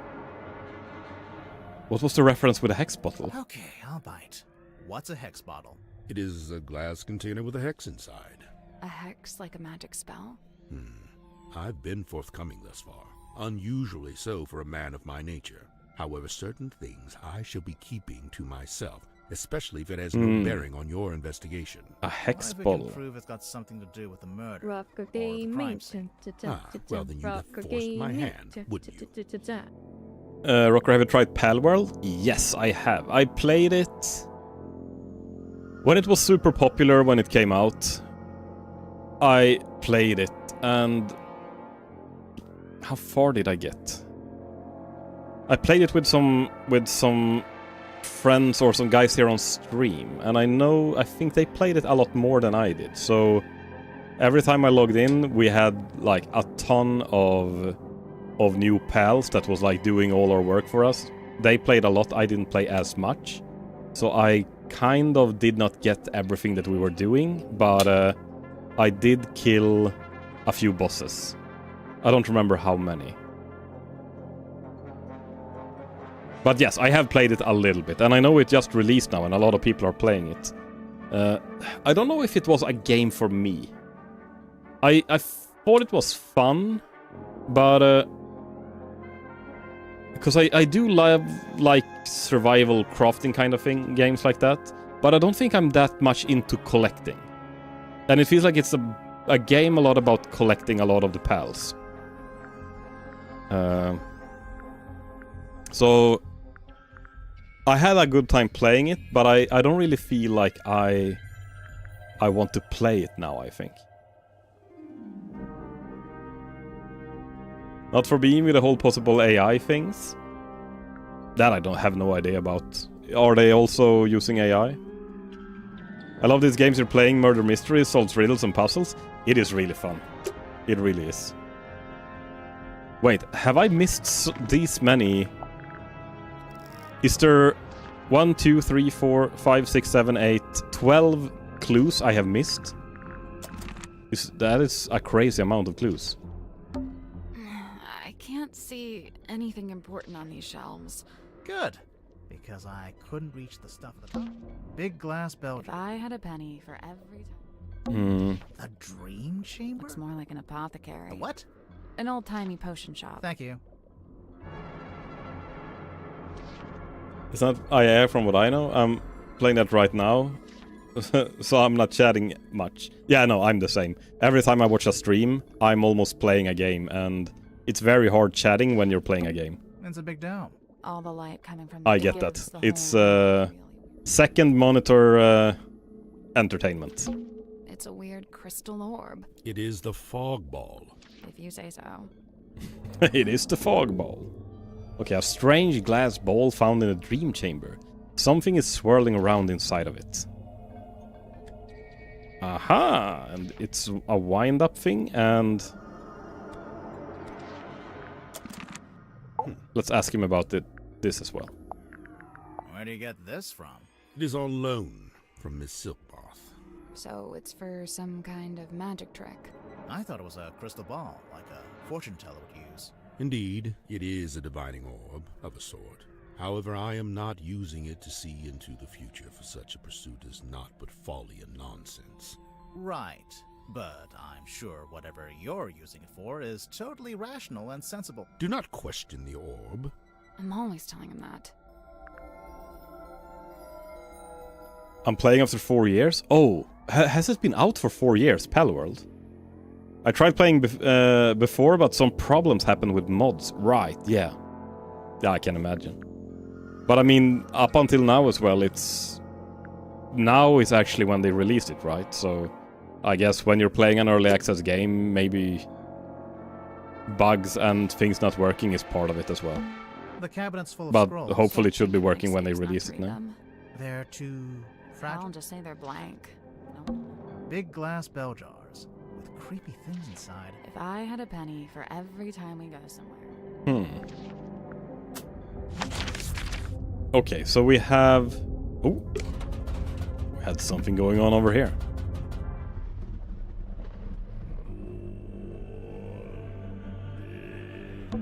Someone's taped the drawing, although it's upside down. I think it's supposed to be a poster. I had mods, but they got corrupted, and I forgot where they were. Right. Title here.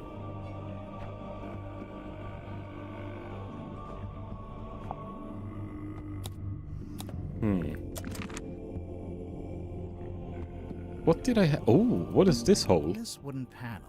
Surely there's something behind it. Okay, push it. Oh! What the hell? What the hell? Hello? It's a little set of tiles. Oh my god, what the... Okay, so we have to have... Swap the tiles in the correct slot. So, hearts...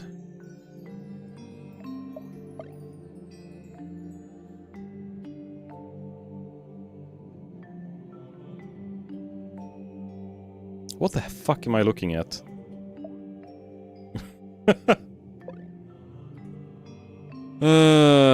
So we have spades, we have hearts, we have clubs, and we have diamonds.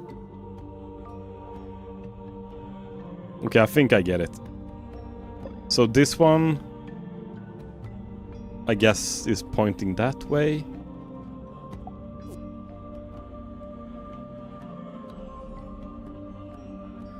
Or not? Why is this one locked? Well, it's 1 AM, I need to go to sleep now. I work early. Oh man, yeah. If it's that late, you really should get some sleeps. Thank you so much for dropping by. I really appreciate it. And I hope you get a good night's sleep. That is always a good thing to have when you need to work. Oh, okay.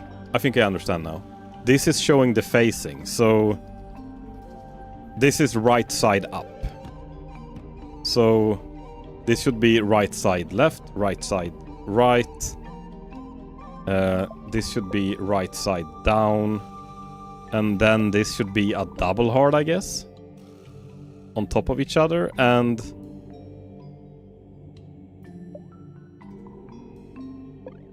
what is this one?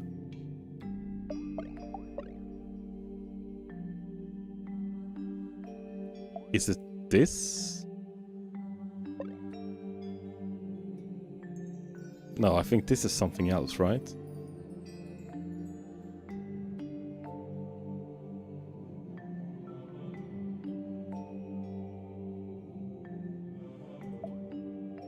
Let's do the others while I'm thinking. So this is right side up. This should also be right side up, right? And this should be right side down.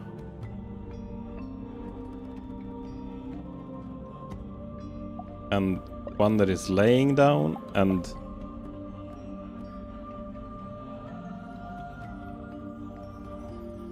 okay, these are not super complicated, since all of them are the same except for one. I lurk a bit, then I go, oh, thank you so much. I really appreciate the lurks. If it is actually a very nice thing you can do, especially for small streamers, because the hardest part about being a small streamer is that someone needs to click on your freaking stream. And the easiest way for people to click on your stream is actually if you have one more viewer. Believe it or not. So having 10 viewers instead of having 8 viewers is a massive difference, because 2 numbers look bigger than 1. And if you were to have like 20 viewers, you would much rather click on someone with 25 viewers than someone with 3 most of the times. So lurking helps a ton. And you might not realize it because it feels like such a small thing to do, but it's a huge thing actually. So I really appreciate it.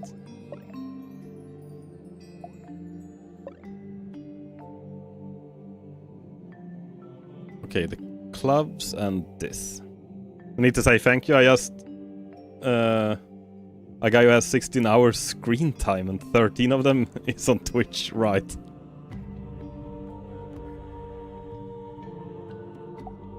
Wait a minute, what is this now?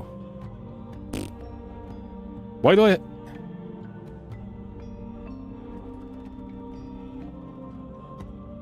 Where's all the spades? And why do I have so many diamonds? Left, right, up, down. Oh, this is of course a spade in both directions. Nope. So there's 4 rows with labels. As for the tiles, I don't think the colors matter, just the shapes. So a few of the tiles are exactly the same.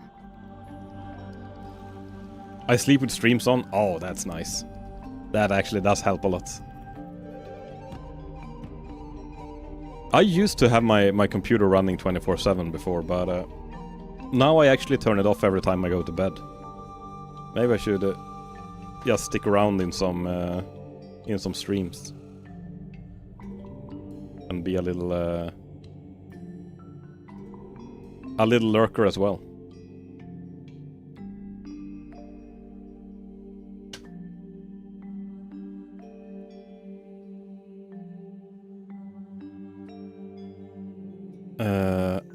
Does this go here?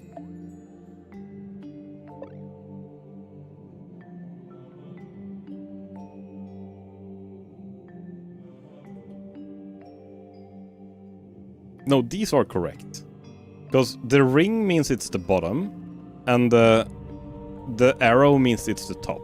And when the bottom and the top looks the same, so does all of this. So this is correct.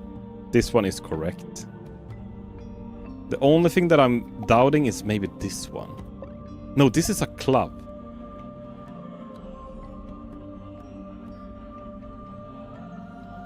Oh! Oh.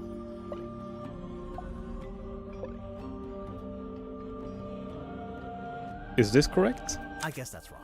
Each slot is... So when we place a tile... This is a club. That is the top of a club. And like half of the outsticking part. But it should be like this, right? Nothing. The labels for the columns.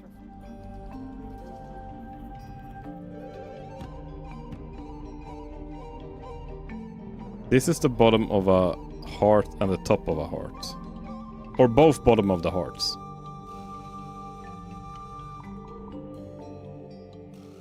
Okay. Correct.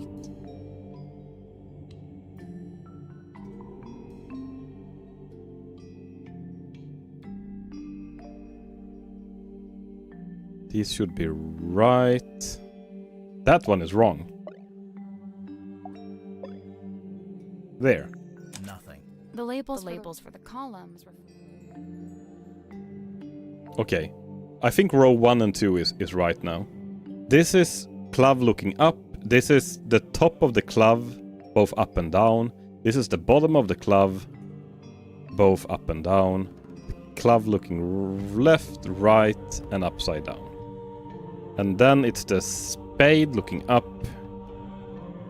The top part of the spade up and down. The bottom part up and down. Left, right. Okay. Hey, Got it! Got it! I'm impressed. That was a little tricky. It's unlocked. I love these puzzles. I think it's super fun. Right. Let's get this thing open. Oh, it's the doll that you used. Ah. There's a girl in there. It's a doll. I hope. All right. So it's a Symmetrist doll. That's what you used for the trick. A life-size doll of Symmetry Silk Moth. It was hidden. It was found hidden in the Illusion Theater, which I guess is a it's a life-size place doll. where you should have it. Looks like symmetry. Well, yeah, but I think there's more to it than that. Okay, lift head.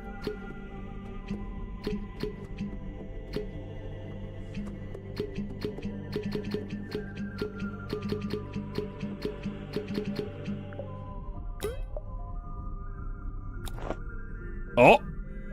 Wait, it's a camera. Is that a camera? What the hell? Why did my chat duplicate? No idea. No, I think it's a projector.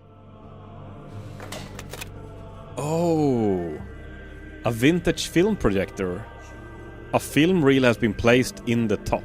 So this is what you use to play the reflection on the mirror. That was not a mirror, it was just a glass sheet. So it looked like a mirror. Or something. Close your eyes, my love, and be still, for this is the end and the beginning. Okay.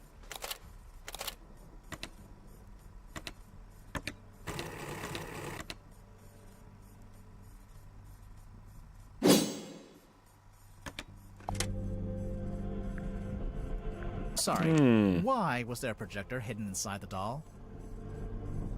Safekeeping? That is, of course, for her trick.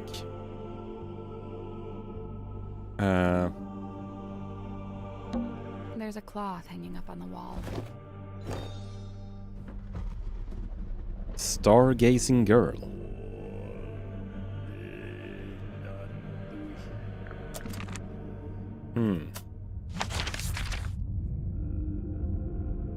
Okay, we have a lot of questions now.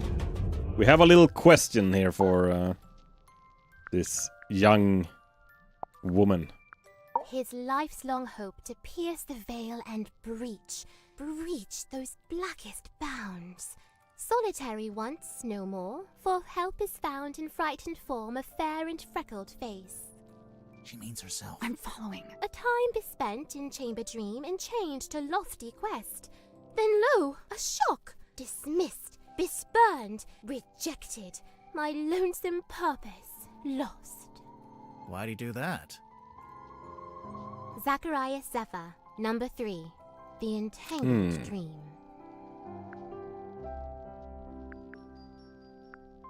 Overambition? Okay, ask about clues.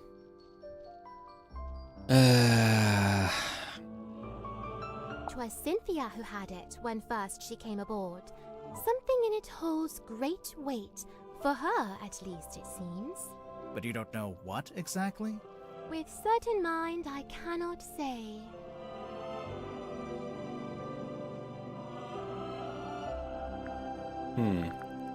Do you know how Zephyr's dream helmet works? His secrets are his own to keep. Okay, but just for the record, you do know his secrets. I am bound to share them not. Lillian's locket. Looks familiar, don't you think? I didn't know it had a name. Oh. Close the book. I have no desire to look upon it longer. Oh, sure. Here you go. That face! You know what it is? Mine eye but chanced upon it. Nothing more. I didn't even see that face. Hey, Sim. Do you know anything about this? Speaketh soft. Okay. Do you know anything about this? Nay. Oh, my fog ball. Your fog ball? As carved and crafted. You made it? What for? Well, thou mayst use it to speak with Gregory. Gregory? Sorry, Gregory? Who the hell is We Gregory? Never met a Gregory. You wouldn't have. He lives inside the ball. Oh. And he's my uncle. Oh. And he's dead. Oh. And fictitious. Oh. Okay, now the doll and the film projector. We found your doll. She's not talking. You didn't ask her anything. All right, fine. What's up with the doll? Okay, now she's not talking. Speaking of, Sim, can the doll talk? Like, does it have a little speaker inside? She is ever silent. I speak for us both. I just thought, there's a string on the back. I thought it was like a pull string. It is a pull string. Oh, then how does it work? You pull it. Well, that's Is this that. yours? No, not mine. Merely borrowed from Magnus Mortuga. Mortuga owned a projector? What for? Projecting a film, I guess? Not this film. What did you want it for? Projecting this film. There's something suspicious about symmetry. Oh my lord, she's sweating in the... Okay, should we... Okay, we have to see if she's suspicious. Symmetry Silkmoth, ill-fated illusions. Symmetry, you were in the Illusion Theater with Mortuga the evening before he died. I concede! I am laid bare! Anyway, there was some talk of Mortuga being killed by a curse. You Let's see how many mistakes wouldn't know anything you make about this that, time, Mr. would you? Detective. What? She's the resident curse expert. 200 IQ. It is entirely possible that the captain was set upon by a curse. See? I knew she'd know about this. Let's just stick to the facts, shall we? Sim, if you were in the Illusion Theater with Mortuga, what were you actually doing in there?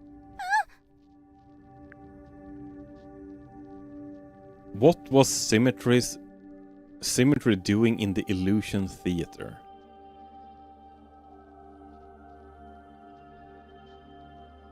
A performance.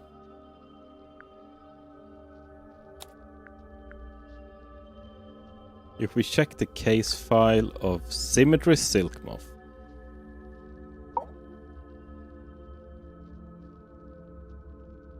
Illusions, performance, paranormal curses.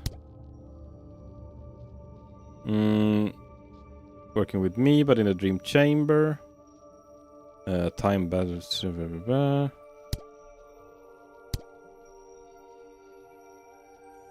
So for her, it's cloth doll, projector, pipe.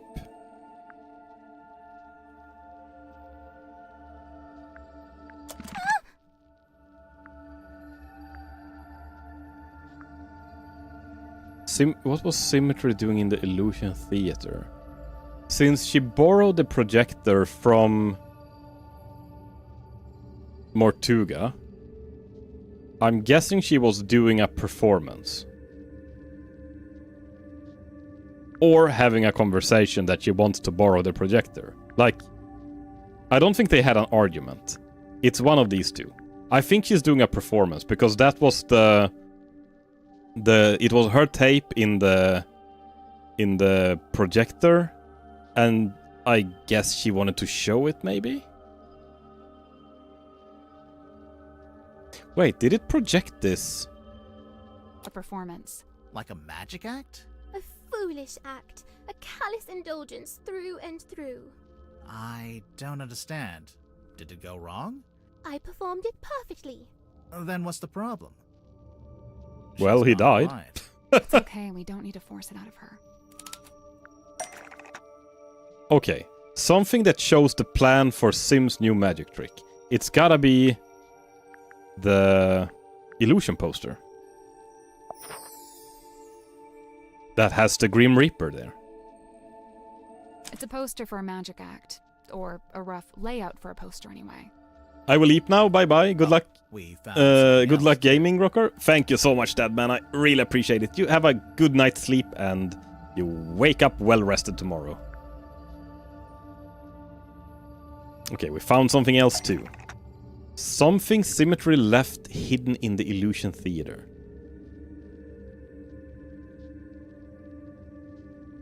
I mean, that was the doll, right? Sweet sister inanimate, I implore you, leave her be. Her hands are clean.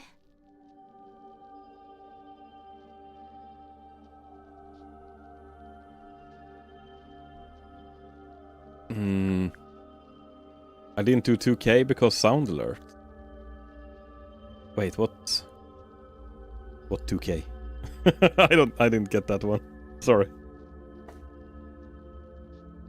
Either way, I hope you have a good night's sleep. How was the doll involved? The doll was left behind by the murderer. Oh, stream resolution 2K. Oh yeah, no, I don't think that matters at all.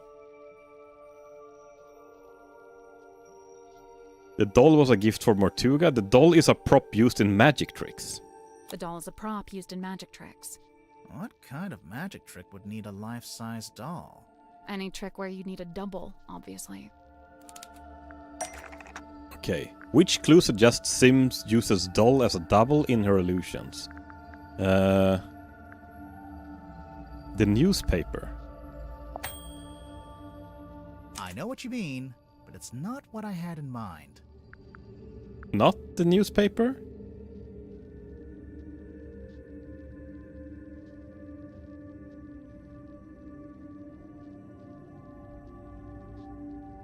Oh, you didn't write the rocker with a double... Oh, right. No, don't worry. The sound alerts are there to be triggered, so... If you want to trigger sound alerts, go for it.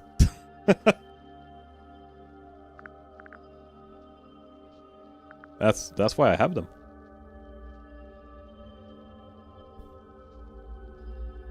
It triggered? So, what? Which clue suggests Sims uses a doll as a double in her illusions? Was there an image of the doll reflected in a mirror?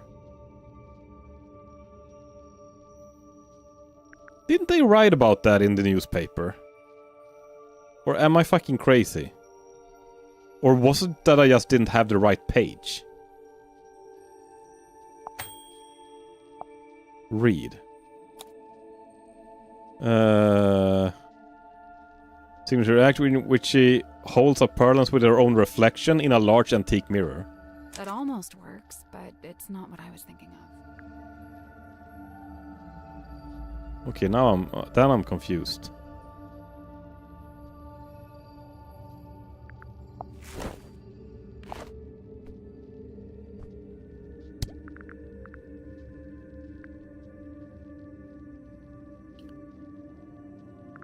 Film project, caretaker's journal, moon photo.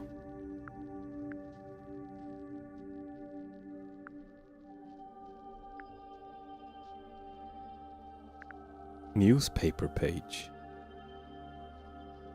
Usually if I have the right item that has pages, it pings if I have the right item, but then I have to find the right page and then it pings again. But now it said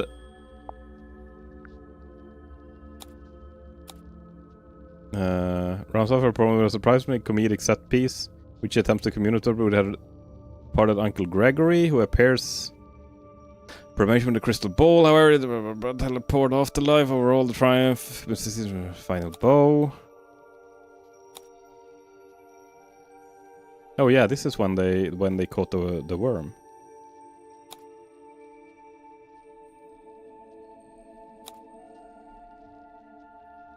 Lady of the Looking Glass enchants audience. Okay, so it's not the newspaper then.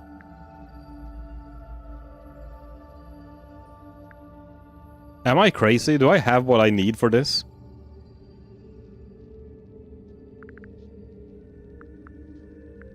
Which clue suggests Sims uses a doll as a double in her illusions? Was there an image of the doll reflected in a mirror? Rocker gaming, rocker gaming,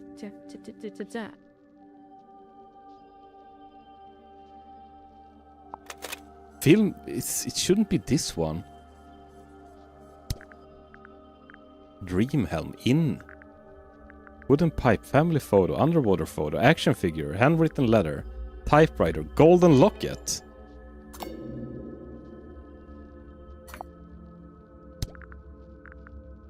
No.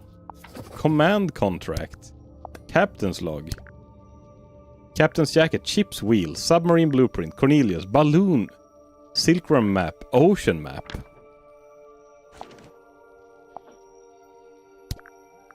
Broken compass, pocketbook, message in a bottle, eye key, sailcloth? No, that has nothing to do with a...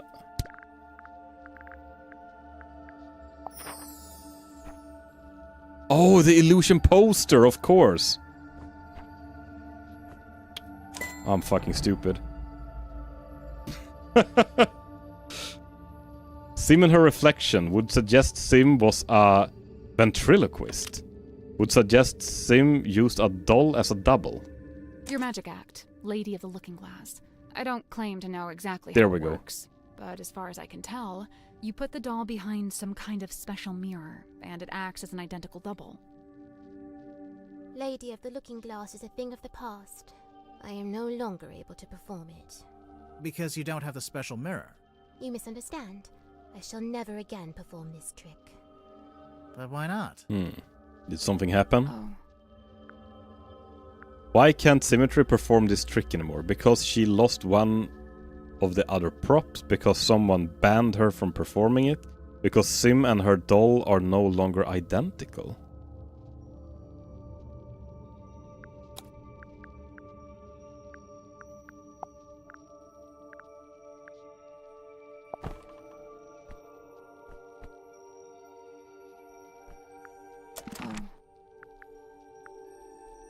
Because Sim and her doll are no longer identical.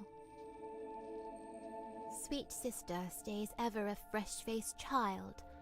No such fate is writ for me. So you can't use the doll at all anymore?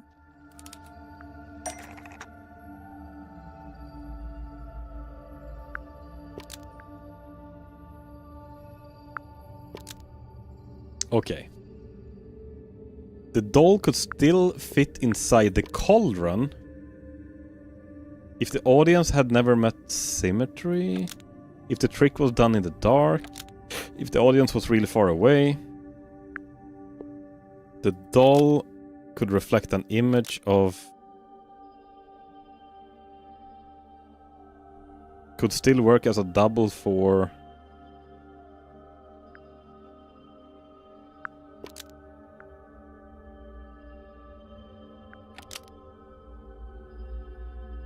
The fog ball could permanently... Could Symmetry still use the doll in an illusion? The doll could...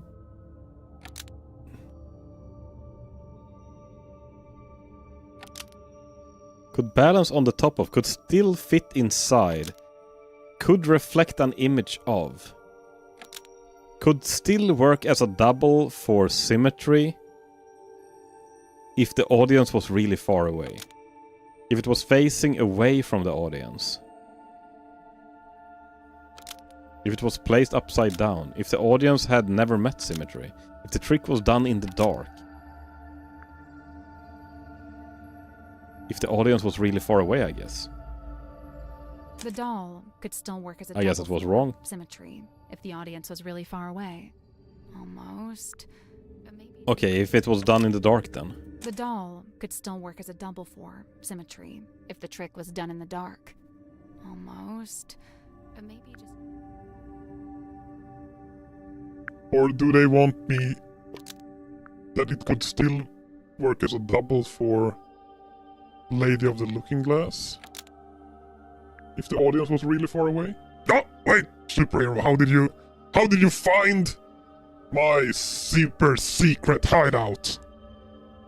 Wait a minute. Do you know about the anal probing program that me and my friends are planning to do on every human on this planet? Do you know about that program? Is that why you found me? I mean, not that we have... Guys, did you see an alien here? What the fuck? I promise I saw something here. I heard something. The doll could still work as a double if Rocker was an alien? Why would I be an alien? You're crazy, Sandorment. I work for the FBI and I was undercover? What the hell?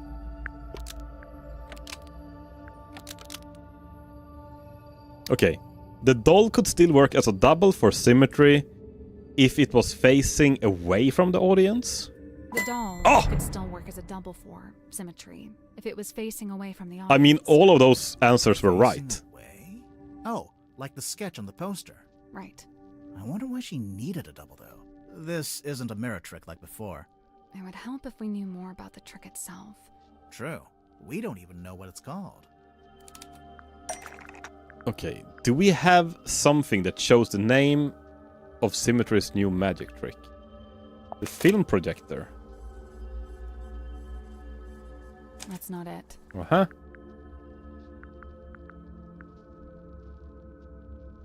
I'm guessing the illusion poster again.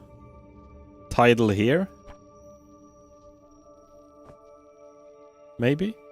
Read? No, she hasn't named it yet.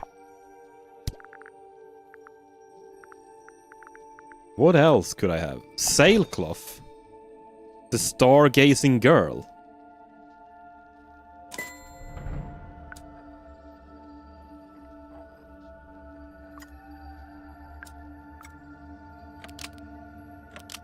Symmetry has painted the title on the sailcloth. The stargazing girl. Says it right there.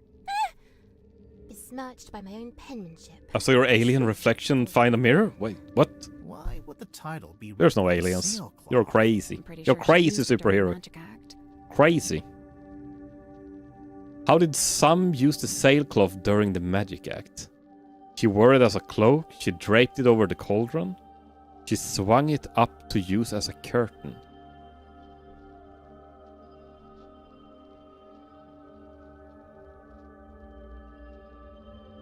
Did she drape it over the cauldron? She draped it over the cauldron. It's not like that in the original sketch. See, in the drawing, the cauldron's uncovered. Ah.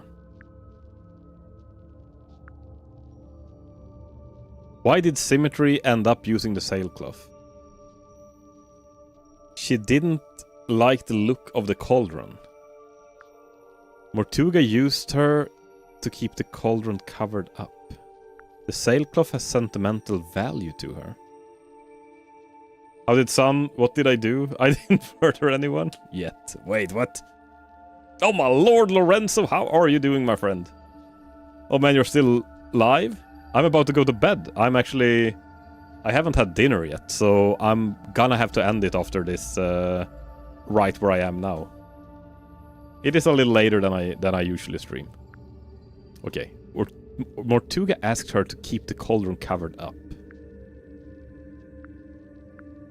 She didn't like the look of the cauldron. No, I think Mortuga asked her to keep it covered up. Mortuga asked her to keep the cauldron covered up. Before the captain assented to me using that room, he'd been using it for storage. When I was first let inside, the sailcloth was indeed draped over the cauldron. I hadn't realized he did not wish me to remove it. When he saw my design for the poster, he had but one request. Symmetry, all I ask is that you keep the sailcloth on the cauldron. And given that you had to keep it, you made use of it as a kind of banner. So what's the Stargazing Girl about? What happens in it? I do not wish to speak on it. No? Well, we actually know quite a bit about it already. Oh, we actually know quite a bit about it already? How do we know what happens during the Stargazing Girl? Because we have the film projector. We'll talk about that in a minute. Okay. Apparently not because of the film projector.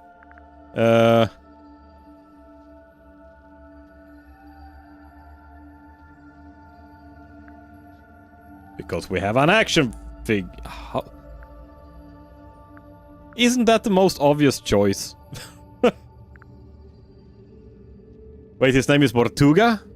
Sounds like Tortuga. Tortuga Brothers? Did we did we do this? Oh, so this is where our long lost brother ended up. He became a submarine driver. Maybe that was the fourth brother. One died in a jar, and one became a captain of a submarine.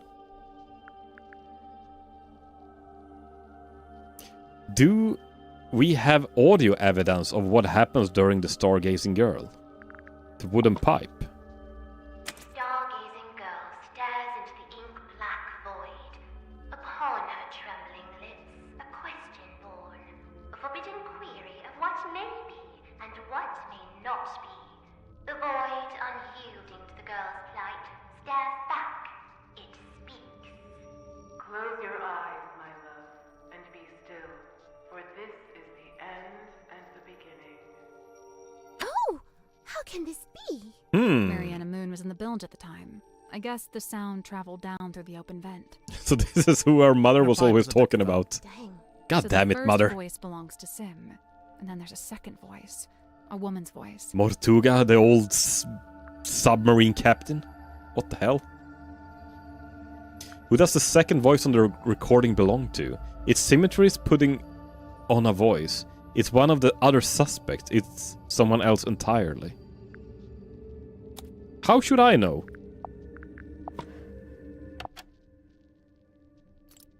Hey, listen, why don't we just kill him?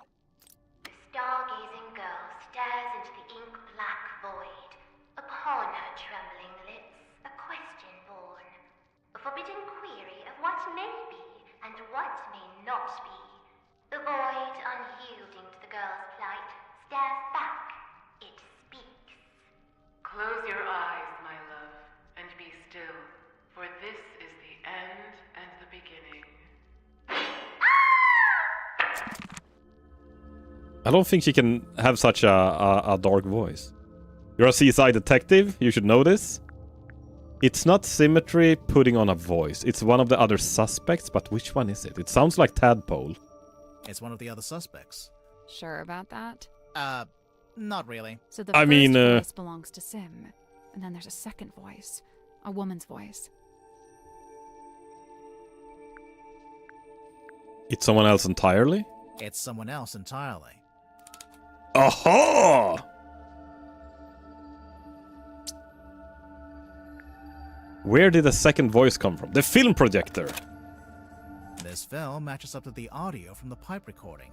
And see how in the poster there's a little Grim Reaper guy? That's the person from the film. Aha! Aha! Hang on. Why does Sim have a film of a Grim Reaper character? Where'd it come from? Mortuga filmed it here on the submarine. It's a scene from Dirk's movie. Sim filmed it as part of her old magic show. It's a scene from Dirk's movie. Because there was a Grim Reaper there as well. It's a scene from Dirk's movie. Because we see that on the action figure. The picture of the Devil of the Deep. Oh yeah, good catch. Okay, so Sim put the projector into the doll, and it projected onto the circular window at the back of the room. If the doll was sitting on the cauldron, where was the real Sim?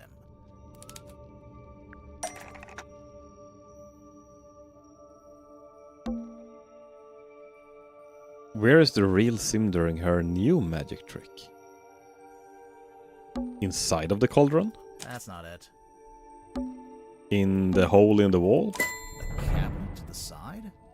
I don't get why she couldn't just sit in the cauldron herself. Listen to the end of the recording again. Close your eyes, my love, and be still, for this is the end and the beginning. Right at the end, it sounds like something falls onto the floor. Something solid. The doll's head falls to the floor. Because it cuts its head off. The doll's head. The whole thing culminates with the cloaked figure swinging the scythe. Sim screams, pulls a string, and the doll is decapitated. Oh, that is why it had a string. That's kind of dark. I lay awake that night, eyes wide with regret, able to bear it no longer. Avocados from Mexico! I would tear it all down, the whole misbegotten affair. So that's why you went back to the Illusions Theater. And that's when you found the image of his lifeless form. It filled me with the great thunderous guilt. But why? Cool You down. think you might have actually caused Mortuga's death somehow? I know not the manner of Avocados that from his Mexico. death. Avocados But from I do know Mexico! this. The night of the stargazing girl. It was his last. So, even if his death was unrelated, you feel bad that your trick was one of the last things he ever saw. When we began, you implied that I laid a curse upon him. And I say this. Maybe I did. I don't think she's the killer. She has no motive to kill him. He was helping her with her magic trick. And, I mean, she just did illusions. A walking stick. I think it's part of an illusion. What illusion? Invisible man, maybe? I don't see it. That would be too easy? Yeah, right. When someone types boo, there should be a crowd saying boo sound effect? Oh, that's actually a good idea. I could probably add that, yeah. That would be funny. Boo.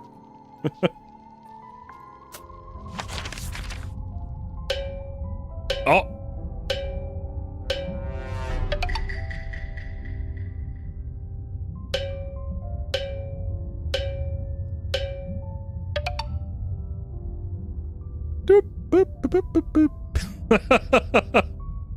Oh my lord! What have you done, Lorenzo?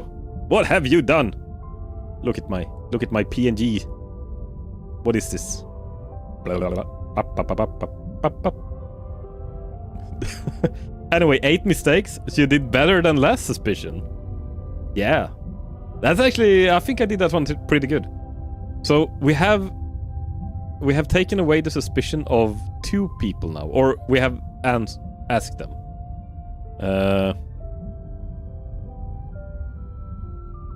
So we have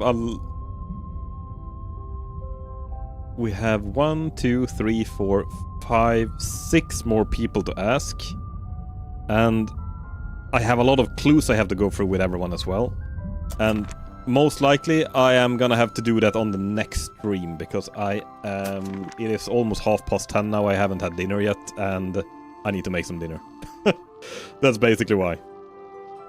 So, I am 46% through the game. I actually thought I was gonna be much further. I was hoping I was gonna, or hoping, but I was thinking I was probably going to be maybe finishing it today, or maybe being close to finishing it. But if I'm only halfway, then it's actually maybe 1 or 2 more streams. Holy smokes, 5-hour stream? Yeah, I mean, I haven't been really fast. I've been running my mouth a lot as well. So, it's one of those things. Let's see here.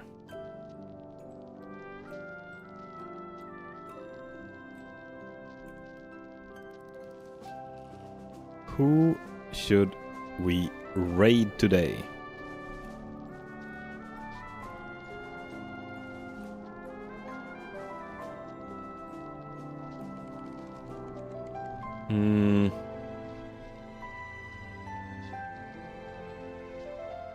Yes, I'm just looking at who I have live and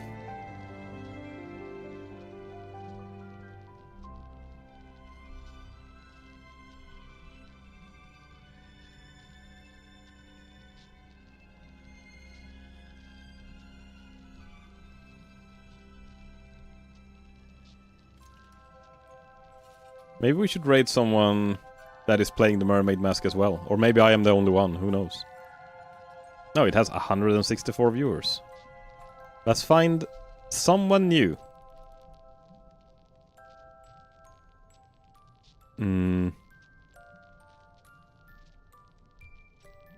Anyway, W stream. W stands for an upside down M for murder. Oh, what the hell?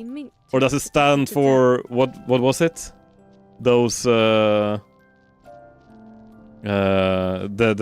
markings on the book, 2 W's, like Wilfred Willow or what the fuck his name was.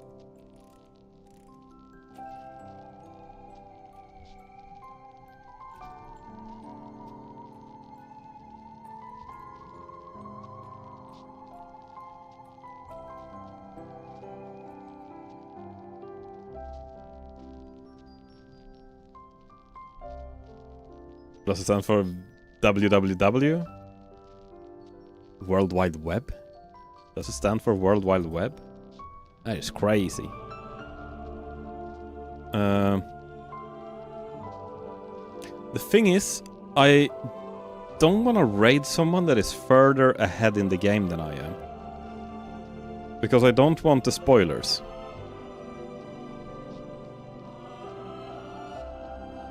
We can... This seems to be a girl called Rat Queen Variety Hour. She's at the start of the game, I think, or I have been at least where she is, so we could raid her and see how that works out. He looks like a... Okay, let's raid her.